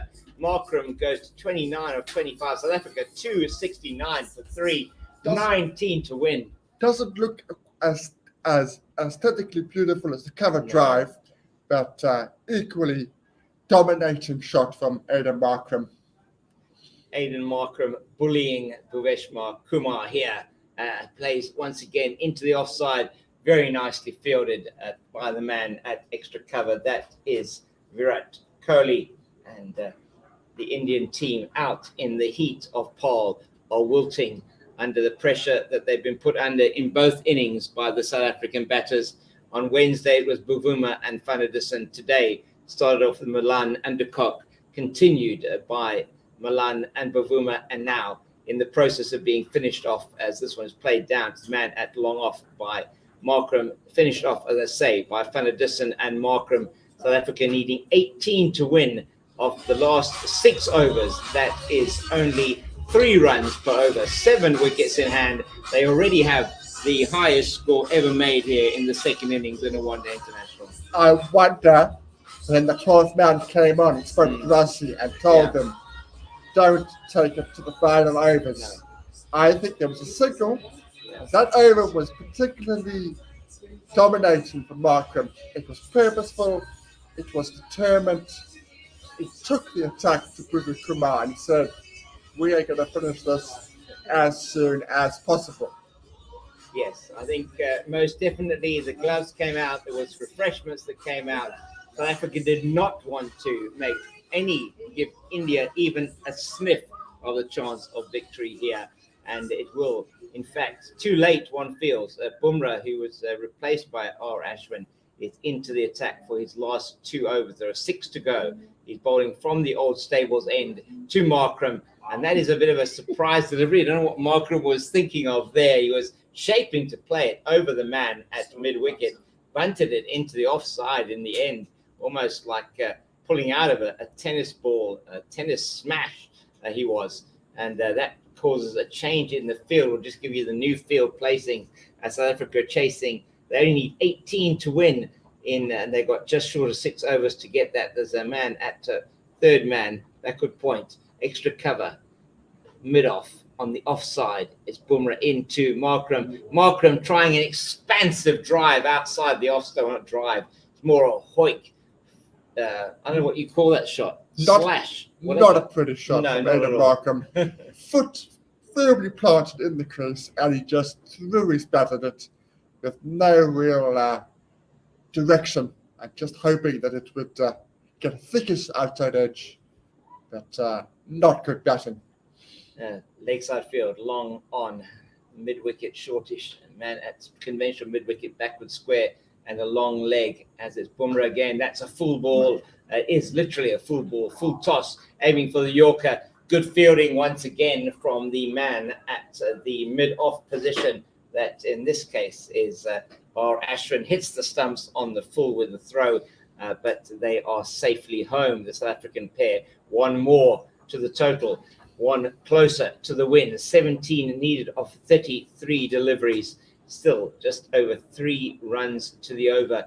Nearly 6 overs to get that. 5 overs and 3 balls to get the runs, to get them to the total to win the Betway ODI series against India. And this is tickled just off the inside edge into his pads by Van der Dussen, looking to play it softly into the gap on the offside.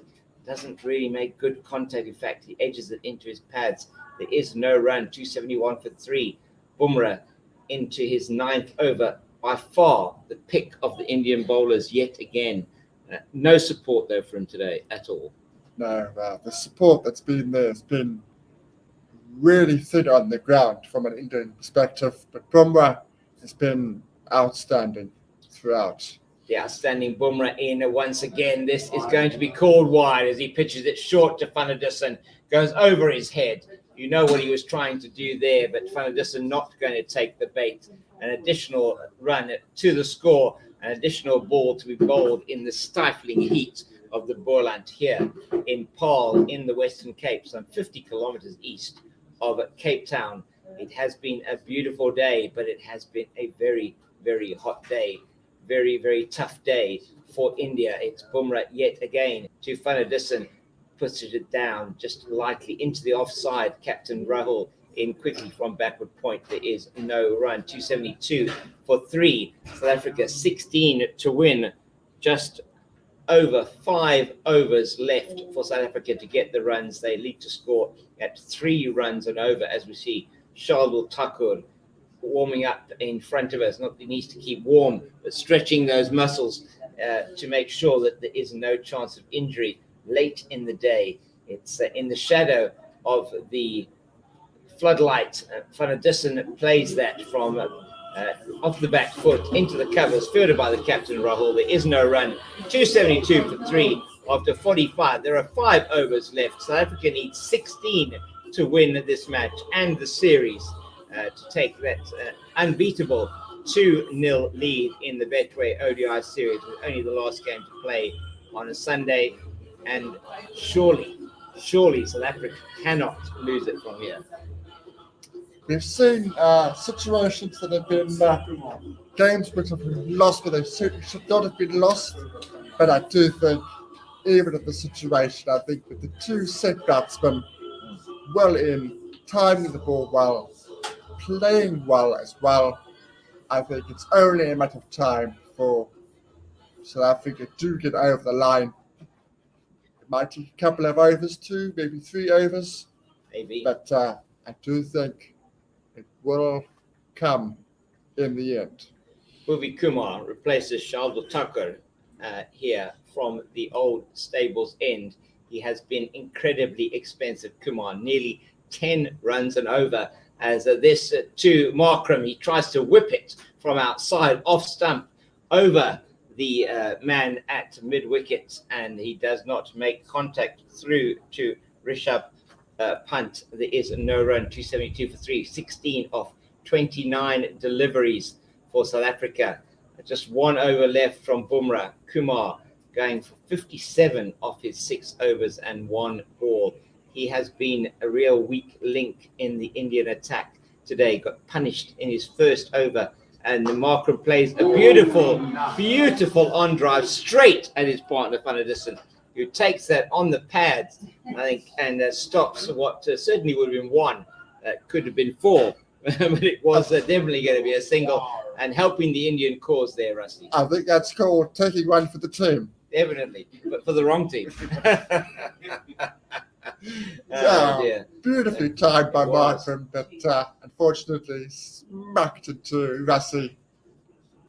Maybe the South Africans here trying too hard to hit the cover of the ball.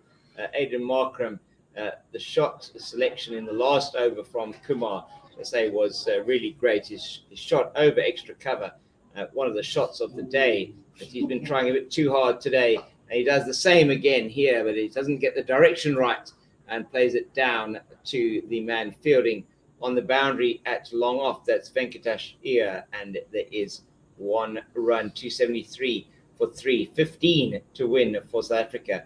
4 overs, 3 balls left. It looks like a foregone conclusion at this stage. India still trying to see if they can get a breakthrough, just stop the run rate from runs from being scored. Kumar away from us to Van Dussen on the pads. Van Dussen, as is his wont, comes inside and will not turn for the second. There is no need to do that and take any risks at this occasion. And he takes the single down to long leg, and that is 274 for 3, 14 away from the series win at South Africa. 14 of 4 overs and 2 balls. It has been a comprehensive and highly professional display from South Africa. The bowling struggled a bit in the middle overs with the run out, miss, and a couple of catches as this is played down the ground off a full toss by Van Dussen, by Markram, and fielded by Venkatesh Iyer in front of us. He drops his sunglasses in the process on the ground, but they are through for the 276 for 3, 12 runs to win. So saying thoroughly professional performance from South Africa. It has been not quite at the level that it was on Wednesday, I think it has to be said. Yeah. But they've done enough to win this match and win the series. Very good delivery from Kumar. It's one in the block hole of Markram. It's a slower delivery. He just managed to get his bat on top of that Yorker and bunts it into the offside. There is no run. That is 276 for 3, and 46 overs gone, 4 to go. Most impressive thing from a South African point of view was they arrested the good start by India in the middle overs. They really suffocated them in the middle overs. And then when they're batting, when things were looking a little bit tight, a little bit nervous from a South African perspective, these two batsmen stopped that situation. They decided that they were going to knuckle down and see South Africa through to the end. That looks like happening at the moment. Last throw of the Bumrah die as it is in now to Fanadisson. It's into the body and he just plays it down in front of him. Bumrah comes through to do the fielding. Bumrah 1 for 33 in his 10th over, going for under 4 runs and over. He is just class, this man. Oozes class, just for Bumrah. World class bowler. Right up there with the best in this format. Just a man of great skill and a very intelligent bowler. He's bowling once again towards us. He comes in to Fanadisson. He bunts this through the offside. There is nobody deep on the offside. South African batters are going to come back for 3, and that takes them closer into, in fact, single digits closer to this win. Now 9 to win. South Africa 279 for the loss of 3. 22 balls left, and it may well come in a hurry if Aiden Markram has anything to do with it. He is certainly wanting to get on with it. The field to him. There's a third man, man at point, extra cover, mid-off, long on, mid-wicket, shortish mid-on, man at deep backward square and at long leg.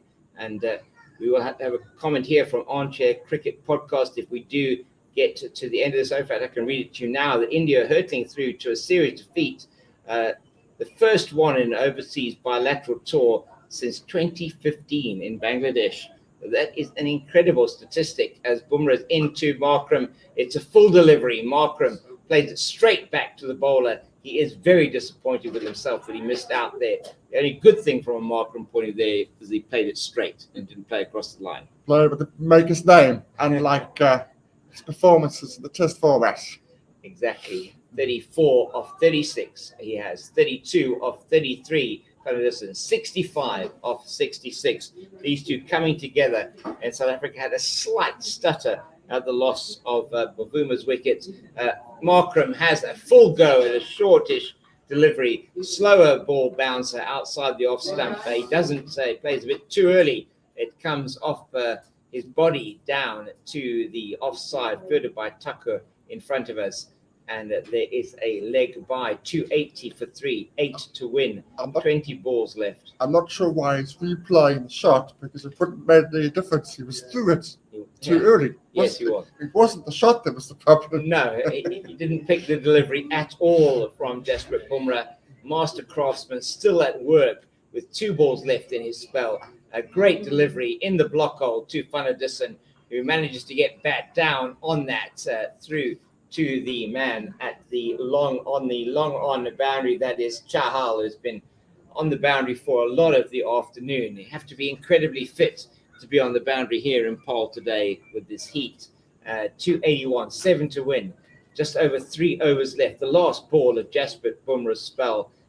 Man, you have to give this man applause for his performance today.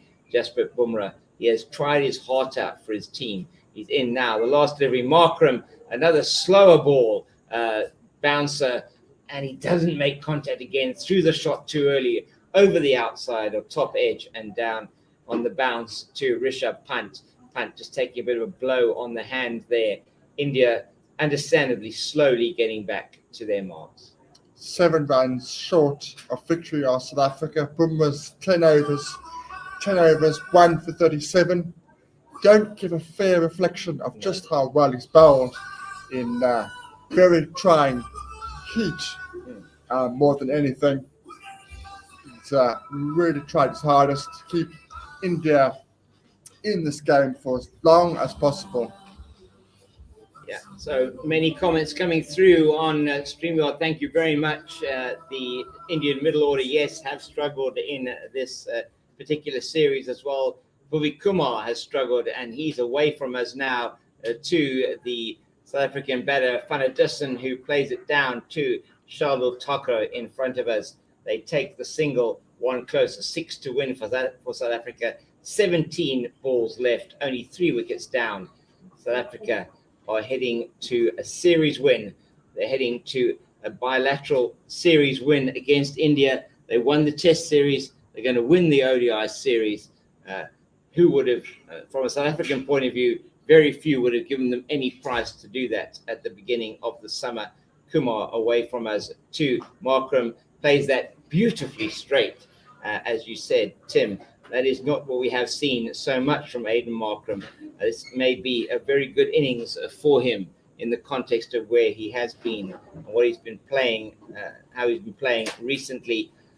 5 to win, 16 balls left, 283 for 3. Man comes in fact, both men come in from the long off and long on boundaries, try and prevent the single, try and prevent the boundary.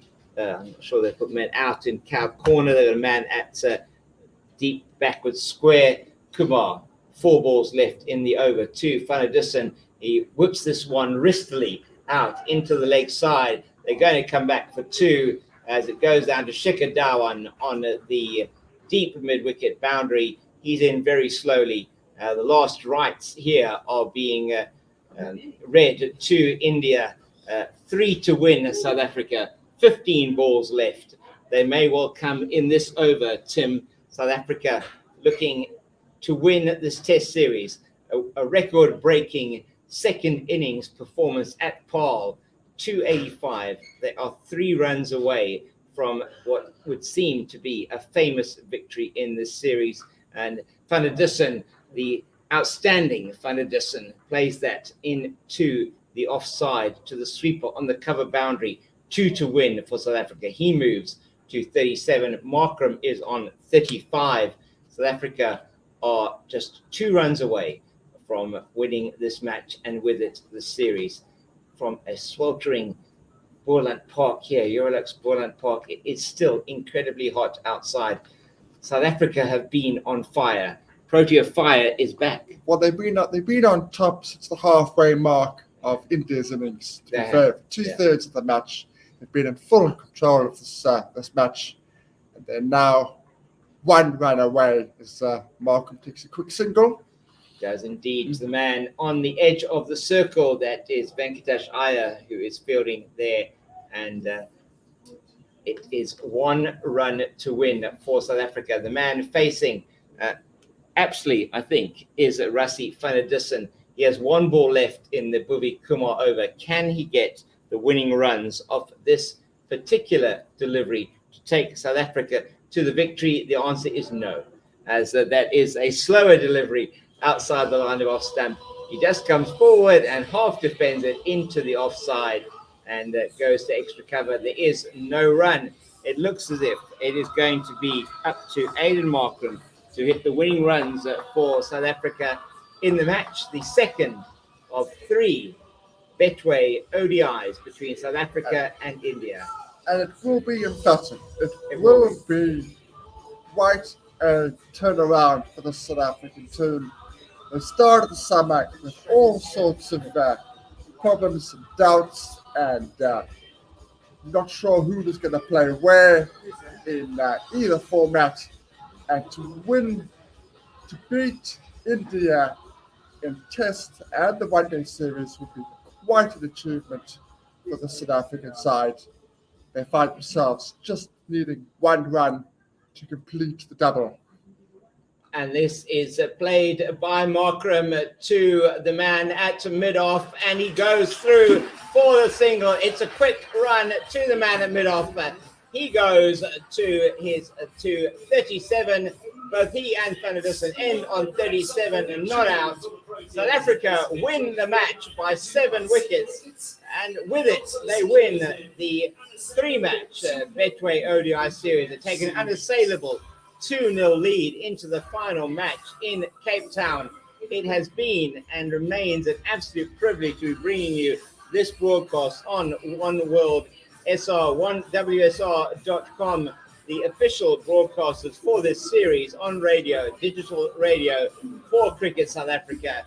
The team here at Eurolux at Boland Park. It's been an absolute pleasure bringing it to you. We're going to be summing up now on what has happened in this match just very briefly, and then we'll be taking you back to our studio. But Tim, your final thoughts from this series-winning victory for South Africa? It was quite over 300 plus on a flat pitch. They were picked back beautifully by the South Africans in the middle overs. They did find a way to a defendable total, but they did not bowl well enough in the air. And South Africa's batting came up traps. Yes, that's right. South Africa's batters came up traps. From Quinton de Kock, Temba Bavuma, Rassie van der Tussen, Aiden Markham, all had huge say in this performance live from Boland Park. And all I can say, it's been an absolute privilege to bring you ball-by-ball coverage with my co-commentators, Tipple, James, and Nate.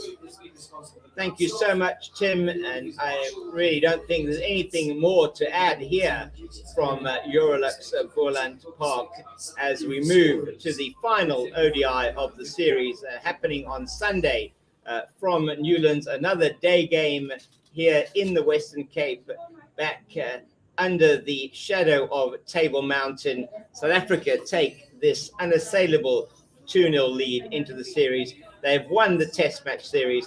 They have won the ODI series. South Africa standing tall. Captain Temba Bavuma leading from the front yet again today. He's been outstanding. The team has supported him incredibly well. Rassie van der Tussen once again leading in the batting. Yanaman Milan coming good today. Quinton de Kock coming good today. And even though the slight stutters in the field earlier on, the bowlers coming back incredibly well. Sisanda Magala on his bowling debut, getting a crucial wicket. Once again, Tabraiz Shamsi also chipping in. Maharaj and Markram outstanding for South Africa in pegging it back after a really tough start. It's been a privilege to be here, a privilege on a steaming hot day in the Boland to bring you this broadcast from myself, James, and as Tim says, the team here on One World Sports Radio. It's goodbye from us, and we'll see you on Sunday.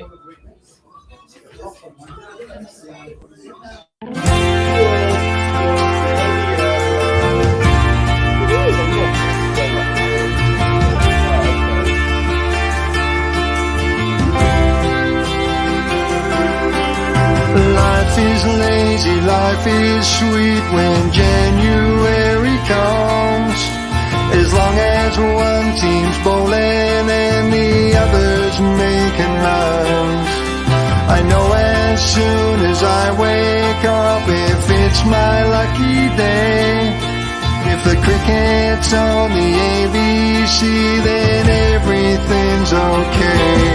And the cricket's on my radio, and everybody's laying low.